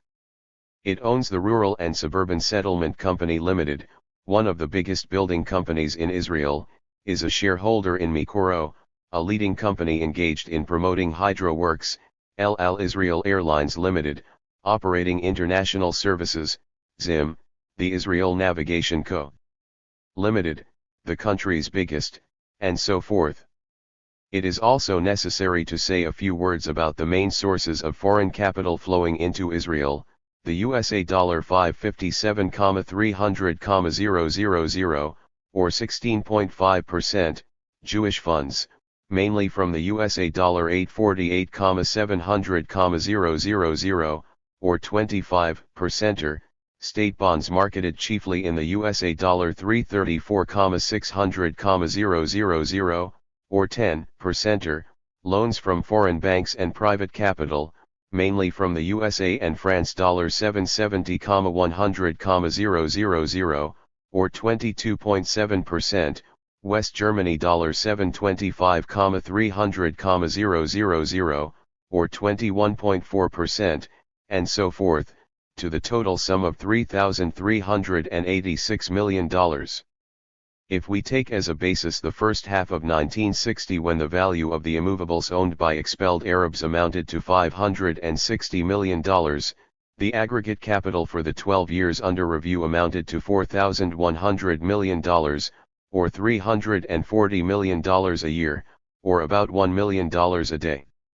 This daily financial injection of the Israeli economy was maintained at the same exceedingly high level right up to the beginning of the Israeli aggression in June 1967, when it rose sharply. It should also be noted that by 1967, 200 U.S. companies were functioning in Israel. Considering that Israel has a population of 2,600,000, that the country's territory within the illegal 1948 frontiers is slightly over 20,000 square kilometers, and that there are 163 relatively large business concerns, the above data clearly indicates that Israel's economy is in effect controlled by the International Zionist Corporation, and through it by U.S., West German and other monopolies. In the light of the foregoing, it is but natural that international Zionism, international imperialism's most consistent ally, should view Israel not only as its offspring but also as its property. This stand of the Zionist leaders can be considered logical and as designating Israel's place in the system of Zionism only if we accept as Israel her ruling circles, which were always a part of and submissive to the will of the Zionist corporation, if we accept as Israel her state and administrative apparatus and military machinery built up stage by stage in keeping with international Zionism's long-term targets. It is this Israel, the Israel of militarists, political gamblers, and bigots, which, in accordance with the will of the real rulers of the international Zionist concern, is to fulfill at the present stage three basic tasks that are to determine its role in the system of international Zionism. To transform the state into a marauding beast of prey capable of using violence to control or effectively determine the course of developments in the Middle East, to further consolidate Israel as a center of political and ideological influence and, if possible, of control over millions of Jews living in different countries. To strengthen Israel's positions as an instrument of imperialism's economic and political penetration of the developing countries of Africa and Asia. After-tax profits. Rate of profit on invested capital.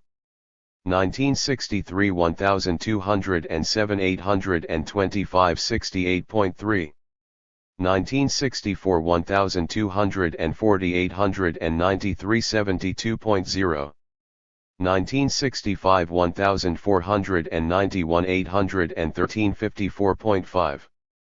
These are average figures for the whole area, wrote Esistikov in an article entitled More About the Secret Springs of Israeli Aggression, but it should be emphasized that in Kuwait, for instance, the average annual profit of the oil monopolies comes to 500% of capital investments. According to data in the Western press, U.S. monopolies have been earning $1,200 million and British monopolies $600 million a year on Arab oil. Events in the Middle East and in Israel herself over the past 20 years show how zealously the Israeli ruling circles are endeavoring to fulfill these tasks. The $8,000 million, which, as officials announced, Israel received in the first 2 decades of her existence indicates that imperialism has embarked upon a serious and dangerous adventure in the Middle East. Another $9,000 million to be paid out in the period from 1967 to 1975 prove that this adventure will be just as serious and purposeful in the future. 20% of the total Israeli budget for 1966-67 was earmarked for settling various financial obligations and paying interest on loans. Therefore, whatever the speed-up system imposed by the Israeli leadership on urban and rural workers and agricultural cooperators dependent on Zionist banks, the many years of hard work put in by the working people will not be enough to redeem even a part of the promissory notes issued by the Israeli ruling class to its imperialist partners. And realizing this, realizing it better than many Israelis, the Israeli ruling class makes no secret of the fact that it intends to cover its debts by rendering specific services to its creditors. In January 1968, at the height of Israeli outrages on the Arab territories occupied in the course of the treacherous June aggression, Levi Eshkol, former Israeli premier, told President Johnson, "A strong Israel presents the U.S. with its only hope of preventing a further increasing Soviet weight in the Middle East." In its forecast for 1968 to 1969, the newspaper Haaretz wrote, "Israeli circles, a fresh round with the Arabs is possible in the near future. This is the change offered by the Israeli militarists, the practical guarantee of their good intentions, their attempts to fulfill one of their three basic tasks. Millions of Israeli pounds are lavishly expended by the Israeli authorities on the propaganda of the idea of a world Jewish nation, on sermons summoning the Jews to rally around Israel and give all-round support to the actions and military gambles of the Israeli ruling circles. And since imperialism is vitally interested in the activity of the Israeli propagandists, a large part of the billions of dollars flowing into the promised land finds its way into the latter's pockets. The Israeli version of apartheid plus an elaborate system of brutal racial discrimination against the Arabs serve the same purpose. They are a component part of the policy pursued by the Zionist elite of the World Zionist Organization and Israel in the formation of a so-called center of influence, a Jewish center. The Zionists are doing their best to hinder the natural process of the formation of the Israeli nation. They obviously have no need for a consolidated Israeli nation which already now, at the very outset of its formation, is showing signs of indifference to Zionism, as well as to Germans, Englishmen, Russians, or Italians of Jewish origin. Since not a single person who could express the views of the new generation has been invited to this Congress, declared Yuri Avneri, editor of one of the most popular magazines in Israel, I shall do it myself. The Congress you have organized here is an alien and obnoxious phenomenon for us, we do not know what Zionism is. It spins among us like a living corpse and addles our mind. And not only our mind but all our administrative rules, the political system and the problem of our national existence. The leaders of international Zionism can do neither without the ruling class now in power in Israel, nor without a privileged caste of emigrants from countries where the wealthiest and politically influential Jews are living. Ostensibly this caste personifies Israel as a whole, for, according to Zionist psychologists, it is only in the name of people of their own kind that a specific section of Jews in Europe and America will continue their donations and demonstrate their backing for the idea of dual citizenship. This is another important element of the Israeli version of apartheid. Yet we know that it is possible, at best, to temporarily retard a process but not to stop it altogether. Attempts to do so inevitably lead to an explosion. This thought involuntarily comes to mind after reading the reasonably objective information about the situation in Israel published by Newsweek in 1965. Since 1948 more than 1,200,000 Jews have immigrated to Israel, they have come from 94 countries, speaking 70 languages. And with the mass immigration has come what is called the Second Israel, the 60% of the country's 2.5 million population of Sephardic or Oriental origin. These are the Jews from North Africa, Asia, and the Middle East whose cultural and social outlook is vastly different from that of the Ashkenazim or European Jews. The income of the Orientals is barely 3/4 of the national average. But the gap goes further than dry statistics. The European Jews treat the Eastern Jews with contempt. You just can't expect the same kind of work from a Frank as you can from a European Jew, said one Polish shopkeeper. Sure, he's a nice boy, said one Israeli mother about her future son-in-law. But he's a schwarz. He comes from Libya and is no better than an Arab. Then, bringing her fingers to her lip, she almost pleads, please, don't tell the neighbors. According to Newsweek, many Oriental Jews have been embittered against the European Jews. The Ashkenazim want to keep us down, says David Haksam from Iraq. We are the base and they are the top. We came to Israel to escape discrimination. Instead, we find it here.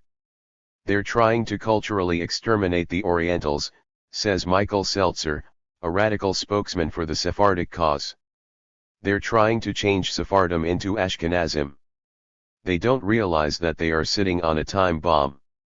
Here is another aspect of the activity of Israeli theoreticians and those directly working for the solution of the national question. To this day it has not been decided who should be considered a Jew, writes A. Ziromsky. But there is no doubt who should be considered a Goy. Moreover, the men are subjected to the most humiliating procedure. The Israeli weekly Od now published in Polish by the Mapam party carried a story related by an Israeli citizen. Here it is word for word. I was asked into a separate room. I was ordered to take off my trousers and the careful, thorough inspection began. At last the sickening silence was broken by the words, "He's a Jew, all right." Where and when is this taking place? In Warsaw? In Lodz? In 1941? 1942? 1943? No, in Israel, in 1960.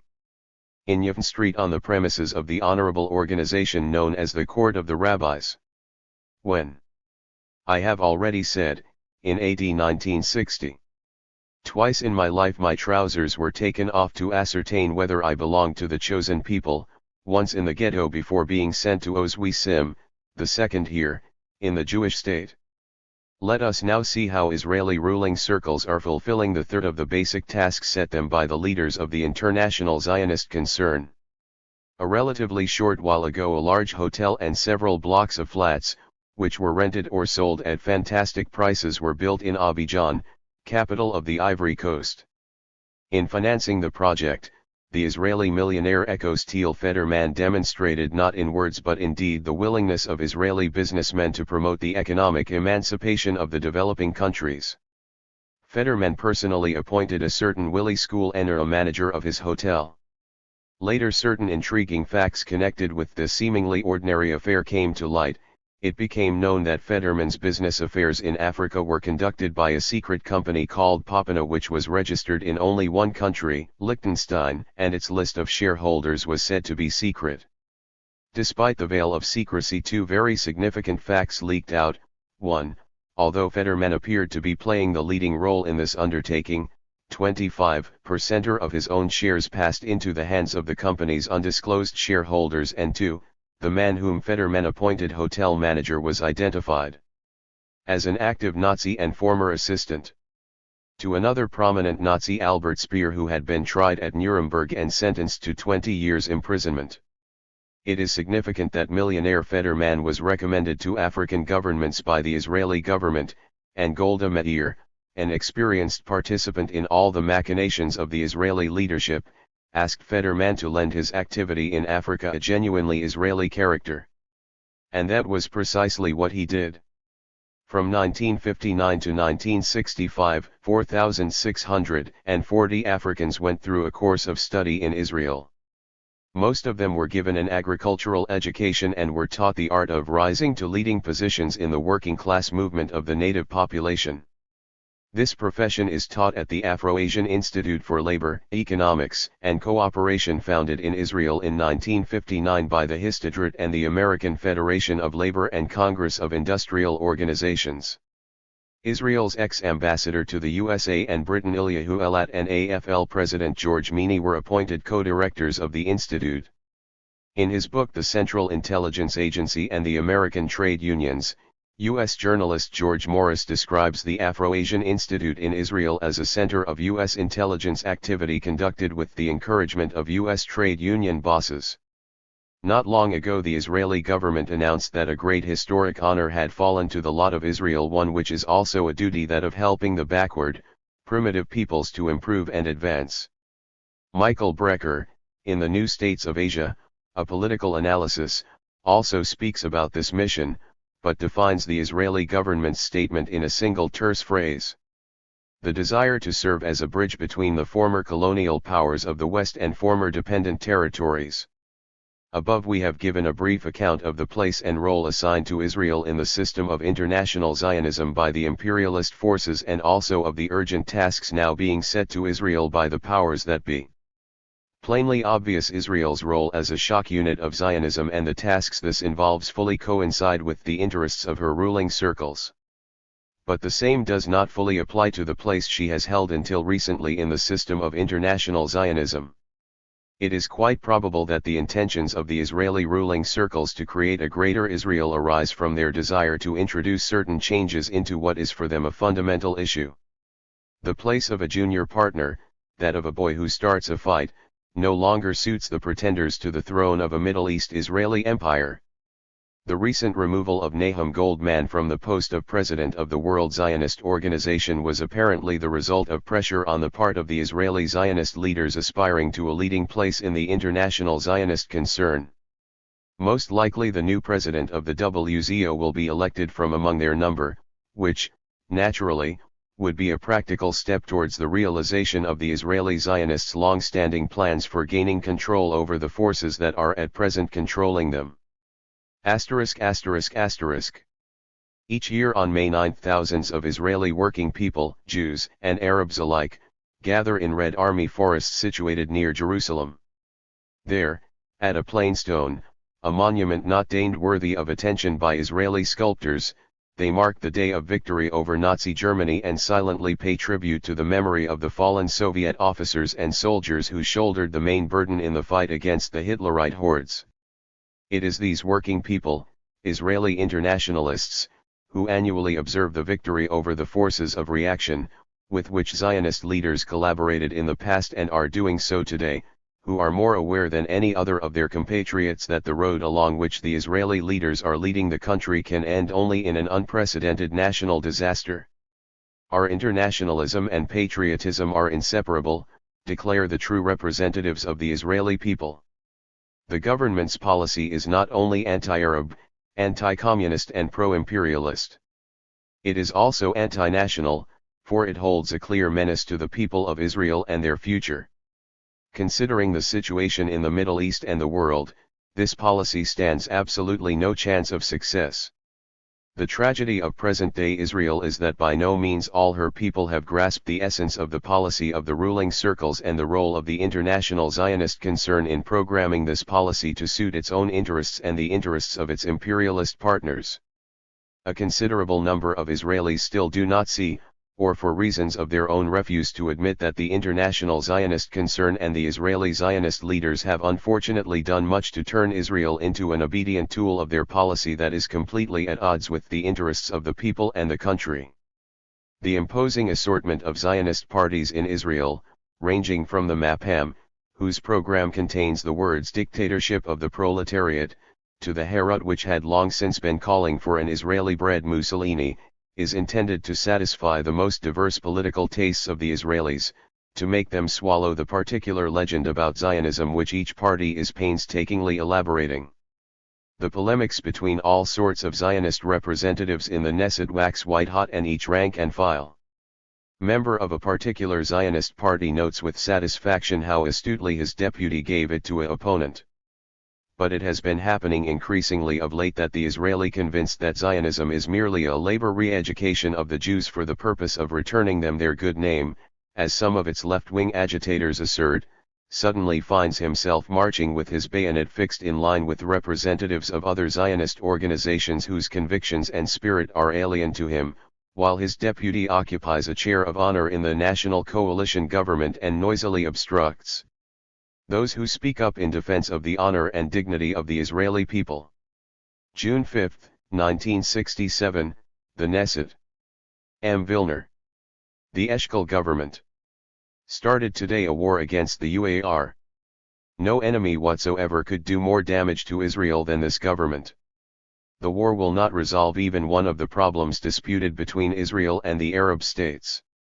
The war yet deepens the problems more and causes unforetellable damage to Israel in the region and in the international arena. The American and British imperialists only are interested in this war, in order to keep their petroleum concessions and their military bases in the area at the cost of the blood of our sons and daughters. Toby. The war is an open aggressive act. M. Vilner. This is a war waged against the real interests of Israel. Toby. You will not be able to quieten the voice of the Communist Party, the voice of the Jewish and Arab communists, because this is the voice of peace and it is stronger than your shouts. M. Vilner. The Soviet Union stands for peace. The people of Israel will be still in need of the help of the Soviet Union, in order to get Israel out of the disaster you are pushing her into. June 26. M. Vilner. We stand here today as we stood in 1956. M. Byram. Shame to you. M. Vilner. You will bring a catastrophe to the nation. You will bring a catastrophe on our people. We try to save the people of Israel from your adventurism. We want security for Israel, we want peace for Israel, and not military adventures in the service of the USA and Britain. M. Vilner. Children, old men, women carrying remnants of their belongings had to leave their houses within few hours without any preparation, without any alternative lodging. Is this not cruelty towards the civilian population? M. Cohen. Stop this propaganda against the government of Israel. M. Vilner. I am saying these things in the interest of the state of Israel. M. Cohen. You are an inciter. M. Vilner. Anti-Semitism never served a people. Not those who did this against the Jews and not the Jews who are doing this now against the Arabs. Disregarding persecution and the chauvinist hysteria, courageous Israeli communists are telling the truth to the Israelis, knowing that only the road of peace will lead them to a future where security, mutual respect, cooperation, and friendship of all the peoples of the Middle East will be the norm. Ours is a policy of national salvation, Meir Vilner emphasized. It indicates the only way of solving the difficult problems confronting the Israeli people. Our party is working for a united front that will bring together all peace-loving Israelis who, irrespective of political views, insist on evacuation of the occupied territories and on a peaceful settlement on the following basis. 1. Withdrawal of Israeli forces from all occupied parts of the United Arab Republic, Jordan, and Syria as a necessary step towards a peaceful and just settlement based on mutual respect of rights, including Israel's right to exist. 2. Recognition of the national rights of the Palestinian Arabs, and primarily the rights of the Arab refugees, in accordance with the UN resolution. But the Israeli leaders would not heed the voice of reason. 1967. There is an increasing number of reports about the atrocities and acts of violence committed by the Israeli invaders on the occupied territories. What is taking place in the Sinai Peninsula and in the Gaza Strip, in the western part of Jordan and in the Syrian lands occupied by Israeli troops, reminds us of the monstrous crimes perpetrated by the fascists in the Second World War. 1968. The military budget is being upped more than 20% and the police budget 15%. Allocations for education are being cut 24% and public health and social welfare 25%. Our task is to create a greater Israel, declared Israeli Minister of Labor Yugal Alon in an order authorizing settlement on the seized Arab territories. Guns before butter, Greater Israel, living space. What a familiar tune. What a killing resemblance in every sense of the word. Why didn't Moshe Dayan shudder when he uttered the words inciting the terror of recollections? The Israeli writer Amos Oz declared publicly in sincere bewilderment following one of the general's frequent public statements. For living space is nothing more than a demand to expel a people to have its place taken by a more civilized nation.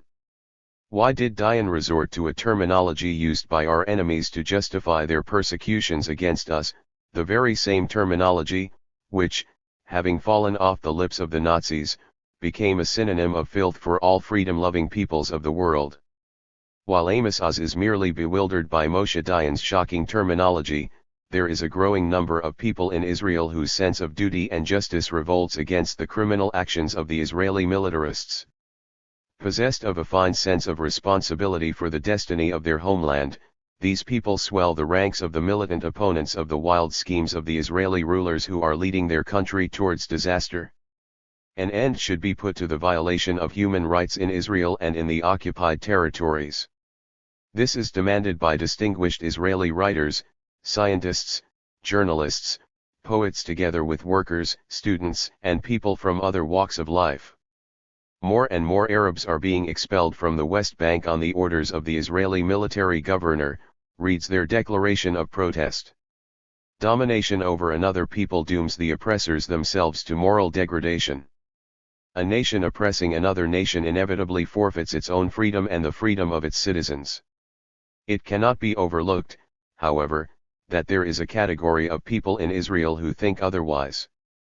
A fairly large Zionist-controlled organization called the Israeli Peace Movement circulated in many countries its own memorandum entitled "The Six-Day War was on the part of the people of Israel a defensive war for Israel's very existence."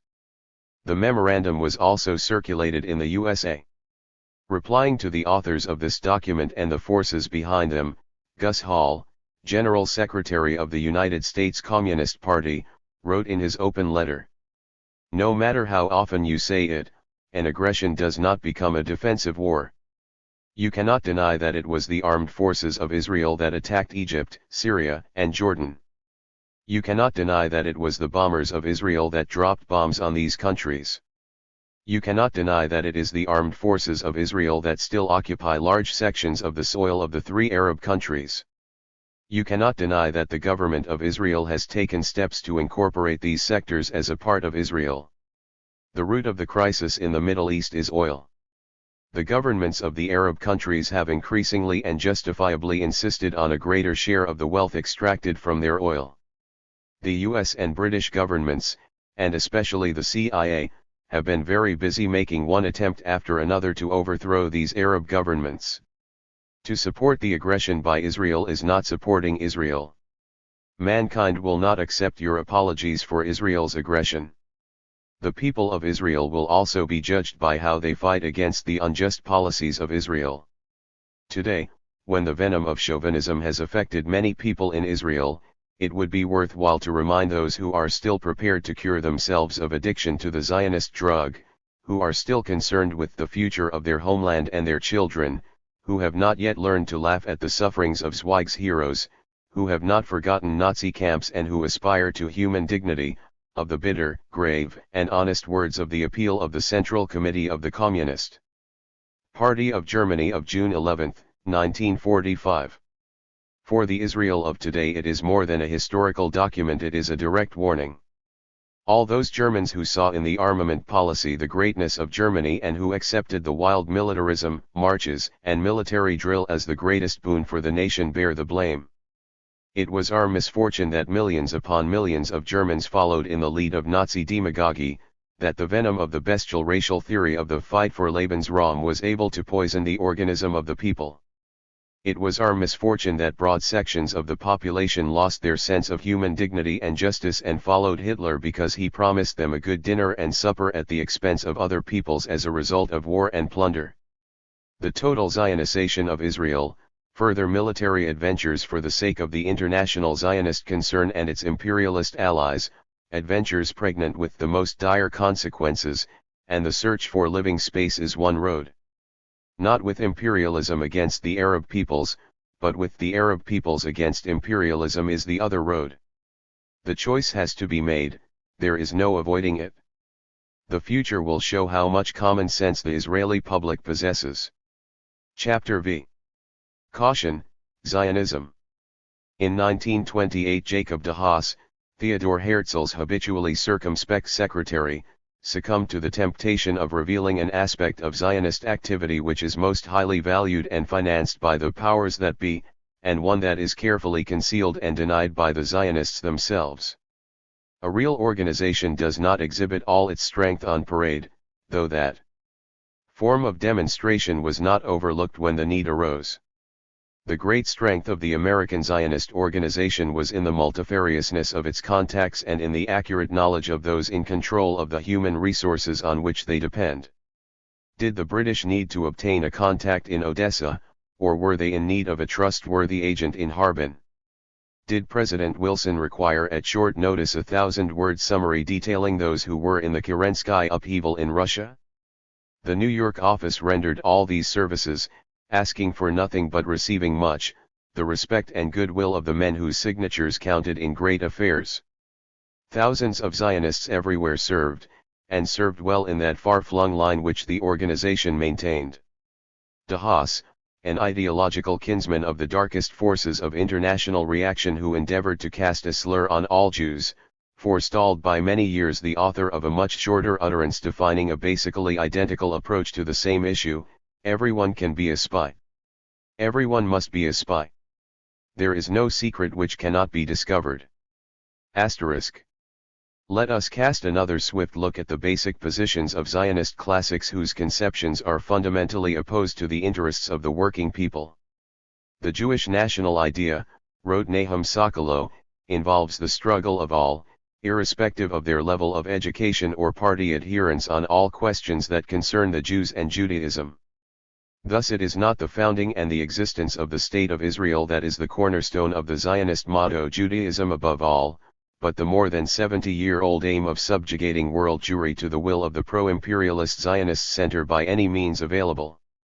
It is not the appearance of Israel as such, but the consolidation of the ruling Zionist clique at the top of the Israel social pyramid that has become a highly favorable attendant factor of the international Zionist center's corruptive activity.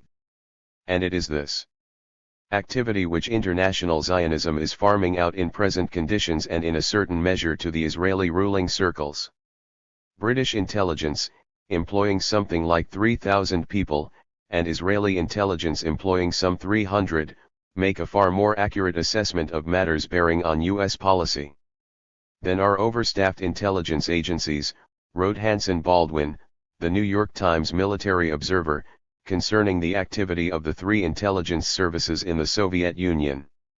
Let us leave Baldwin with his calculations, which merely show that the Soviet Union is not the sort of place where this activity can be conducted at will, and note the principal thing: Israeli intelligence is doing its utmost to gather military, political, and economic information in the socialist countries, particularly in the Soviet Union. The specific activity of the Zionist intelligence service, which is but one area of Zionist activity, is, however, not the subject of our concluding chapter. In it we should like to make a brief study of the tactics and methods employed by international Zionism in its efforts to realize the general program concisely formulated on June 2, 1967, 3 days before Israel's aggression, by Chief Rabbi of Britain Dr. Emanuel Jakubowicz. We must make sure there will not be a Jew anywhere in the world shirking his duty. Young people must be ready to fight. At a telephone call from Israel, be willing to go there to man essential jobs left vacant by the military mobilization of Israeli citizens. The rest should be ready to contribute to a per capita tax on every single Jew to help Israel's economy. If they want us, we will be there at their command. So Jakubowicz mentioned neither Britain, France, nor the Soviet Union, but frankly stressed the global nature of the tasks now being set via its professional and voluntary agitators by the International Zionist Center for the purpose of safeguarding and consolidating imperialist positions. So that it may not be thought that Jakubowicz's statement was a single isolated case, an irresponsible declaration by one individual, let us take a look at a much earlier utterance by Ben-Gurion, which in a way discloses the essence of what Jakubowicz said. This means aiding Israel whether the government of the country in which the Jews are resident and of which they are subjects likes it or not. When we speak of a single Jewish nation, we must ignore the fact that the Jewish nation is scattered throughout the world and that the Jews living in any place are citizens of their country of residence. Naturally, all working Jews for whom the interests of the Zionists and their imperialist patrons are absolutely alien, sweep aside such recommendations. On the same day, June 2, 1967, the Zionist newspaper Israelitisches Wochenblatt published in Switzerland carried an appeal of the World Zionist Organization, which outlined both the Zionist action program and the means to be adopted for its realization. The existence and the security of the State of Israel are being threatened. The entire population of Israel is aware of the danger looming over it and is fully determined to endure any sacrifice. All sections of the population, regardless of their country of origin or party affiliation, have in these difficult times unconditionally placed their services at the disposal of the State of Israel. Expressions of sympathy and assurances of complete solidarity which we are receiving from all Jewish communities are an additional source of courage and trust for the population of Israel in the coming struggle. But the situation is aggravating and there is no saying how long this will continue. At this decisive moment, the authors of the appeal exclaim in tones faltering with emotion, "We appeal to our brethren in the diaspora to strengthen ties between Zion and the diaspora, and mobilize the sympathies and active support for Israel among all the peoples of the world, to increase donations, persuade the younger generation to emigrate to Israel and to work instead of those who for the sake of defending their country are standing along her frontiers, sincerely and to the maximum exert their material resources, furnish financial assistance and thus bear the extraordinary hardships imposed on Israel."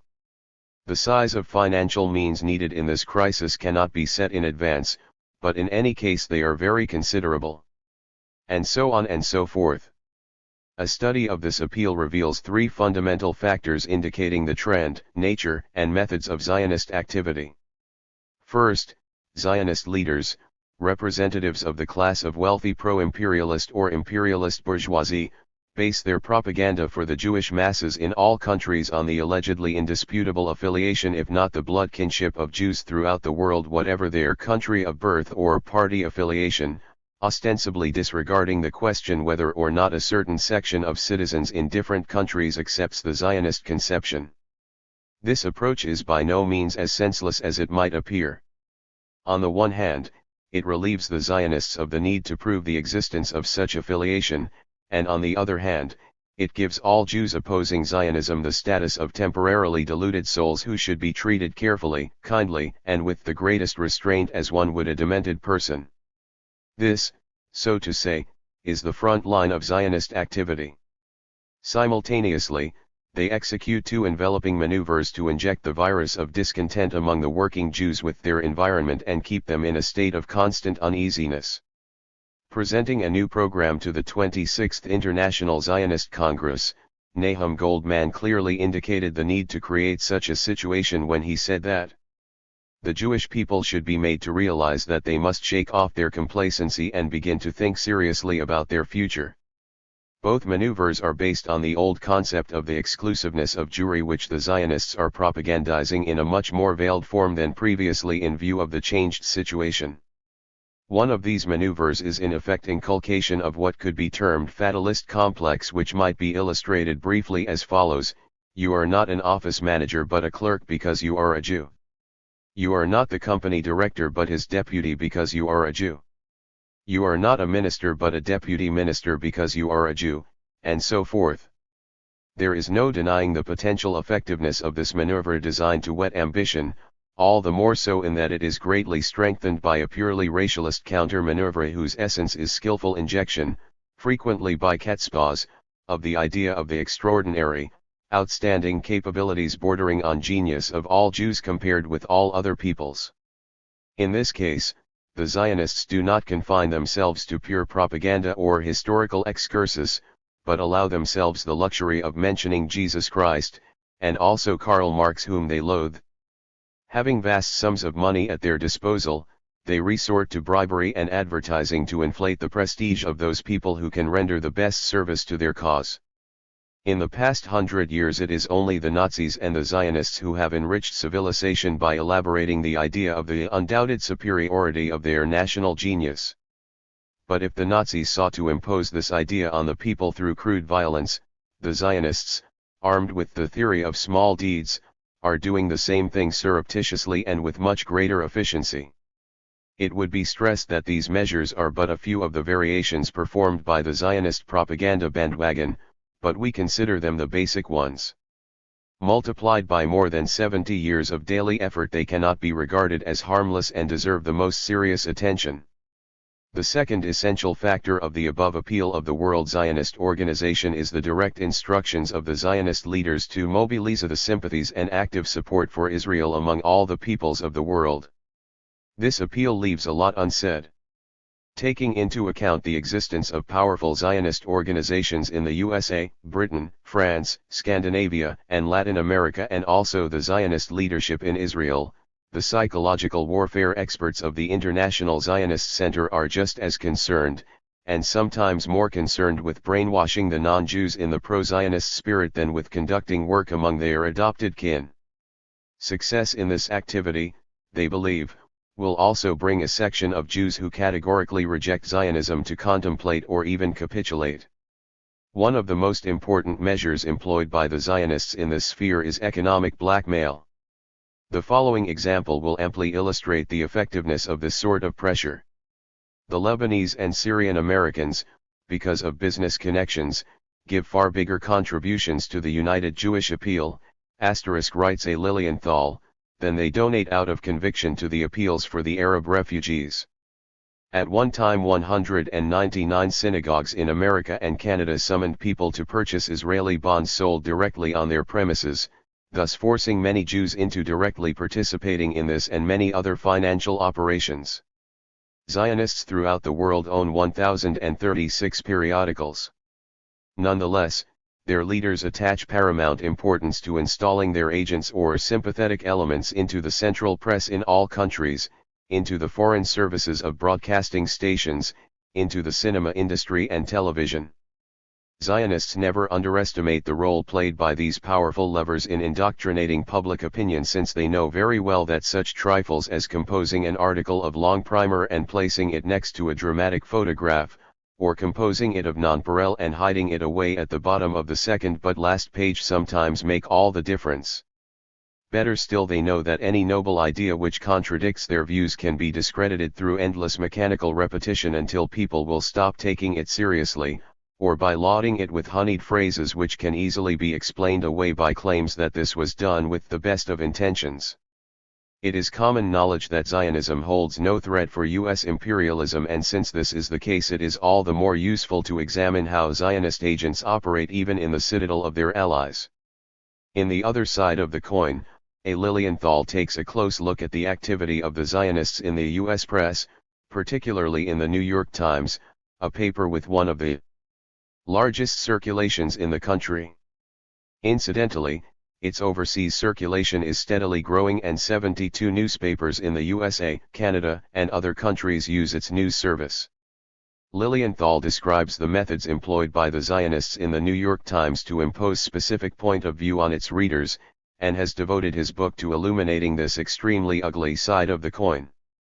In April 1956, Lilienthal writes, Senator Kefauver, seeking nomination for the presidency, sought to take advantage of the pro-Zionist sentiments of a part of the country's population.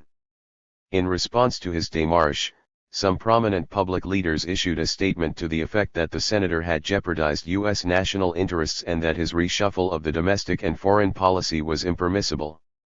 This statement got 8 lines in the New York Times, which on the same day front-paged Ben-Gurion's criticism of Eisenhower's refusal to send arms to Israel. On the third page it had a photograph of Israeli children emerging from an underground shelter with the caption, "Youngsters were evacuated from nursery minutes before it received a direct hit early this month." On the 10th page it carried a report on the annual conference of the Brooklyn Council of the Jewish Community, and so forth. In May 1961, when Ben-Gurion came to see Kennedy, the New York Times devoted 3 columns to the news beneath a photograph of the two leaders capped by a running title, and only 1 column to the news that Kennedy was leaving for Europe to take part in a conference. Lilienthal writes that he selected the New York Times on account of its being one of the most influential newspapers in the USA, and by no means because it was unique among U.S. newspapers in its pro-Zionist orientation. It is not only U.S. reality that offers hundreds of irrefutable facts testifying to the carefully planned, purposeful activity carried on by Zionists on radio and television, in literature and literary criticism, in the theater and the cinema, and many other fields that influence man's world outlook. To return to Lilienthal. What can a librarian do? A great deal. Recommend a book, for example. What book? Any book. John Reed's 10 Days That Shook the World, Lion Feuchtenanger's Judd Suss, Lev Tolstoy's War and Peace, Irvin Shaw's Young Lions, etc. Lilienthal notes that Princeton, allegedly a stronghold of Arabism in the USA, is a small college town whose public library is a vivid example of Zionist influence on the education of the young people. Its catalogs list the works of all known Zionist and pro-Zionist writers who had ever written anything about the Middle East and Palestine. In a conversation with Lilienthal, the librarian made the following most revealing remarks. "We have a most active Jewish community here. They carry on several programs in which they cooperate in our work. They are very kind and generous in their gifts of books." The last but not the least important factor clearly indicated in the appeal of the World Zionist Organization is money. Reading the above quoted excerpt from the appeal, one cannot fail to be struck by the repeated mention of financial assistance, donations, to the maximum exert your financial resources, and other variations on the financial theme. Putting it briefly, without any special calculations, the dollar sums which the International Zionist Concern and Israel's ruling circles received during the latest aggression against the Arab states are enough to cover the cost of several further ventures of this kind. Where did these billions come from? The lion's share was lifted from the pockets of American, British, French, South African and other working people by Zionist or pro-Zionist industrialists, bankers, and gold mine owners, and transferred to the strong rooms of the Zionist Center, while the remainder was donated by the middle class and Jewish working people thanks to the constant mass efforts of Zionist propaganda. Are such contributions in the interests of those who, voluntarily or involuntarily, make them? Why did the U.S. ruling circles pass a law exempting from taxation all donations in aid of Israel? Why is it that in Britain, shaken by the devaluation of the pound and losing hundreds of millions of pounds a month through the Israeli blockade of the Suez Canal, hundreds of millions of pounds are successfully raised by the Zionists to keep the canal closed for as long as possible? Yes, there is food enough for thought. Asterisk asterisk asterisk. The cardinal objective of the international Zionist concern has been and continues to be enrichment at whatever the cost, enrichment, which guarantees them power and a parasitical well-being within the imperialist system. The establishment of ideological and political control over the Jewish section of the population, which in the indefinite future is promised the role of pastor of mankind, has been and continues to be one of the chief means of achieving this objective. Formed as a result of the humane act of representatives of many peoples of the world, the State of Israel, owing to the anti-national, perfidious policy of its Zionist ruling circles and in the person of these circles, has been and continues to be the tool of the Holy Alliance of international Zionism and imperialism. The main targets of the subversive activity of the international Zionist concern have been and continue to be the Soviet Union, all socialist countries, the International Communist, Working Class and National Liberation Movement. The campaign against the socialist community, and against the Soviet Union in particular, is being conducted under the ragged banner of protection of the Jews. How many political adventurists have marched under this banner, and how many honest but credulous people have, if only for a moment, held it aloft, deluded into doing so by the strenuous efforts of the Zionists. The form of this subversive activity aimed at creating the basis for the work of all kinds of agents of imperialism is by no means devoid of sense, for some people might well think that since they are being so vigorously protected, perhaps, after all, they really do need protection. Let us, however, turn to a less philosophical question. What conclusion could be drawn from the fact that the neo-Nazis in Bonn organize a week of solidarity and defense of the Israeli Zionists, while the latter organize a week of solidarity and defense of Soviet Jews?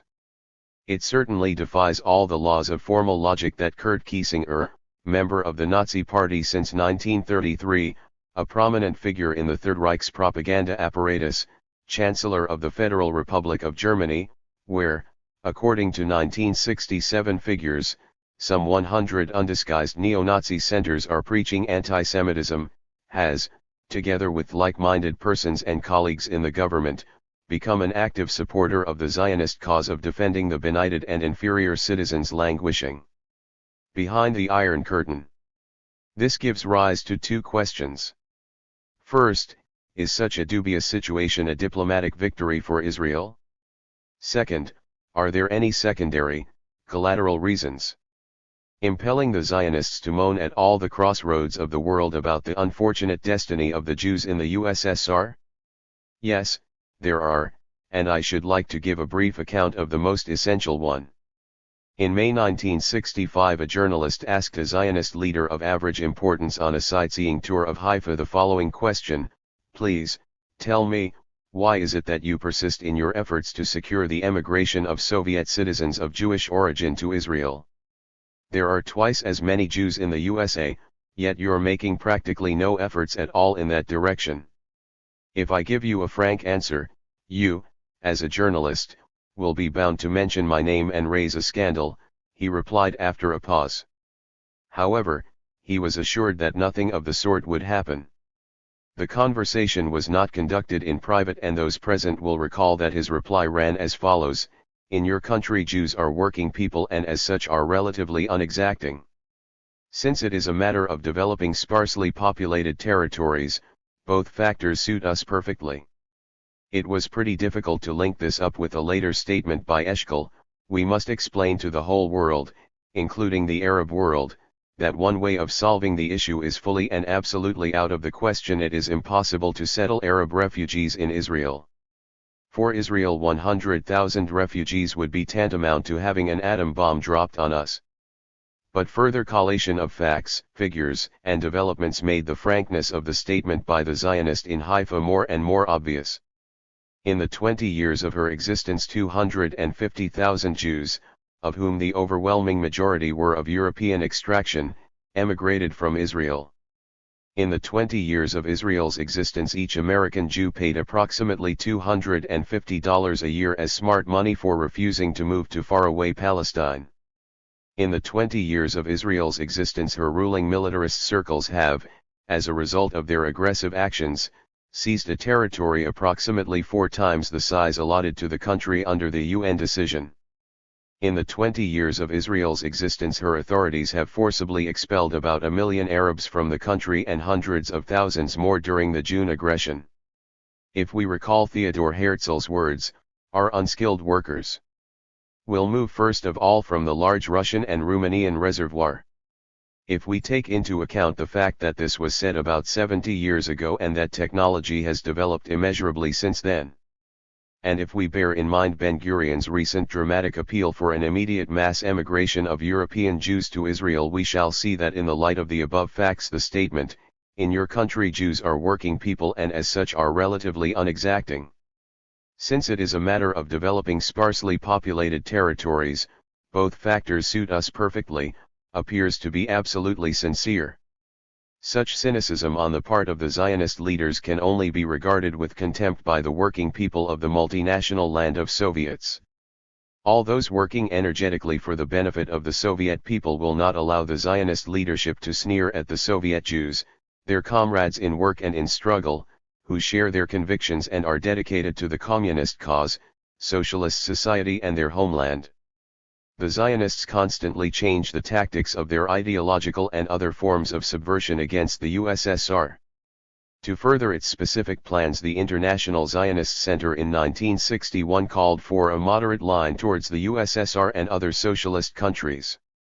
In March 1963, the Executive Committee of the World Zionist Organization rejected the moderate line and called for an offensive campaign against the socialist community, particularly the USSR.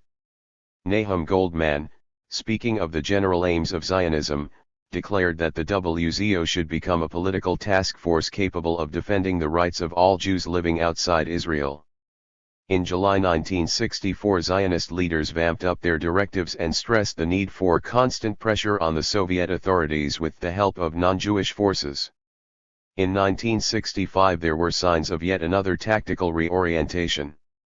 Some Zionist leaders in fact conceded that frontal attacks, including unbridled anti-Soviet smear campaigns, failed to produce results and recommended enveloping maneuvers. In 1966 to 1968, as was evidenced in particular by events in Poland and Czechoslovakia, the International Zionist Center once again reverted to large-scale overt provocations.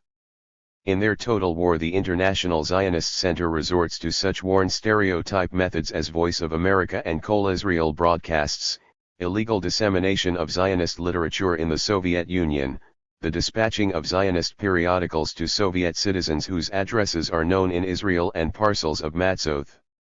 There are other methods, less striking but more venomous: dissemination of provocative rumors, encouragement of mercantilism and clannishness, provoking a big fuss out of anything that is remotely anti-Soviet, juggling with facts quoted in memoirs and other literary works, and supporting all those who either deliberately, or due to their youth or stupidity, are actually or potentially capable of being led by their rope.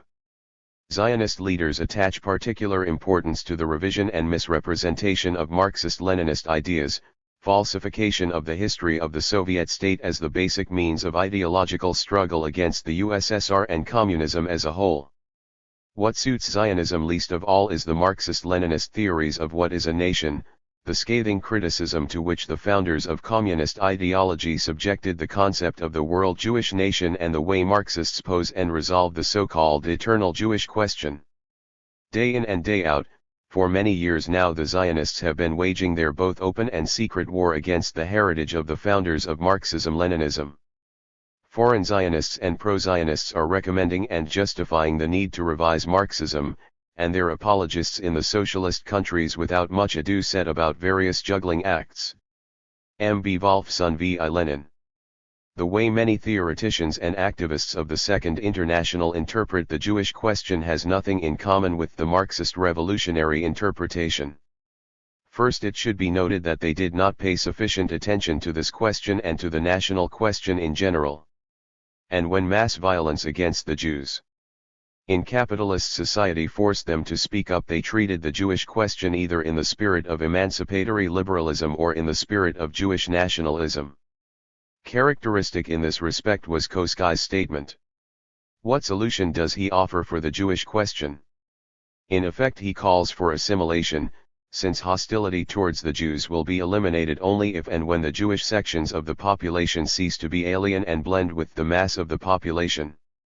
That is precisely what the Jewish problem amounts to: assimilation or isolation, and the idea of Jewish nationality is definitely reactionary not only when expounded by its consistent advocates, but likewise on the lips of those who try to combine it with the ideas of social democracy. Karl Koskai, in particular reference to the Russian Jews, expresses himself ever more vigorously. Hostility towards non-native sections of the population can only be eliminated when the non-native sections of the population cease to be alien and blend with the general mass of the population. That is the only possible solution of the Jewish problem, and we should support everything that makes for the ending of Jewish isolation. Yet the Bund is resisting this only possible solution, for it is helping, not to end but to increase and legitimize Jewish isolation. 7 years after Lenin's death, Wolfson pretended to have forgotten the Leninist tenet.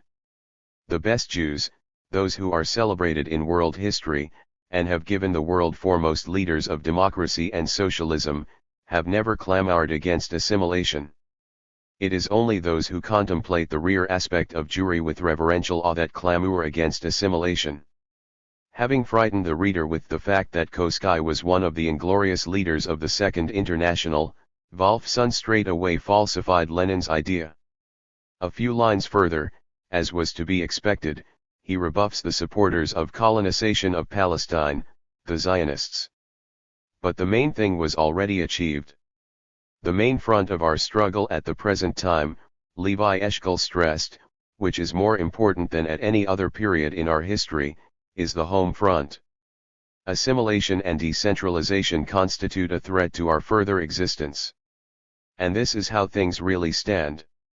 The national process of the assimilation of the Jews observed in all countries, just as the process of the natural consolidation of the Israeli nation, for very obvious reasons categorically did not suit and still does not suit the international Zionist concern. Its agents, ideologues, and paid propagandists continue to erect, as they have in the past, the most diverse obstacles, both theoretical and practical, to prevent these processes from taking their natural course to completion. A vivid example of the intrigues of international Zionism in the communist and working class movement was the recent attempt to undermine the internationalist positions of the Israeli Communist Party, to replace its Marxist-Leninist, genuinely patriotic policy with a policy of actual alliance with Zionism and solidarity with the criminal gambles of those advocating the establishment of Greater Israel. Founded in 1919, the Communist Party of Israel has every reason to be proud of its revolutionary traditions, its long and arduous path of day-to-day struggle for the rights and interests of the Israeli working people. Forged in the grim conditions of artificially fomented national strife, the international Jewish-Arab unity of the CPI members, the fraternal cooperation between the Jews and the Arabs united in the party on a class basis, is the object of the legitimate pride of the Israeli communists, a magnificent example of the indivisible community of interests of all the working people of the Middle East. The great achievement of the Communist Party of Israel and its Central Committee was that the internationalism of the Israeli communists was able to withstand and overcome the social chauvinism of the splitter group which in 1965 attacked the party under the smokescreen of demagogic phrases calling for Israelization of the Communist Party and expounding the need to follow a more flexible tactical line. Exactly 2 years after the unsuccessful attempt to divert the Communist Party of Israel from its Marxist-Leninist course of defending the Israeli people's true national interests, those who suggested more flexible tactics literally demonstrated their own flexibility by bowing to Zionist audiences applauding their qualification of the Israeli aggression as the most just of all wars known to mankind. But the Communist Party of Israel has been put to the most rigid test of all recently. Having failed to shatter the party from within, the Israeli authorities resorted to numerous repressions against the communists from such refined methods as the baiting of their children in school and in the street, to the traditional arrests of party activists and leaders, brutal beatings up at police stations and attempts to assassinate leading communists. The Communist Party of Israel continues to work in most difficult conditions. In Israel and elsewhere the Zionist and pro-Zionist press is increasing its hate campaign against it. There are hysterical appeals to ban the Communist Party, and proposals are being drafted for a new electoral system in Israel aimed solely at depriving the Communist Party of having its representatives elected to parliament. Displaying composure and courage, the Israeli communists are continuing to fight for the genuine interests of the people, for peace and a just solution to all outstanding issues between Israel and the Arab countries. The Zionist parties in Israel, who form various temporary and permanent alliances for the purpose of staging at regular intervals the gaudy spectacle of forming an Israeli government, have established Zionism as the official state ideology. But in the opinion of Zionist supporters, and according to their plans, this ideology should not flourish in Israel alone. And while the defeated splitter group in the Communist Party of Israel was to have played the role of a Zionist agent in the international communist movement, the so-called socialist parties in Israel have been assiduously fulfilling this assignment for a long time in the world's social democratic parties, widely using for the purpose the rostrum willingly offered them by the Socialist International. How fruitful this activity of the elite of Zionist social democracy has been and how fertile the soil of the Socialist International on which it was conducted, can be judged by the special resolution passed in the first days of the Israeli aggression at an emergency meeting of the Bureau of the Socialist International on June 8, 1967. There is no need to quote the entire resolution adopted by those who had organized the struggle for the cause of reform capitalism. Suffice it to cite the first and the last paragraphs of this document, socialist in form but imperialist in content. The Socialist International expresses its full solidarity with the people of Israel who are defending their existence and their liberty against aggression. The Socialist International allies itself with the democratic forces in the Middle East, in their fight to repudiate all forms of feudalism and dictatorship. The Socialist International will work to bring the advantages of democratic socialism to all the countries of the Middle East. It is the Israeli Zionist leaders in the Socialist International who are putting in a great deal of effort to bring the advantages of democratic socialism with the help of bayonets or promissory notes. It is the Zionists who have elaborated the program of the Center for Socialist Thought established to study the various trends within the international socialist movement today and the application of their programs and methods of action in developing countries. Paragraph 5 of the Zionist memorandum which accompanied the proposal to set up the center recommends the following: to engage in dialogues concerning problems of socialist ideology and practice with parties both in Asia and in Africa which do not belong to the Socialist International. All this shows that international Zionism's ideological subversion is conducted on a broad front and planned for years ahead.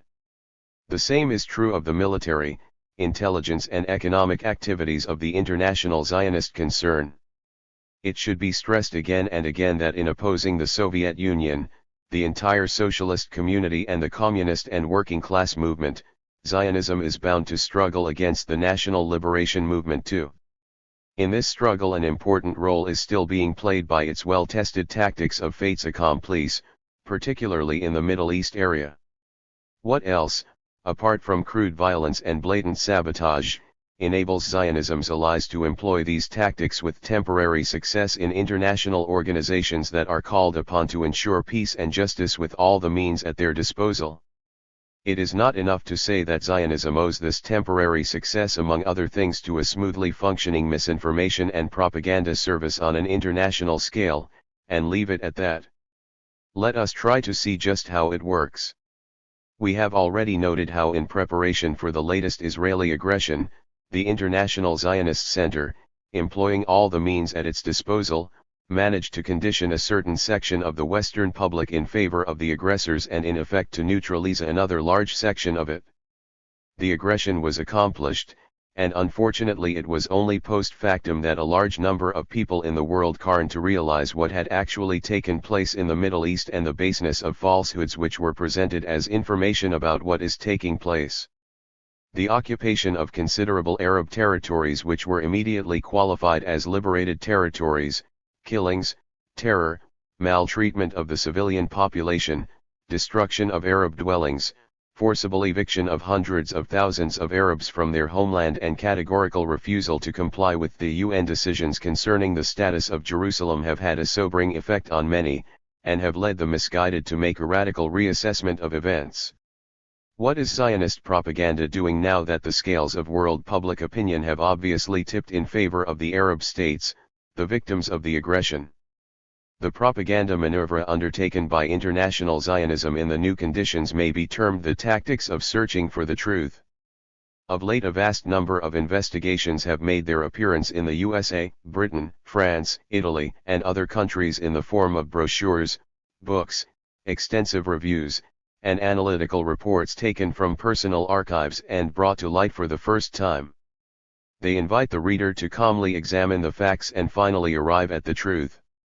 The friendly tone, the refined manner of submitting mistakes and obvious failures on both sides, hundreds of names, thousands of dates and situations, a play of varying shades of controversial views, frequent recourse to humor as a means of engaging the reader and getting away from the point, subtle flattery for the reader as an intellectual capable of understanding that, of course, there is no such thing as being absolutely right or guilty, and, finally, the conclusion deduced in the best traditions of the time hallowed objectivism: life is manifold and, as we have shown, complicated, therefore take it easy, don't rush, it would be best to weigh up and take stock of everything again, to argue more often, for truth will out in argument. Thanks to considerable effort, support, and careful handling, this mode of thinking is gradually gaining ground, all the more so since many of the authors paid to put out works containing such ideas are carefully chosen as having been progressives in their time. Meanwhile, the Jordanian sector of Jerusalem is being actively Israelized with the help of funds initially set up by Rothschild, the World Zionist Organization, and the ambassador of an allied power, the Federal Republic of Germany. Meanwhile, 70 kilometers from Damascus, a village of Israeli farmers armed to the teeth is rising on ancient Syrian territory. Meanwhile, thousands of indigent Israelis are being resettled in the occupied regions so that the Israeli leaders will be able to say, as they did in 1948, "What resettlement are you talking about when Israeli working people have already been living for so long on the lands of the so-called refugees?" Meanwhile, the manager of the Zionist Trust, Nahum Goldman, is making innumerable trips in an effort to settle things peacefully and have everything remain as it is, the farmers, and the fishermen angling in turbid waters.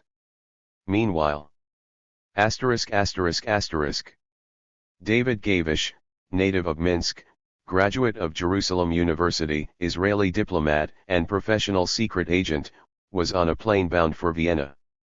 The instructions he had received before leaving testified to his being extremely well trusted. Only one thing upset him: why was it that he, an expert authority on the socialist countries, had not been invited to attend the last routine meeting, which had discussed the matter of purchasing a large shipment of spare parts and ammunition for arms captured from the Arabs. Gavish was greatly disturbed by the suddenly increased authority of his sinologist colleagues. Every criminal remembers more and more frequently and clearly as time goes on his first victim. Gavish remembered Dalnik.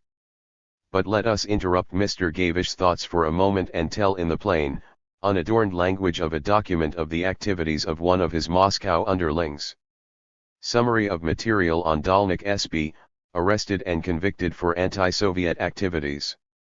May 26, 1966, Dalnik, Solomon Borisovich, native of the town of Rudna, Smolensk region, non-party, cartographer by profession, was arrested on Article 70 of the Criminal Code of the RSFSR.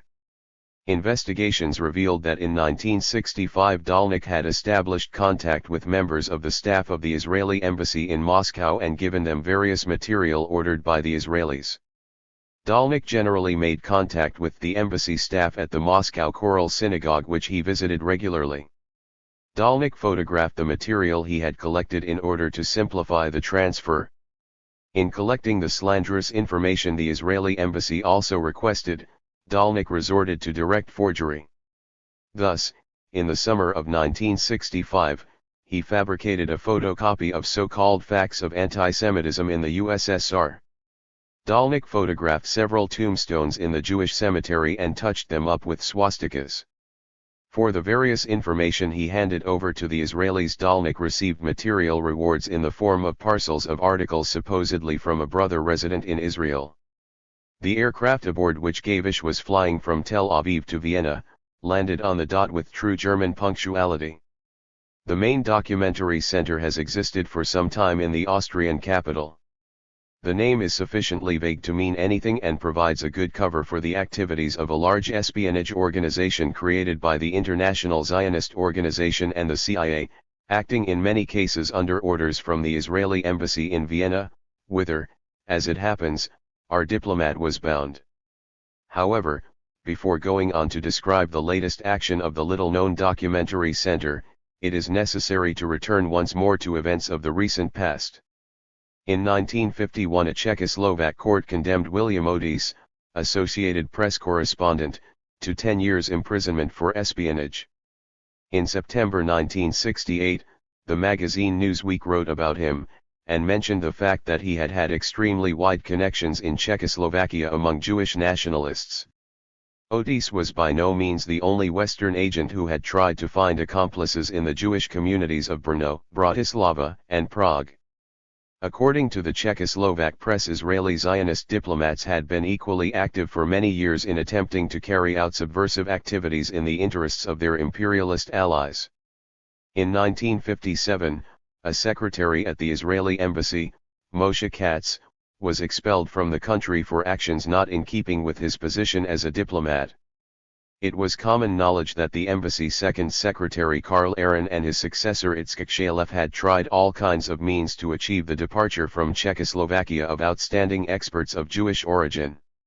In protest against the 1967 Israeli aggression against the Arab countries, Czechoslovakia, along with several other socialist countries, severed diplomatic relations with Israel.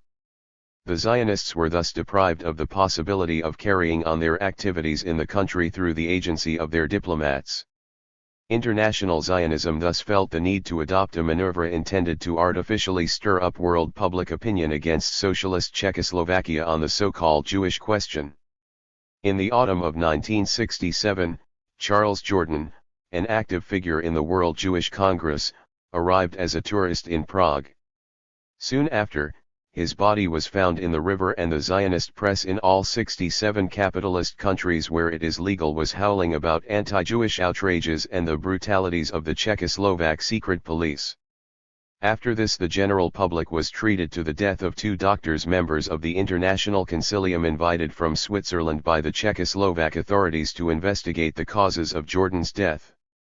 The doctors met their death far from Czechoslovakia, in circumstances somewhat reminiscent of the death of Oswald Lee, Jack Ruby and other witnesses deemed undesirable by the imperialist secret service. The real aim of all the shady activities conducted by the Zionists in Czechoslovakia on the eve of the attempts by the forces of reaction at home and abroad to overthrow socialism in the country is clearer today, now that with the aid of the fraternal socialist countries, the Czechoslovakia has eliminated the danger that threatened her in August 1968. It should be stressed that Zionist activities in Czechoslovakia were, naturally, but a part of the activities undertaken by internal and external forces of counter-revolution. A leading role in the Zionist activities was to be played by the inconspicuous main documentary center tucked away in Vienna. On the eve of the events in Czechoslovakia, the center created a daughter enterprise, the Committee for Czechoslovak Refugees. It is significant that almost simultaneously a center for the coordination of fighters for the freedom of Czechoslovakia was set up in Israel. But the Zionists are not wont to take into account the mood of the ordinary Israeli. The Tel Aviv Zionist newspaper Ma'ariv revealed the nature of the center's activities in a routine report of October 6, 1968. Yesterday, the Coordination Center sent a group of young Czech intellectuals resident in Israel to various European countries. The group's task is to establish contact with Czechoslovak citizens outside the country.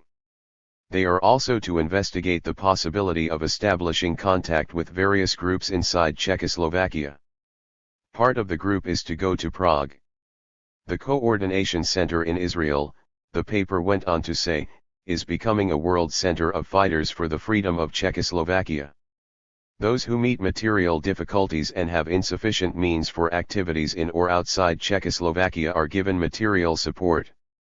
The Coordination Center has prepared a program for organizing the publication of Lider Arny Listy, a paper which is the voice of democracy in Czechoslovakia.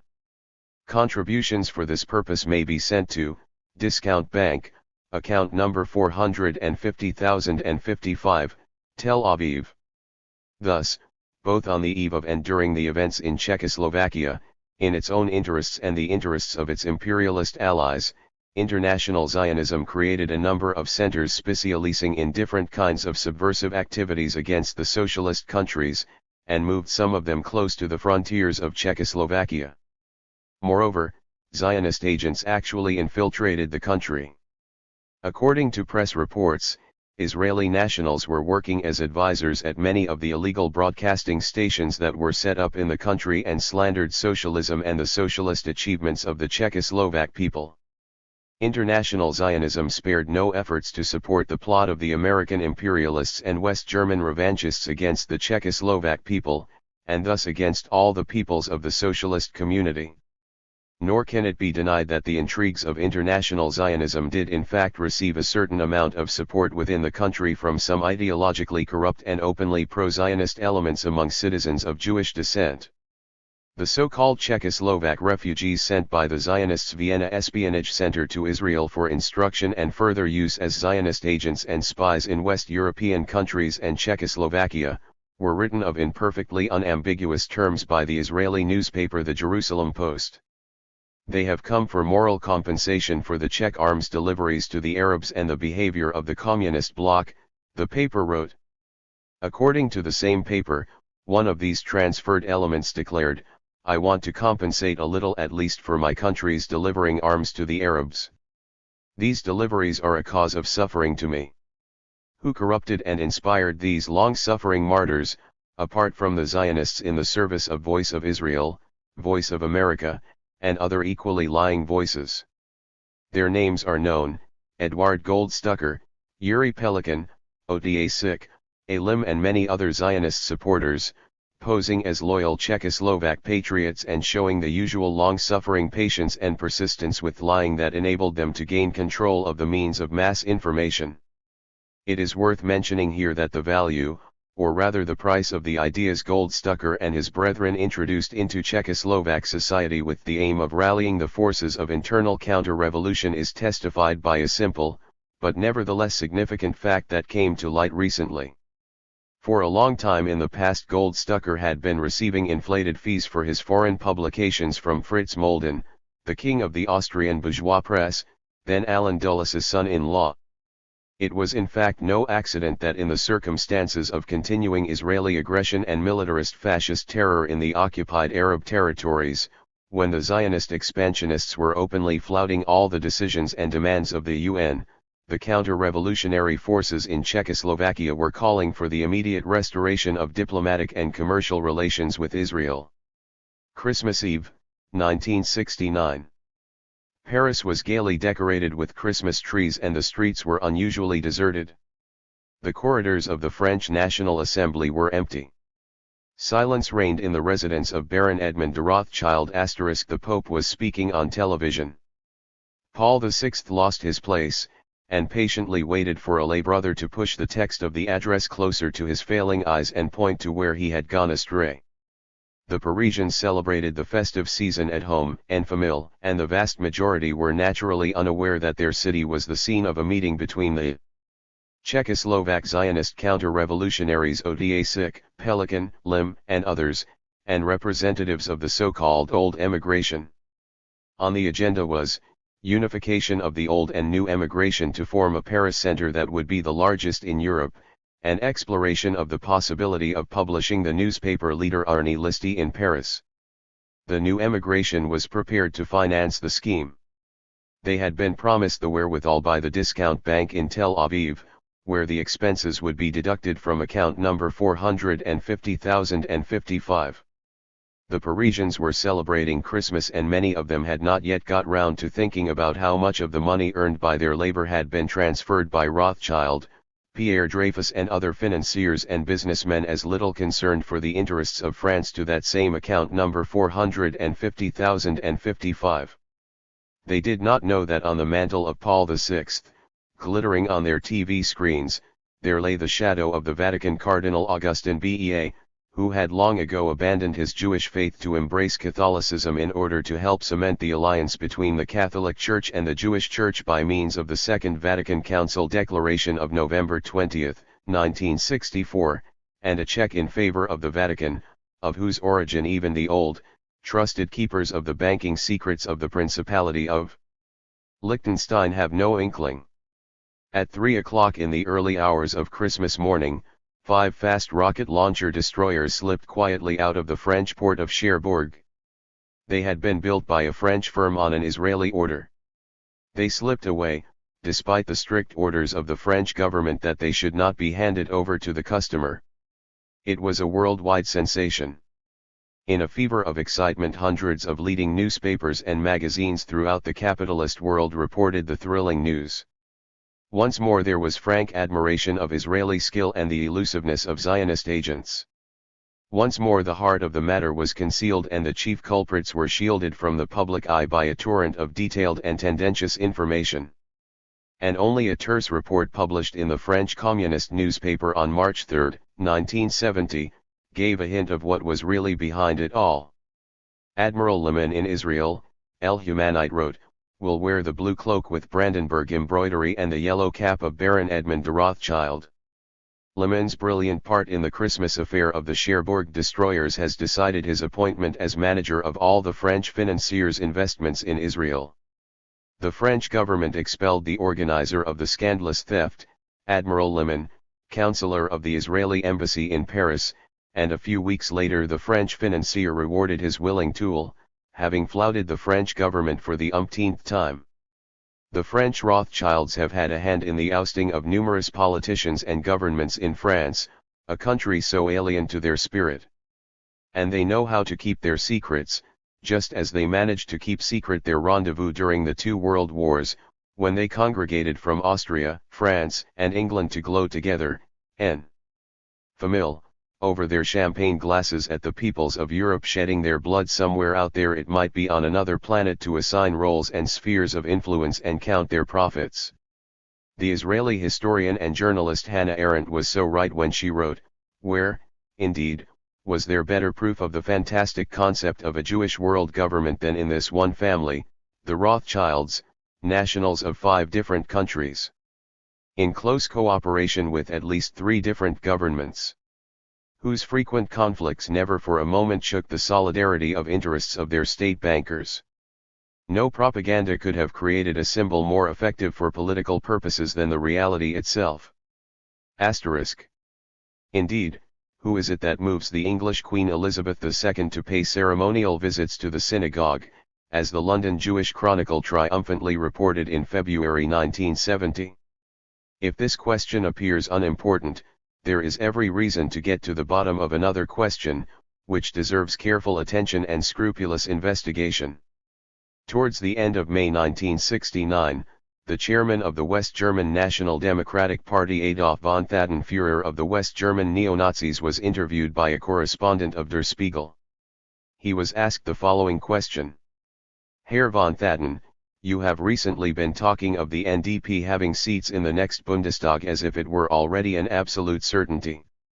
If things don't go as well as expected at the September 28 Bundestag elections, is it not very possible that you will simply be forced to resign the party chairmanship?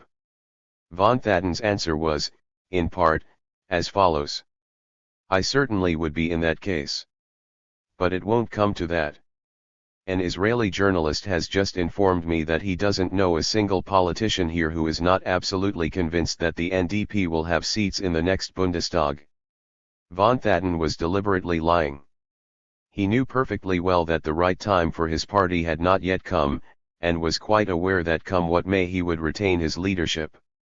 This is precisely what happened. At the 4th Congress of the NDP, held on February 9, 1970, von Thaten was re-elected chairman despite the modest results his party achieved in the Bundestag elections, the NDP receiving a mere 4.3% of the votes. But why was it that von Thaten had suddenly felt bound to add to all his other propaganda bluster the opinion of an Israeli journalist, real or fictitious? It was hardly calculated to win over an extra 1,000 potential but still wavering supporters, whose anti-Semitism is taken for granted. No, far more serious matters were involved. Where does the NDP find the resources it needs, which are growing at a fantastic rate from year to year? Charles Haroche asked himself and his readers in an article entitled Le Neonazisme, Attention Danger. He pointed out, quite correctly, that membership dues could only cover an insignificant part of the neo-Nazis' expenses. In 1965, he continues, NDP membership dues amounted to DM 78,472.67, in 1966 to DM 176,570.11, and in the first few months of 1967 were as much as 169,071.72. Haroche then plunges into guesswork and quotes material that can be found on any newsstand in West Germany. In answer to the authors of such quotations, Ernst Henry wrote in his article Who Pays the Neo-Nazis? The bourgeois press in the FRG makes out that only a few second-rank industrialists have begun to give some support to the NDP. They name, for example, the Bavarian manufacturer of tank caterpillars Dial, a friend of Strauss, Itker, the owner of shipping lines and food factories, and Schick Dance, owner of a Bavarian mail-order firm. These businessmen are indeed collaborating more or less openly with the NDP. Their fortunes run into the tens, if not the hundreds of millions of DM, and they have a considerable influence in Bonn society and the Bonn state. Yet it is not they who hold the reins of power in the camp of West German monopoly capital. This sums up the situation very accurately. Let us return, however, to Charles Haroche's article. Haroche mentions the fact that Bauer, Attorney General of Bavaria, revealed yet another source of the NDP's funds revenue when he informed a correspondent of the British newspaper The People that the NDP received money from various funds that the Nazis had sent out of Hitler Germany for safekeeping in foreign banks and also from the sale of various treasures plundered by the Nazis. Bauer went on to say that in the last 3 years certain unknown brokers had sold large batches of valuable metals and jewels on the stock exchanges of Geneva and Amsterdam. Inquiries revealed that these represented a part of the treasures concealed by the Nazis, and that the money from the sale went into the NDP kitty. if the inquiries Bauer refers to had been carried out thoroughly, and there can be no doubt that they were, the very mention of the Amsterdam Stock Exchange was extremely significant. For this has long been the preserve of the Rothschilds, who are kept well informed by their agents of everything that goes on there down to the last detail. Not a single big deal is concluded in Amsterdam without the knowledge of the multimillionaire Zionist family. There is another line of approach to the investigation of a fact that is becoming plainer and plainer all the time, and that is that Israeli militarism and West German neo-Nazism are fed from the same source. The old family of bankers, Leopold Seligmann of Cologne, has long-standing ties with the Rothschilds. The original Seligmanns founded their business in 1811 in Koblenz, and transferred it to Cologne in 1868. For a long time relations between the two families were via the Rothschilds' Austrian branch. However, the simple fact of these dealings would not mean very much, were it not for two other extremely significant points. The following is an extract from a short, but most enlightening article by the Soviet scholar Yevzayev. Voluntary contributions to Israel's treasury have often been made by West German monopolies and trusts in one way or another connected with the Zionist Millionaires International. Among the most important of these are, Deutsche Bank headed by Hermann ABS, Berliner Bank, Frankfurter Bank, Bayerische Hypotheken und Wechselbank, the old banking house of Leopold Seligmann in Cologne, the citadel of the Rhine banks, Salomon Oppenheim Jr. & Co., and J. H. Stein, also based in Cologne. Let us compare this honest report with a report issued by the ADN agency in Berlin in early August 1968, which declared that a group of representatives of the Flick, Rudolf, Itker, BASF concerns, and several other of the leading FRG monopolies held secret discussions at the end of last week with the leaders of the NDP. At the meeting, the place of which was kept secret, the candidates the NDP proposed putting up for the 1969 Bundestag elections were discussed. We should note especially the presence at the meeting of representatives of major Rhenish banks, the Leopold Seligmann Bank of Cologne being one of them and having close ties with them, as well as having long-standing business connections with the Rothschilds and being a generous benefactor of the armed forces of the State of Israel. Thus, it is quite clear that the NDP and Israeli militarism are fed by the same hand. Is this paradoxical? All those who are fond of speaking of paradoxes, especially in connection with the international Zionist movement today, might do well to answer the following question: why is it that the capital of the Rothschild family, and a Jewish family mark, feeding as parasites on the economy of many countries, should have emerged not only unscathed but even healthier than ever from the years when the Nazis were brutally murdering numerous peoples in Europe, the Jews among them? We have already seen how the Jews in Europe were doomed in advance to the role of victims by the Zionist fanatics, nursed from the cradle by the Rothschilds, how the Zionists came to terms with the Nazis with whom they collaborated in driving the Jews either into the concentration camp crematoria or the kibbutzes of the land of Canaan. The German journalist Heinz Höhne hit the nail squarely on the head when he wrote that since the Zionists and the National Socialists had elevated race and nation to the scale of all things, it was inevitable that a common bridge should have appeared between them. As Lenin pointed out, imperialism is the epoch of finance capital and of monopolies, which introduce everywhere the striving for domination, not for freedom. In implementing this aim, imperialism has always counted, and continues to count, on the reactionary forces which it considers to best serve its interests in the particular historical circumstances obtaining at a given stage. Hence the way it once backed fascism so heavily. The Rothschild bankers were among the monopoly capital groups that backed fascism in the struggle against the Union of Soviet Socialist Republics. In opposing freedom and its major bearer, the world's first state of workers and peasants, for the umpteenth time, international imperialism suffered a crushing defeat in 1945. However, in the new situation that ensued, the emergence of a community of socialist countries and a rapid upswing and new triumphs of the working class, communist, and national liberation movements, imperialism began to search for new ways and means of defending its positions, new detachments of reactionary fanatics to be its willing tools, new means of recapturing lost ground. Neocolonialism, attempts to create ultra-imperialism in miniature, relying on the network of international Jewish capital, the boosting of the economic might of the FRG and the emergence of neo-Nazism, the all-round consolidation of international Zionism as an instrument of imperialist reaction, attempts to establish contacts with nationalism of every form and shade and the petards of new ideological subversion. All this testifies to the intensive work and efforts of international reaction, which, although on the retreat, is nevertheless still extremely active and highly dangerous. The period of the rise of fascism was also the period of the all-round consolidation of Zionism. Zionism survived and established itself not in spite of fascism, but thanks to fascism, which in the new historical conditions it is rapidly moving in to replace. Every example of nationalism based on concepts of racial superiority carries within it the embryo of fascism. The intensity of active nationalism differs according to conditions and circumstances, but the imperialist arsenal contains means of stimulating it to the maximum.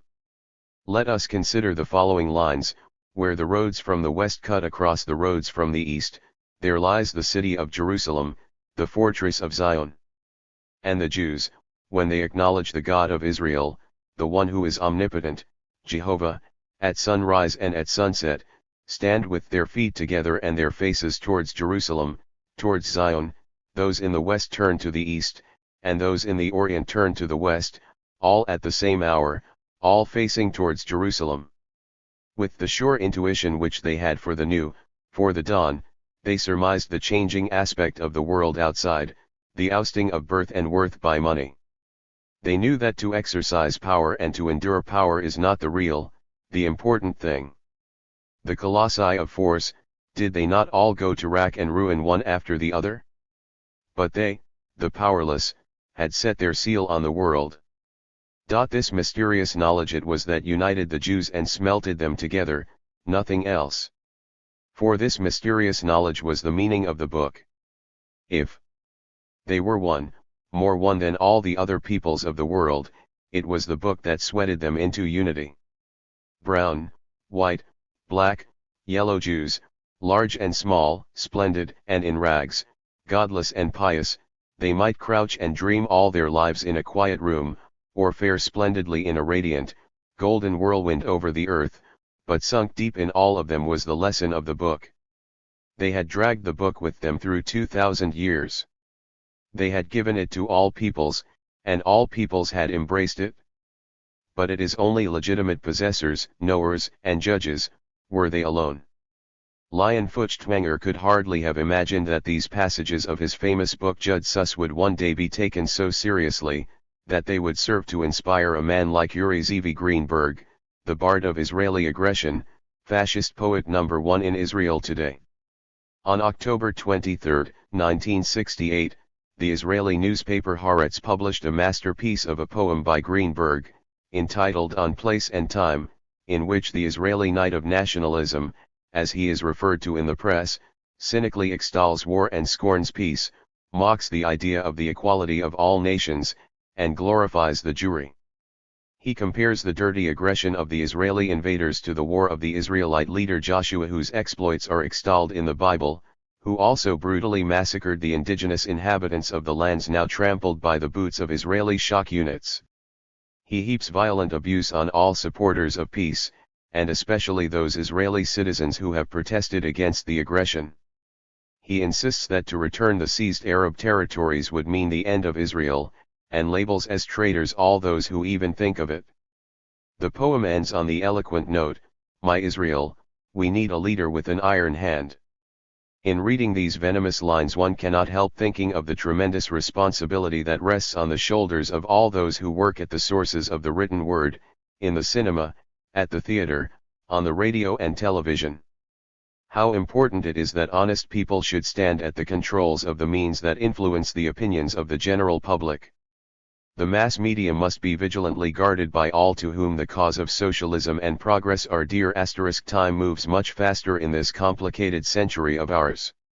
The first works by Zionist writers came many decades before the literary ravings of Goldstucker, whereas only a month separated the 2,000 words written in Czechoslovakia to dictation by qualified consultants from Greenberg's appeal for undisguised fascism in Israel, the lair of Zionism. Lenin bade us safeguard the purity of communist ideology, and the noble party spirit of Soviet literature, dictated by motives of highest humanism. He taught us to preserve the best and richest traditions of people's art and fulfill our international duty, standing firm on the ground of Soviet patriotism.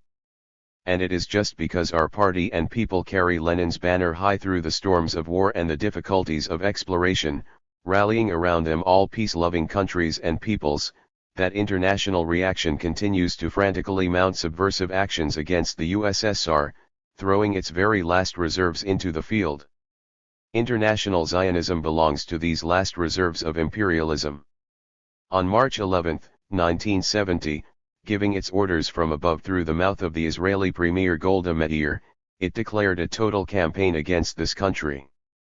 The form in which the struggle is waged, already well known from the recent events in Czechoslovakia, is what is called peaceful counter-revolution.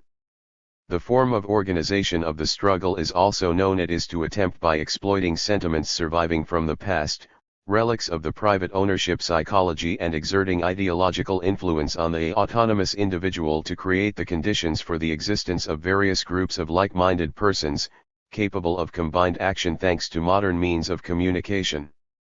Voice of Israel broadcasts have a wide range of ideological content. Apart from sabotage and direct subversion, the Soviet Union's enemies would like to see, for example, more sex in Russian classical ballet, Broadway-style musicals in Soviet theaters, and so on. Voice of Israel broadcasts to the Soviet Union in 3 languages.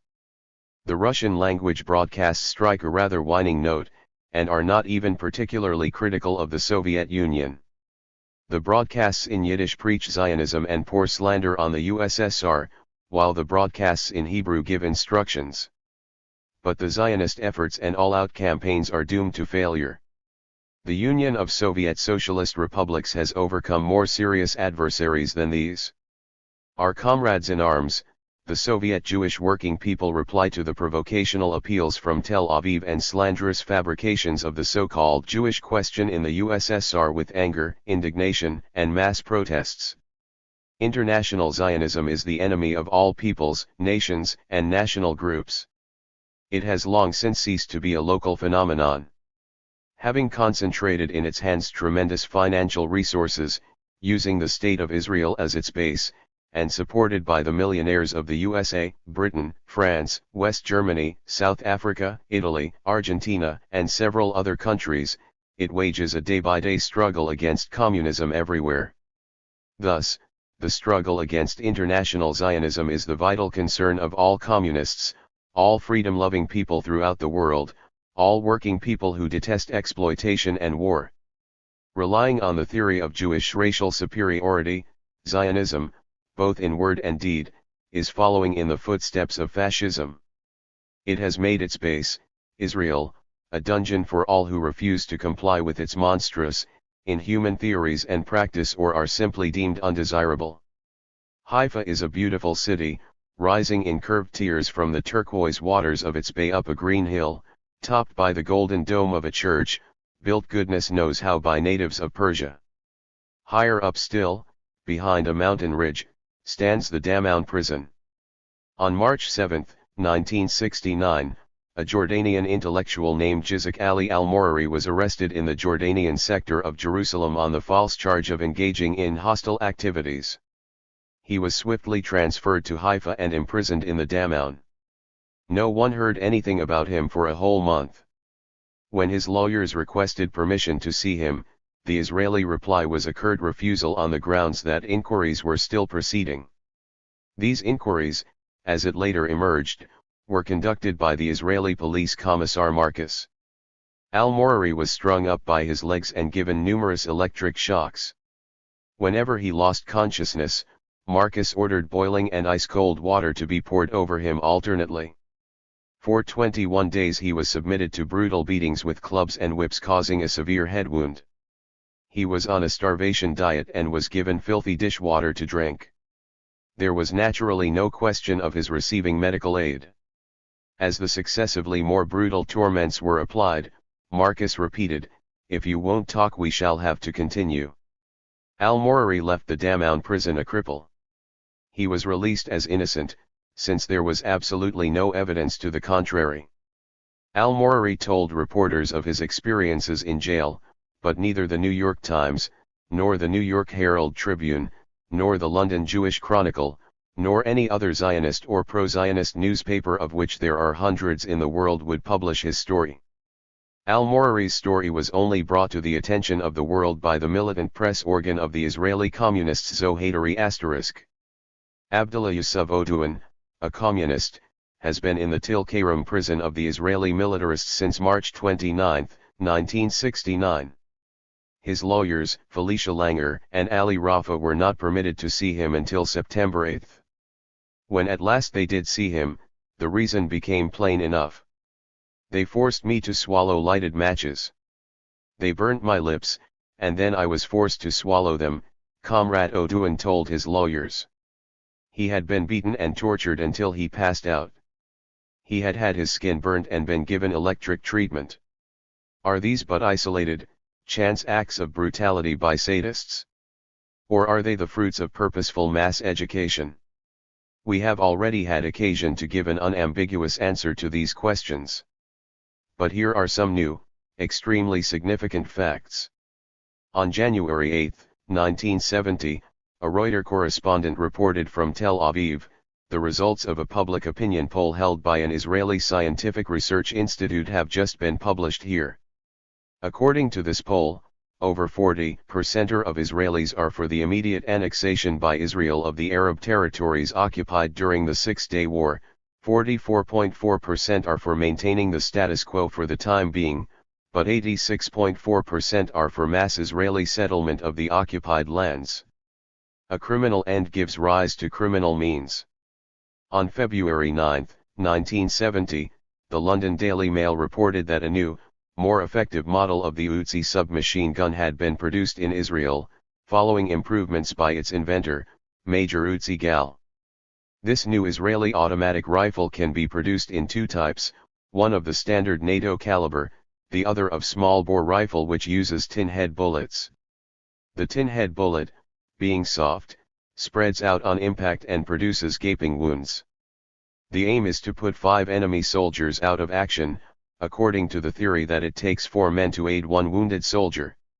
It is already being delivered to front-line forces to replace the Belgian FN rifle.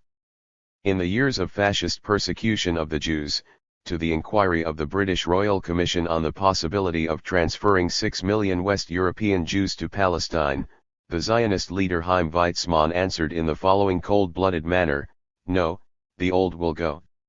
They are dust, economic and moral dust of the world. Only the branch will remain." Such is the symbolism of murderers. The idea was as clear as it was monstrous. Let them kill and burn, we in return for saving lives shall send to Israel only the young and well-to-do and will educate them to make the Israel we need. 30 years later, on February 17, 1970, another Weizmann, the Israeli Minister of Communications Ezer Weizmann, made an equally cannibalistic statement in less symbolic, more prosaic terms. The Israeli army is ready to take any necessary steps the government decides on. Ancient Israel is in our hands. Any talks with the Arabs must concentrate on the rights of Israel and not on territorial concessions. I'd rather have 1 million Arabs in the bag than behind my back. The Zionist leaders' consistency in their views and brutality is perfectly understandable. But many people who know little or nothing of the machinery of international Zionism find the following rather puzzling. How is it that 86.4% of Israelis are for the fascist slogan of Lebensraum? How is it that the former inmates of Oswiecim and Dachau can look on calmly while their sons take sadistic delight in burning people's skin and torturing them with electric current, destroy homes and kill the inhabitants of Arab towns? To many it seems impossible that among these 86.4% of the citizens of the State of Israel there could be people with Nazi prison camp numbers tattooed on their bodies. And yet there are. How much is it necessary to cultivate the seed of a nationalist or religious mystique originally planted in the mind of an intellectual by tendentious works of art and literature, for example, for him to howl, "Hail Dion, the newly appeared Joshua"? Does the imperialist arsenal contain means capable of producing this kind of effect? Practice shows that it does indeed. The following is a list of just some of the Zionist organizations which, like the main documentary center in Vienna, were directly involved in influencing the Jews in Czechoslovakia prior to and during the events there. This list speaks for itself and in our opinion comment is superfluous, except, perhaps, to add that if Jews living outside the capitalist world are subject only to psychological and ideological treatment, those living in some capitalist countries, and especially Israel, are dependent for their daily welfare and sometimes even their lives on the Zionists. This only serves to increase our respect for the heroic Communist Party of Israel and strengthen the solidarity of communists of all countries with the struggle of the Israeli communists, Jews, and Arabs, defending hand in hand, in the most difficult circumstances, the principles of internationalism. On February 16, 1970, the Politburo of the Central Committee of the Communist Party of Israel warned the working people of Israel, the women and young people, of the tremendous danger of the escalation of aggression being carried out by the Israeli government, and which threatens the very future existence of the country. Israeli extremist ruling circles, following their own aims of territorial expansion, are acting hand in hand with U.S. imperialism in its global plans, attempting to undermine the anti-imperialist national liberation movement of the Arab peoples, to overthrow the anti-imperialist governments in the Arab countries and sever the ties of friendship between these countries and the Soviet Union and other socialist countries. By this policy the Israeli leaders are trying to torpedo all the efforts of the Soviet Union and other states to ensure a peaceful solution of the Middle East crisis on the basis of the UN Security Council resolution of November 1967. Only true patriots like the communists speak out like that in Israel today. No threats, persecution, and attempts at extermination can force these courageous people to keep silent. On December 16, 1969, the secretary of the Tyre organization of the Communist Party of Israel, Comrade Gazish Biada, elected municipal representative by the people of Tyre, was returning home. He never got there. His killers had been bought off a long time before. Shin Bet is extremely generous when it comes to dealing with communists. It is a matter of supreme indifference to the Israeli secret police as to whether the victim is one of the chosen people or not. The blow was delivered from behind, with a wooden club with iron spikes. Shatta is an Israeli prison for compulsive murderers, recidivists and political prisoners. 2 years ago, a communist, Comrade Naim al-Ashhab, was brought here. No inquiry or court proceedings were held, and there was no indication that they were intended. On January 7, 1970, a hired murderer dealt him a heavy blow on the head with an iron tray, causing a serious wound. The prisoner, who is still in confinement, was saved by the solidarity of the other political prisoners, Arab and Jewish. They went on a hunger strike, announcing that they would end it only on condition that they were able to see Naim al-Ashhab taking a daily walk. Amid howls of protest from the Zionists, the question of saving the life of political prisoners, and especially the Jordanian communist, Comrade al-Ashhab, was brought up for discussion in the Knesset by the communist members. On March 10, 1970, Naim al-Ashhab sent a letter via friends to the International Red Cross organization. How many such letters have been sent from Israel? How many more have not got past the frontiers of this democratic state? How many never reached their destination? But every one of them is waiting for an answer. I have a book on my desk. It reads from back to front. Inside is a photograph of a man whose brow and expression are deeply thoughtful. The written dedication ends with the words, from Alexander Penn, who writes from right to left, Moscow, 24.8.1964. The father of Israeli proletarian poetry, friend of Mayakovsky, one of the best translators of Soviet poetry into Hebrew, seems to be standing right here beside me again, leaning on his dark cane walking stick and reciting Vladimir Mayakovsky. It's peace we demand. But should anyone touch us, we'll fall into ranks and clench hard our teeth. The war instigators will face a rebellious all workingmen's front, with weapons unsheathed. Although confined to his bed by a severe illness, Penn is still in the international ranks of the fighters for peace, against Israeli aggression. He named his eldest daughter Nilga, because apart from Mayakovsky he is extremely fond of Shishkov *. The rabbis were at a loss. But that was before the days when the racists began dictating their will to the local rabbis, and the latter were satisfied that Nilga was a perfectly respectable name, even a good Jewish name. Times change, however. On January 24, 1970, Associated Press reported from Jerusalem that the Israeli Knesset is likely to introduce legislation which could overturn the Supreme Court ruling that a child of a Jewish father and a non-Jewish mother is still a Jew. The Israeli Minister of Justice, Yaakov Shapiro, announced on January 25, 1970, that he would submit a recommendation immediately to revoke the ruling of the Supreme Court. However, Victor Shemtov, minister without portfolio, welcomed the Supreme Court ruling as encouraging the immigration of Jews to Israel, including those of mixed marriages. The ruling, passed by 5 votes to 4 in the Supreme Court, provoked a storm of protest and controversy in international Zionist circles. We borrow from Associated Press the following short account of the incident that has produced such heated debate over this matter of great importance to the Jewish racists. The argument arose after the Supreme Court supported the Navy Lt. Commander, Benjamin Shalit's demand that his children must be registered as of Jewish peoplehood, even though their mother is an atheist. According to the court ruling, the children must be registered as of Jewish nationhood and as having no religion. In effect, the Supreme Court took the right to determine a person's religion out of the hands of the state rabbinate. The rabbis countered by warning this would split the Jewish people, and accused the court of trying to separate the church from the state.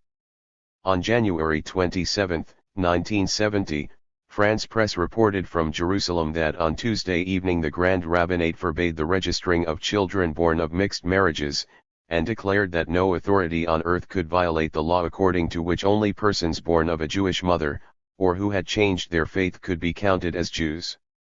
On January 29, 1970, Reuters reported, the Israeli cabinet is meeting today in a special session to prevent a political crisis over the question of who to count as Jewish. The Minister of Justice Mr. Shapiro proposed a compromise decision, the introduction of 2 amendments to the law of return, giving all the rights of Israeli citizenship to Jewish immigrants, would apply to children even if their mother was not Jewish. After which, any who later wanted to be considered Jews should embrace the Jewish faith. Finally, on March 10, 1970, Pravda reported, the Israeli parliament has passed a law whereby only those born of a Jewish mother and embracing the Jewish faith are to be considered as holding Jewish nationality. What lies behind this protracted and deliberately confused uproar? Is it but another example of the open racism of the Zionists and the fathers of the Jewish religion? Is it another proof of the obscurantism and fascist tendencies of the Israeli ministers? Partly yes, but the heart of the matter lies elsewhere. The arch-reactionary nature of the Jewish faith has long been no secret. One has only to open the Bible for one's eyes to fall on numerous racist sentences. Even less of a secret is the racism of the Zionist leaders, for after all that was what they started from. What is the relationship between the fate of the children of an officer of the Israeli Navy who married a Scottish woman, and the existence in Japan of a sect founded by the Zionists, which views all the Japanese as the descendants of the lost tribe of Israel? Strange as it may seem, there is a connection, and quite a close one at that. The recent squabble in Jerusalem was but a clash between 2 camps in Israeli ruling circles, 2 camps that are by no means antagonistic to each other, but simply hold different views for the time being on the best way to get manpower in the present circumstances. A fairly well-known British politician cynically declared recently, just as every Englishman is ready to fight to the last Frenchman, so every European and American Jew is prepared to fight to the last Israeli. Similarly, we have 86.4% of Israeli citizens in favor of settling the seized Arab territories with Jewish immigrants. The Israeli leaders need more cannon fodder and live material for the Israelization of the occupied lands. With a view to this, some of the Israeli Zionist leaders are prepared to reject those dogmas of the Jewish religion which once helped them gain control of large numbers of credulous people. Another, more cautious group of the Israeli ruling clique consider this premature, and still count on influencing the numerous believers on the periphery. Such was the true essence of the violent controversy that raged in the Israeli parliament. It was perfectly natural that the aforementioned Benjamin Shalit should have been so keen for the Israeli authorities to accord his children Jewish nationality. To be a Gentile in Israel is to be deprived of rights. Still worse is the fate of the Arabs, whom the Israeli racists put in a special category, still lower than the Goys, the Gentiles in general. In Israel, and especially in the occupied territories, the Zionists have unleashed open terror against the Arab population. This terror takes various forms, but all of them are reminiscent of the methods employed by the Nazis during the Second World War. The civilian population of Arab towns and villages where the Israeli occupiers are in charge are under constant threat of expulsion, arrest, or physical liquidation. As The Guardian aptly remarked on March 4, 1970, the bulldozer has indeed become the symbol of the Israeli occupation of Jerusalem. The Zionists have turned the symbol of constructive labor into a symbol of destruction, the destruction of hundreds of homes. From 1967 to June 1969, 6,728 houses had been destroyed or requisitioned in the occupied territories, 5,000 people killed, and 16,000 injured, thrown into prison or missing, vanished without trace. The Israeli authorities try to conceal brutalities, which are carried out with their sanction. Information on the crimes of the Israeli military has to get by a double barrier: Israeli military censorship and the censorship of international Zionism outside Israel. This must be borne in mind by anyone wishing to make a realistic estimate of the scale and degree of the brutal persecution of the Arabs by the Israeli militarists. Early in 1969, the Iraqi Minister of Foreign Affairs Abdul Karim al-Shikli sent a letter to the United Nations Secretary-General U Thant, informing him of one of the latest crimes of the Israeli racists, the burying alive of 14 Arab prisoners of war. The destruction of Arab villages, shooting on peaceful demonstrations of women and children, torture in interrogation, the widespread use of paid hirelings to organize the elimination of people refusing to serve the Zionist interests, and other equally heinous criminal acts, are on the conscience of those like Golda Meir, who is able to put to her listeners the rhetorical question, why when a house is destroyed do people start raising cries of barbarism? In sowing fascist methods in Israel, carefully cultivating racism there, and oppressing hundreds of thousands of Arabs, international Zionism, a tool and agent of imperialism, often dons all kinds of garb to appeal to small peoples and national groups on the grounds of common interests. Sometimes, as is the case in Africa, for example, ignorance of the true nature of Zionism enables it to carry out the most base acts of provocation, on orders from London and Washington. Thus, a Washington Post correspondent, Robert Estabrook, admitted that the Israeli authorities sent the Biafran troops at least 2 plane loads of captured Soviet arms and equipment, as a psychological warfare maneuver designed to provoke the distrust of the Nigerian federal government and thereby to discredit Moscow. Wherever it possibly can, international Zionism tries to undermine the prestige of the socialist countries, and organize both petty acts of provocation and major ideological subversion against them. In all kinds of circumstances, from various angles, in various versions, and decked out in various kinds of tinsel camouflage, the imperialist West, making use of the services of its agents, including the Zionists, tries to sell the population of the socialist world the idea that in the age of spaceflight, nuclear power, worldwide TV communications, and other modern means of communication there is a fundamental contradiction between socialist patriotism and support of progress. This false contradiction invented years ago can be resolved by renunciation of the class struggle and acceptance of the advantages of private ownership of the means of production, as illustrated by thousands of literary, cinema and TV inventions, involving all sorts of anti-worlds, anti-people, anti-morality, and above all anti-communism. Bourgeois sociologists, philosophers, and economists kindly offer to free us from this cunningly contrived contradiction, presenting in a distorted, hypertrophied form various separate features inherent in modern capitalism on the retreat. They are prepared to offer mankind integration, convergence, any form of integrated industrial society at all barring communism, which much to their displeasure is marching forward triumphantly. One of the originators of these false theories is the well-known American anti-Soviet expert Walt Rostow. American imperialism still employs the services of this veteran organizer of anti-communist ideological attacks.